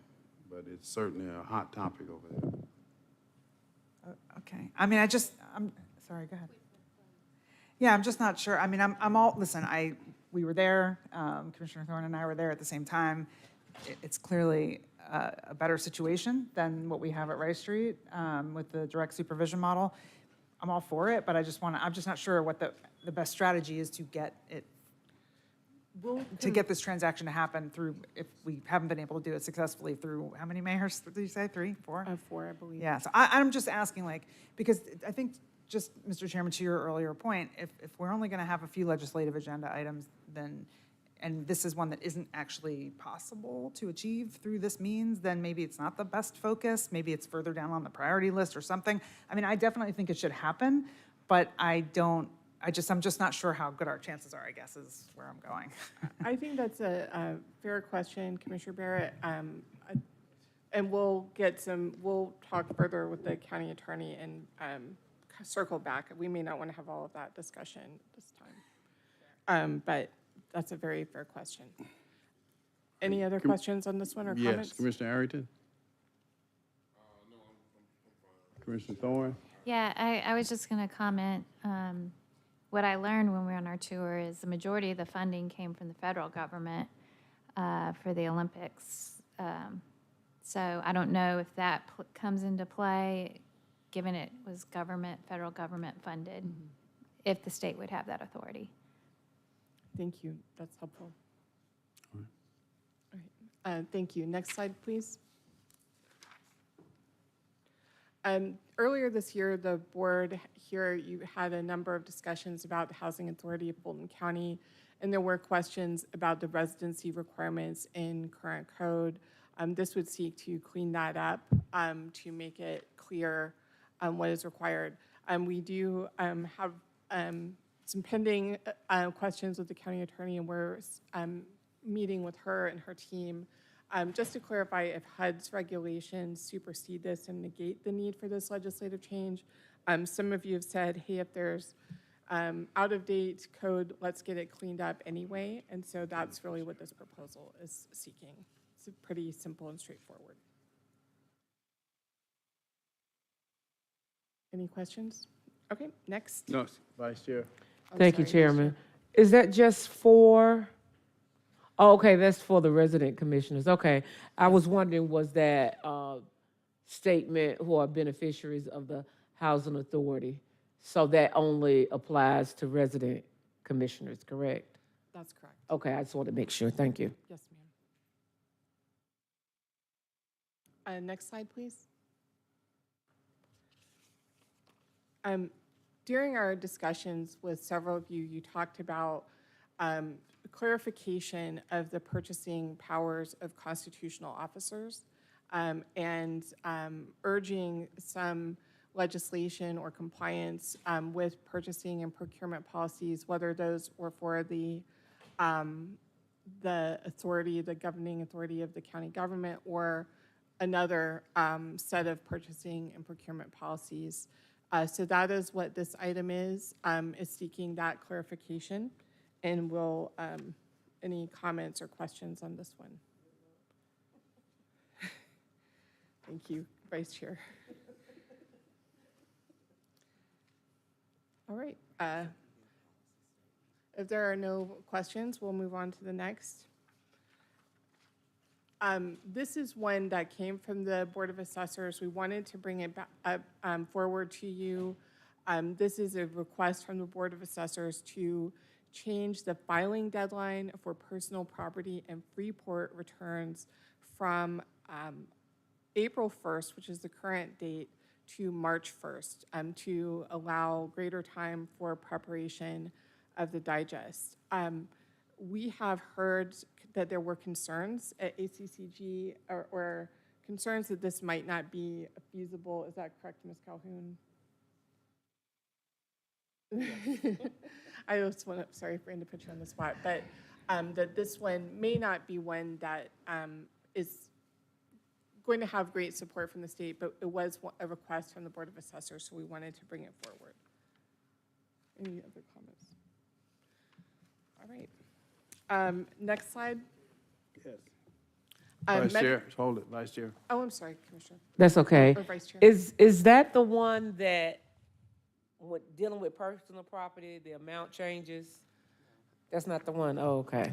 Madam Vice Chair, that was another item. That has to do with increasing the exemption from $7,500 to $20,000. Okay. That's our referendum, that's our state referendum that's currently on the ballot. This would move the submission time for Freeport and personal property, that deadline from April 1 back to March 1. And so there may be some concerns there, but we're going to see if we can't work through those. Okay, thank you for the Yeah. clarification. Yes, ma'am. The next one. Just a minute, Oh, Commissioner sorry. Barrett. Yes, Commissioner Barrett. Sorry, I had a question too. So this is really about shortening the amount of time the taxpayer has by a month to get this filing done, correct? That would be the de facto impact. Yeah, so, I mean, so this goes a little bit in the same camp to me as the other one from the tax assessors around the time frame? Just like, is this good for taxpayers, or is it just making it easier on the departments here, which, both things matter to me. But at the same time, is it maybe just we need more staff to help them get through things faster rather than to inconvenience the taxpayers by a month? And if that's the case, I'd rather see the taxpayers have enough time to get these filings done. Again, that's a question I don't really have the answer to. Maybe the tax assessors can answer. And then I would just ask the same question maybe before, if the Board of Assessors is a separate entity and they have their statewide organization and all of that, is that something that they're pushing for at the state level, or is this just the Fulton County tax assessors? It is my understanding this is an item where they have engaged other assessing officials around the state and do have support. I think they were seeking support through ACCG, and it sounds like that was not an adopted priority from ACCG. Yeah, I mean, it feels to me, and I'm sorry, friend, it looks like you were about to say something, but I was just going to say, if there were other counties that were, pushing for this and it was something we could just be supportive of, I guess I would be okay. This is not an ACCG issue, but there are several other large counties that are impacted and have an interest in this. I don't have the list of those, but I'm happy to get that, but certainly have noted your concern about this being anti-taxpayer. Yeah, I just want to make sure we don't move on anything that is not in the best interest of the taxpayer. Thank you. Next slide, please. So just wanted to include here the statement on Medicaid expansion. Fulton County has done a great deal of work on increasing health access in our partnership with Grady and with others. This would allow, we are seeking support for Medicaid expansion. We recognize that there are very divergent perspectives on this issue. In Fulton County's case, because of the structure of our agreement with Grady, this would result in essentially instant savings to the general fund, in addition to potentially increasing access to health care for many Fulton County residents. All right, we can go. Yes, I'm sorry. Go ahead. What? Commissioner Thorne. Yeah, I'm not totally up to speed on this. I asked because obviously for Fulton County, this would be fabulous to save $50 million. And I think we're kind of counting on it going through. So the other point being made, Medicaid was originally designed for poor single mothers and those with special needs. And Governor Kemp has expanded it with the Georgia Pathways Program. So that if an individual who is in that poverty level is willing to work, volunteer, care for a family member, look for a job, or go to school, they're eligible for Medicaid. I guess the hot topic here is those who choose not to do that, who just want Medicaid given to them. So I think that's why it's kind of failed in the past. And then they told me to look at California, where they have full Medicaid expansion, and 52% of the hospitals in California are in the red because the lack of reimbursement rates from Medicaid, as well as a lot of rural hospitals are closing in California. So healthcare access has decreased. So when you see it, like we'll save $50 million, that's great for us. But I just wanted to point out what the other point of view was, why it didn't pass, because they keep trying to pass that. Thank you, Commissioner Thorne. All right, Vice Chair Abdul Rahman. Not to belabor the point, I think that with all due respect, this is 2024. I mean, we used to have bayonets in war. So I think we have to really look at the need. I understand we probably do need some type of regulation in place or oversight, but I do think that we really do need to give it a look, a try, and listen to both sides, in my opinion. I understand where Commissioner Thorne is coming from, and I respect her position on it, but I would be remiss if I didn't say that model that she is speaking about has greatly changed in 2024. And I think we need to understand that. And so I think it would take another look at it and just see both sides, sit down and see if we can find a happy medium. I'm about meeting people halfway, but I also want people to know there are, especially in my district, concerns about it.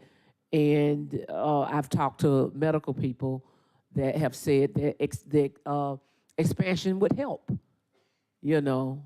So here again, I just wanted to voice my opinion on it. Thank you. Commissioner Thorne?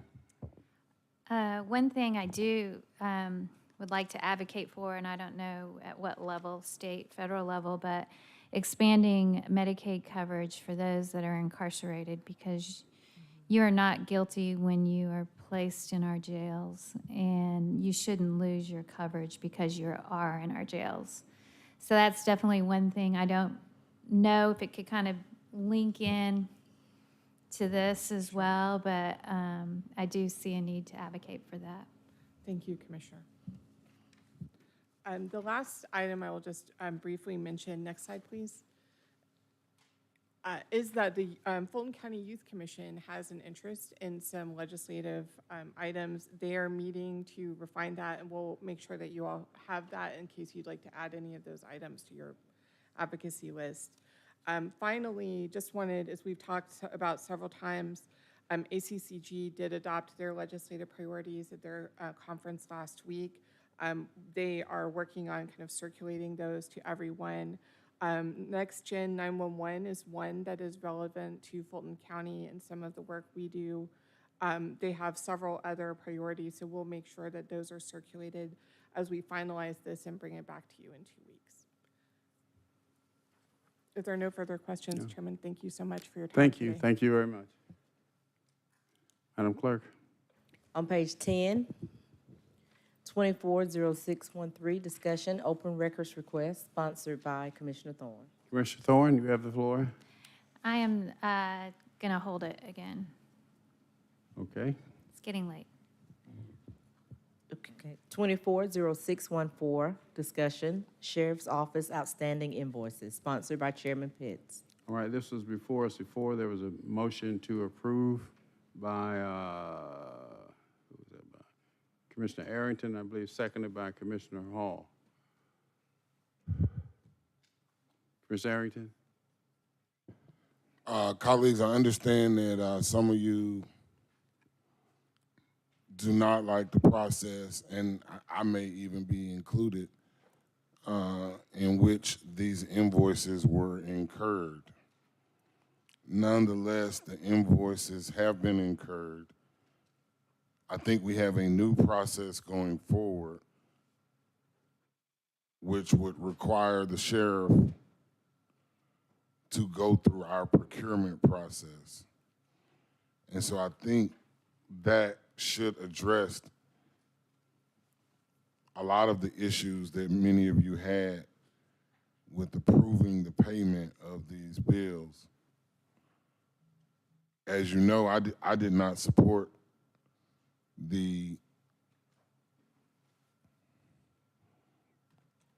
resolution to require sheriff and other constitutional officers to go through our procurement process. I do not know if it can stand constitutional muster, but I accept it because there has been no challenge to it, right?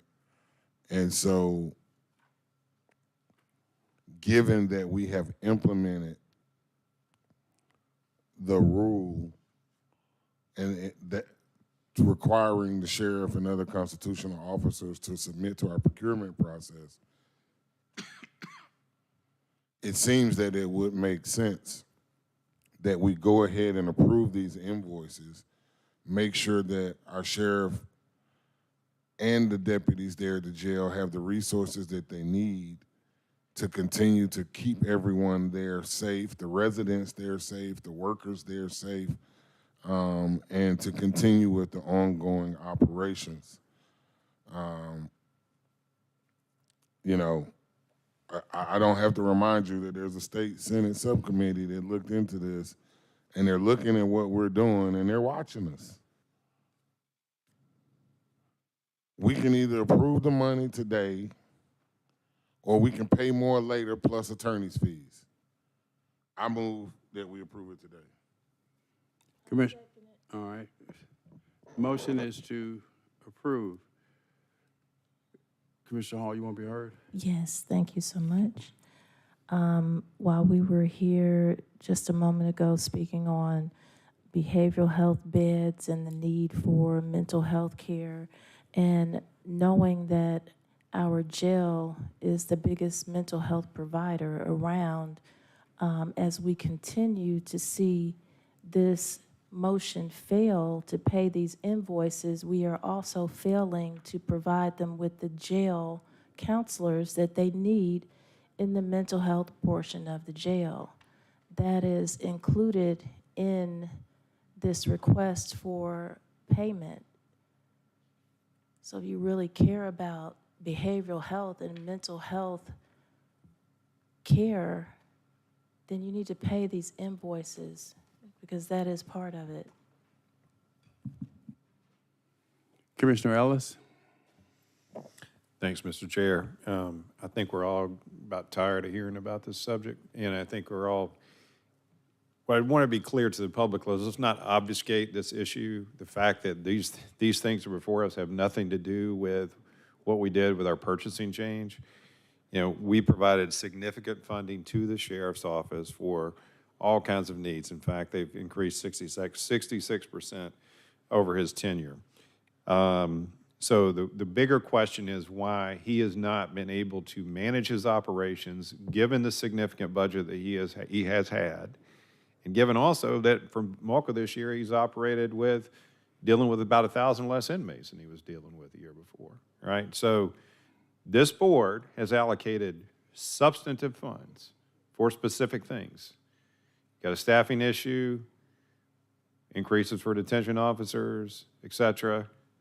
You know, so we've layered it on, okay? So the question is not, or should not be obfuscated by some sort of different, the change we made relative to purchasing. We made that for an entirely different set of reasons. He failed to operate within the confines of his budget, apparently, because he was coming and asking us to pay something outside of that when we've already allocated him significant funds, and he's not chosen to reprioritize. I'll offer a substitute motion, and that is to pay for $643,275.46. Second. For the Leotech portion of this, and it can come from the funds that were previously rolling in for inmate welfare pieces, and then for a letter to be directed on behalf of this board to the sheriff, asking him to do what we've asked him to do repeatedly, to reprioritize within the confines of what we have allocated to him and figure out a way to pay the remaining invoices. That is my substitute motion. All right, substitute motion by Commissioner Ellis, seconded by Vice Chair Abdur Rahman. Commissioner Barrett, you want to be heard? Yes, thank you, Mr. Chairman. I mean, I'm certainly supportive of paying one of those two bills. I'm supportive of paying the $643,000 bill, but I think we need to pay both. I understand, you know, what you're saying, Commissioner Ellis, and I beg to differ on the purchasing thing, because I think it does actually, if our procurement rules are used, as is now the rule, this won't happen again. So there is not, because part of the reason this was able to happen the way it did is because it didn't come through our purchasing in the same way. Regardless of that, and we've all litigated this back and forth amongst ourselves a million times, but I think the bigger question for me, Madam CFO, I want to bring you into this if I may. We're at the end of October for all intents and purposes. What is left in the sheriff's planned expenditures budget for the next 2 months that he could possibly cut without risking lives or firing people that would allow him to pay this bill without us moving any money around? I'm going to ask Sabrina to jump in on the specifics, but I believe that she did do an analysis based on his spend through the end of August, if that was correct. And he, because of the way that he has utilized salary savings throughout the year to fund overtime, and what he has already moved around within his operating budget to cover other expenditures, I don't believe that he has the resources within his budget to cover everything on the list. So that was my concern. Thank you for confirming that. So at the end of the day, whether we like it or not, how we got here, we have a contract that was signed, legally by the sheriff.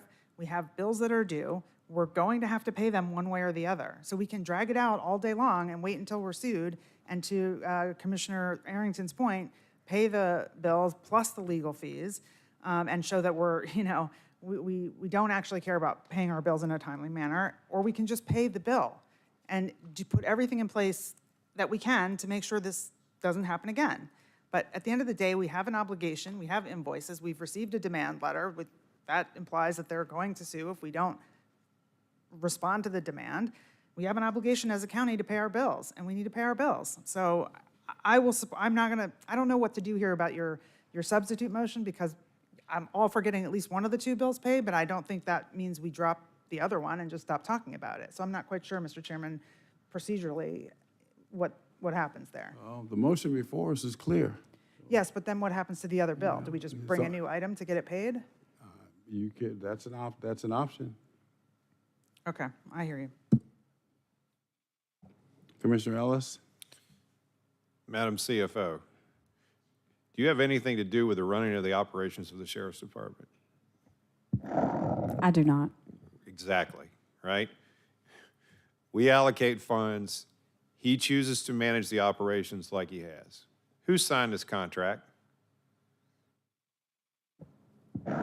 Leo Technologies? No, the strategic. The source. strategic, the sheriff Okay. did. So who created the obligation to pay the bill?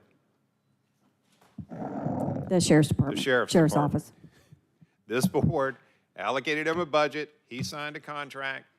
The bills are owed by him in his department and via the funding that we provided to him. It's not ours to speculate what he can do or not do within the confines of his budget and his operations, because he's wanted operational control, which he has. If he chooses to do something with the funds that is not necessarily in the best interest and overall safety of the county, then that was his choice, not ours.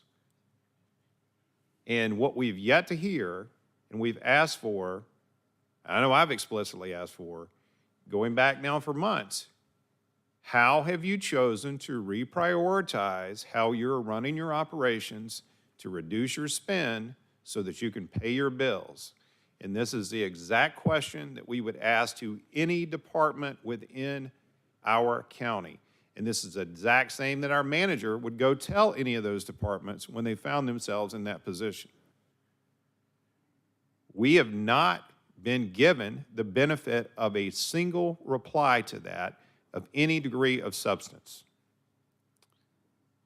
I recognize that may involve him making hard choices, but that's his role. That's what he is supposed to do. He runs these operations. He's supposed to run it within the footprint of money that he's been allocated. So my motion stands as it is with both those two components, and I hope we give it a favorable reply. And then I hope the sheriff then goes and then finds the other funds to pay for the rest of this so we can end this discussion. And then going forward, we all operate within the confines of what we've been given in terms of our budgets, and we don't have a repeat of this. Purchasing requirements or not, this should not have occurred. All right, Vice Chair Abdur Rahman. Thank you, Chairman. I don't want to belabor the issue on this, but let's be crystal clear. We didn't create the bill, so with all due respect, Commissioner Barrett, you're saying the bill is there, we've got to pay it. I don't take that position. because all of us are steward of taxpayer dollars. And all of us have a duty to the taxpaying citizens of Fulton County. Now, with that, I will say this. I appreciate the sheriff coming here. I appreciate him looking as though he wants to change the tone of the relationship that he has had with the commissioners. However, I have been asking for a reprioritization of the money, because if you don't have the money and you created the bill, then you have to do like any of us, John Q. Public. If I don't have the money to pay my light, my gas, my water, something's gonna get cut off, something's gonna get a little money here, something's gonna get a little money there, something's gonna get a little money here. But what I think we send the wrong message to the Fulton County taxpaying citizens. We do not run the sheriff's office. We give him a budget. He is inclined to do what he wants with that budget. Now, I'm trying to meet him halfway. This is why I second this, because I'm trying to meet him, H-I-M, halfway. But I want to be crystal clear to the taxpaying citizen of Fulton County. I am a steward of them. And so my desire to be a steward of them does not mean I don't support behavior health. It doesn't mean that I don't support law enforcement. It doesn't mean that I don't support what needs to be done. But let's be crystal clear where the responsibility of this board is. This responsibility of this board is to provide the money. The responsibility of the sheriff is to execute it in such a way that we won't have to have this conversation again. And so on that note, I'll support this, but I'm gonna ask again, please go in and reprioritize what those lists are, because we didn't create this situation. I'm trying to help find a solution, but I'm not going to be made out to be the bad guy when the people that sent me down here are the taxpaying citizens of Fulton County. Commissioner Barrett? Are we saying that we don't have any departments that go over budget from time to time? Is that, or we've never had any department ever in the history of Fulton County go over budget? Do we not have a process where when someone needs to spend money that's over their budget, they request that money? We have a process through budget soundings for departments that identify an additional need prior to exceeding their budget, for them to submit a request for additional funding out of our soundings process. Right, so it happens on occasion, and I understand the process is not in the order we prefer. People go over budget, they need something that's wasn't thought about at the beginning of the year for whatever reason, all kinds of different reasons. I get it. But we also have, for a variety of different reasons, said no to a bunch of the requests that have come from the sheriff over the course of the year, and not even allowed him to get things on the budget soundings list in the first place. So to act like every other department always acts within the confines of the budget and doesn't ever find themselves in a position to need additional funds is just not true. I understand the need to operate within a budget. There is money put aside. We moved some of it around today in non-agency to handle these types of things. And there were 2 pots of money, to my recollection, put aside that were specifically in non-agency for things for the sheriff. And so were they this exact bill? No, I would, without going back and looking at exactly what they're for, I couldn't tell you. But I know we rejected some of the things that they were supposed to be for. At the end of the day, the bill is there. We do have an obligation, and everybody keeps talking about being a good steward of the taxpayer money. Are we being good stewards of the taxpayer money if we willfully wait to pay a bill knowing that we're going to get sued? And by the way, we've been advised, and correct me if I'm wrong, either of the people I'm quoting here, but we've been advised by our county attorney and by our county manager to pay this bill. And our county manager's department has gone so far as to tell us which pot of money that we have in our overall budget to use to pay for it. So forcing this to go into a legislative process and cost the taxpayers more money to prove a point to the sheriff's department that he should operate a particular way does not benefit the taxpayers. So we can say these things all we want, but the reality is we're going to have to pay this bill at some point in some way. And it will either be the amount it is today, or it'll be the amount it is today, plus legal fees and interest fees and late fees and whatever else. So in the interest of putting this item to bed and paying our bills and being good stewards of the taxpayers' money, I just think we need to pay both. All right, Commissioner Arrington. So the sheriff went over budget. The bill is still there.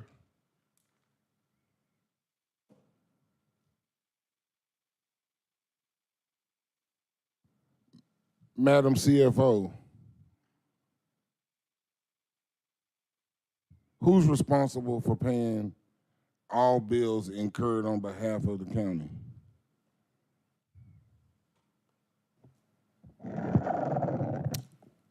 The Board of Commissioners. And who writes the check? Well, the check is signed by the Director of Finance, but it comes out of a Board of Commissioners account. Okay.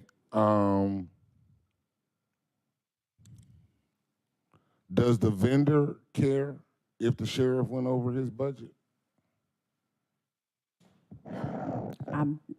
I would say no, but I can't speak on behalf of the vendor. The vendor just wants to get his money, right, doesn't he? He just wants to get his invoice paid, right? Yes, the vendor is interested in being paid. Madam County Attorney, if these bills continue to go unpaid, who will be responsible inevitably for paying them? To the extent that there is a responsibility to pay them and they are deemed payable, the party, as I understand it, would be the sheriff, but as a practical matter, it would most likely be the county to pay. So, so you think the sheriff will be individually liable to pay these bills? You think he has $2 million in his account? What I would anticipate is that a suit on the matters that we're discussing today would be against the sheriff if it became a legal matter, because he is the one who incurred the debt. He is the one who signed the contract. Okay, and who's responsible for paying judgments against county employees acting in their role? If it's determined to be within their official capacity, then ultimately the county pays as a practical matter. So the sheriff went over his budget. Shame on you, Sheriff Labat. You went over your budget. Guess what, y'all? We still got to pay it. I don't care how many times you say he went over his budget. It doesn't matter. We still got to pay it. We're still Fulton County. What are you talking about? The district attorney goes over budget. We got to pay that too. Anyone acting in their role, particularly constitutional officers exercising their right to enter into contracts outside of a procurement process, it's irrelevant. The bill is incurred, the work has been done, the people need to be paid. So, hey, as always, y'all gonna do whatever y'all wanna do anyway, but, you know, it absolutely makes no sense not to pay these bills. There are people that need to be paid. These people have performed the services, they have performed the work. The money is sitting there. And guess what? I just found another $4 million today for these fancy offices y'all want on the 10th floor. Add 4 more million to it. All right, Commissioner Hall. Thank you, Commissioner Arrington, Commissioner Barrett. I've been learning a lot about gaslighting, narcissism, and the Jezebel spirit right here. Thank you for your comments that show that there's a lot of insinuations and wrong information being portrayed to the public. The sheriff has consistently tried to maintain a positive and collaborative and professional relationship with the Board of Commissioners. I have seen emails coming even before the man was sworn into office, his first year. He's even, I mean, there's even I have a whole folder at this point on this matter. He even wrote an email on September 17th, Tuesday, 4:10 p.m., talking about his great seeing you, Chairman Pitts, at Chops. The cigar bar at Chops. The cigar bar Chops. Yes, that was incorrect. Okay, so the cigar bar Chops, but regardless, that shows that the sheriff has been trying to maintain, or should I just say he has been doing what he can to maintain great relationships. No, we were drinking whiskey and smoking cigars. We weren't talking about this. Oh, well, I do recall you saying something about, unbeknownst to us, you have a great relationship with the sheriff. That's correct, and that stands today. So that's We what I'm drink whiskey and saying. smoke cigars. We don't So talk you're out of policy. order, and you're the parliamentarian, and you're speaking during my time. That's correct. Yes, you're out of We order. got 3 more meetings. Let's go. Yeah. 3 more meetings, and I can say and do whatever I want to, because I'll be a public You citizen. have the floor. Read Yeah, whatever be you're gonna careful. read. You have the floor. Be careful. You I'm have gonna the have the floor. floor in a whole lot of different ways after December 31st. Let's get it on. So anyway, as I was saying, as you can see, this draft summary of recommendations of the Senate Public Safety Subcommittee on Fulton County Jail, committee members, Chairman Senator Randy Robertson, Senator John Albers, Senator Sonia Halpern, Senator Brian Strickland, Senator Chuck Payne, Senator Tim Bearden, all made it very clear that the county commission relationship with the sheriff has been tenuous, unprofessional, and not the conduct the citizens should expect. And you just saw some evidence of that right there in that conversation. They recommended that weekly professional meetings, and I'm reading this directly from the recommendations. They recommended that weekly professional meetings should take place to improve the relationship, trust, and spirit of teamwork to solve problems. What's been happening right here is not showing that that has even been a thought or. I actually was invited by the sheriff and met with him yesterday pursuant to his invite. Wow, now look at that. But the impression that has been given today is that the sheriff has not even tried to have good relationships. Yet he's been at cigar bars and maintaining friendships with people on this board. I think that shows that he's really been trying. Now, back to the matter of these invoices. It appears that people are confused about what the invoices are for. We just had a whole presentation called Outstanding Vendor Payments and Budget Request of the Fulton County Sheriff's Office. It was an acronym though, FCSO. This was on September 18th. This is breaking down the invoices to the tune of over $2.25 million. We had a whole discussion at the last board meeting where I asked Madam CFO about the money in the inmate welfare fund.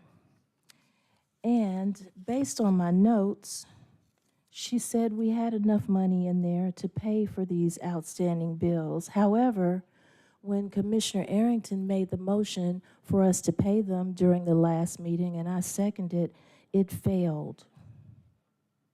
So I'm going to ask this question again of Madam CFO. Is the money in the inmate welfare fund, is there enough money there to pay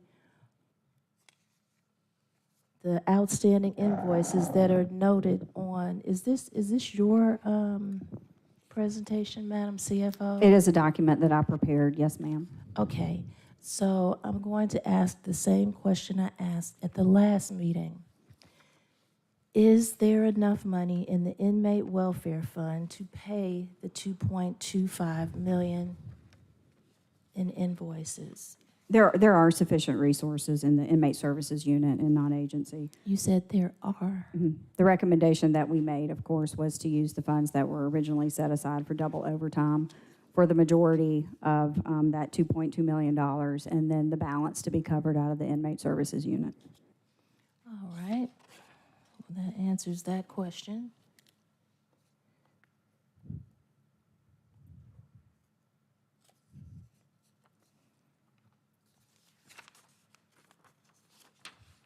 And that includes Leotech, and then everything else. Yes, ma'am, Leotech was included in that total $2.2 million. All right, thank you. And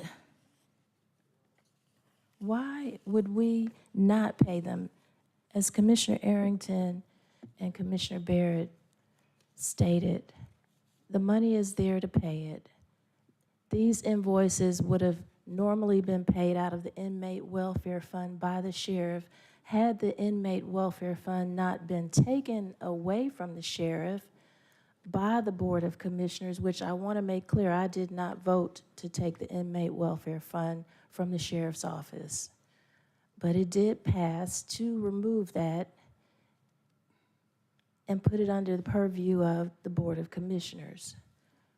So, as it has been stated here, the money is there, the invoices need to be paid, the people have done the work. There's no other reason not to pay these invoices that are outstanding and get these contractors and these people paid. Thank you. Commissioner Thorne? I'd like to call to question the motion on the floor. All right, is there a second? Second. All right, let's vote on the call of the question.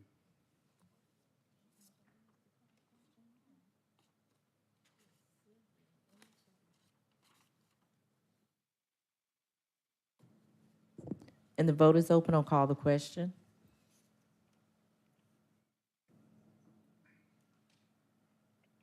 And the motion passes, 4 yeas, 0 nays. All right, let's vote on the motion. Ellis's substitute motion.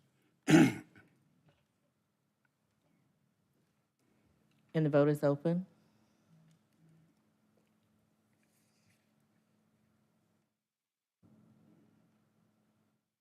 And the motion passes, 4 yeas, 1 nay. Next item. Next item will be back on the consent agenda. No, I'm sorry. 240615, discussion, inmate phone contract and jail commissary contract. All right, the sheriff said he's going to have some information on that. He said we're on the same page, so I'm waiting to receive his information. We'll continue to hold that one. Okay, the next item is back on consent on page 3. 240662, request approval of the proposed 2025 Fulton County Board of Commissioners meeting calendar. Yeah, a question on that. Why are we only having one meeting in July? I mean, in the past, that's been because we've had, some of us have had kids in school and vacations, but I don't understand why. I just like some extra. We've always only had one meeting in July because it's the summer and people want a vacation and take time to spend with their families. Vice Chair? Because being a county commissioner is measured in dog years, and I need to be off. Seriously though, Chairman, I needed to be 1 week in order to be sane. That's the only reason I can say personally for myself. I needed to be. I'm sorry, one meeting, please, sir. About no meetings. Right. Commissioner Thorne? Yes, I concur with my seatmate over here on everything, but I look at it not just being us, but I'm looking, there's a lot of people that involves putting on these meetings, a lot of staff. And a lot of our staff does have young children that are on vacation and would greatly appreciate that crazy time, getting back to school, getting them ready, getting to get in a last-minute vacation. So in consideration of the staff, all the wonderful work all you guys do, and all the heads of department that have to be here, I would still advocate for a July meeting. No July meeting. Only one. One July meeting. About none. One. Just one, no. None. Commissioner Hall, you have the floor. About none. All right, I think the body has spoken. Let's vote. Not that we're overworked, but that's Open. Madam Clerk, let's go. You need to go back to the item.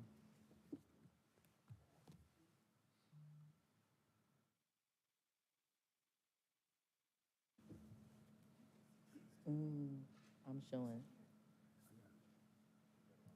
Yeah. But you didn't have no motion stuck in there, did you? All right. 662. Was there a motion to approve by Commissioner Ellis, seconded by Commissioner Thorne, to accept the calendar as presented? Those in favor say aye. And the Opposed, vote no. is open on 0662.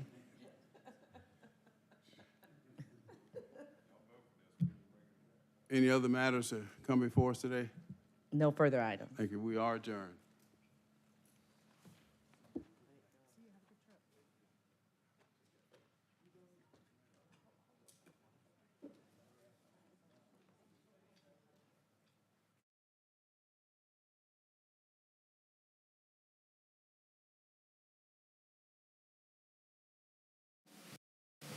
For a written transcript of this meeting, or if you need reasonable accommodations, including this communication in an alternative format due to disability, please contact the Clerk to the Commission's office at 404-612-8232.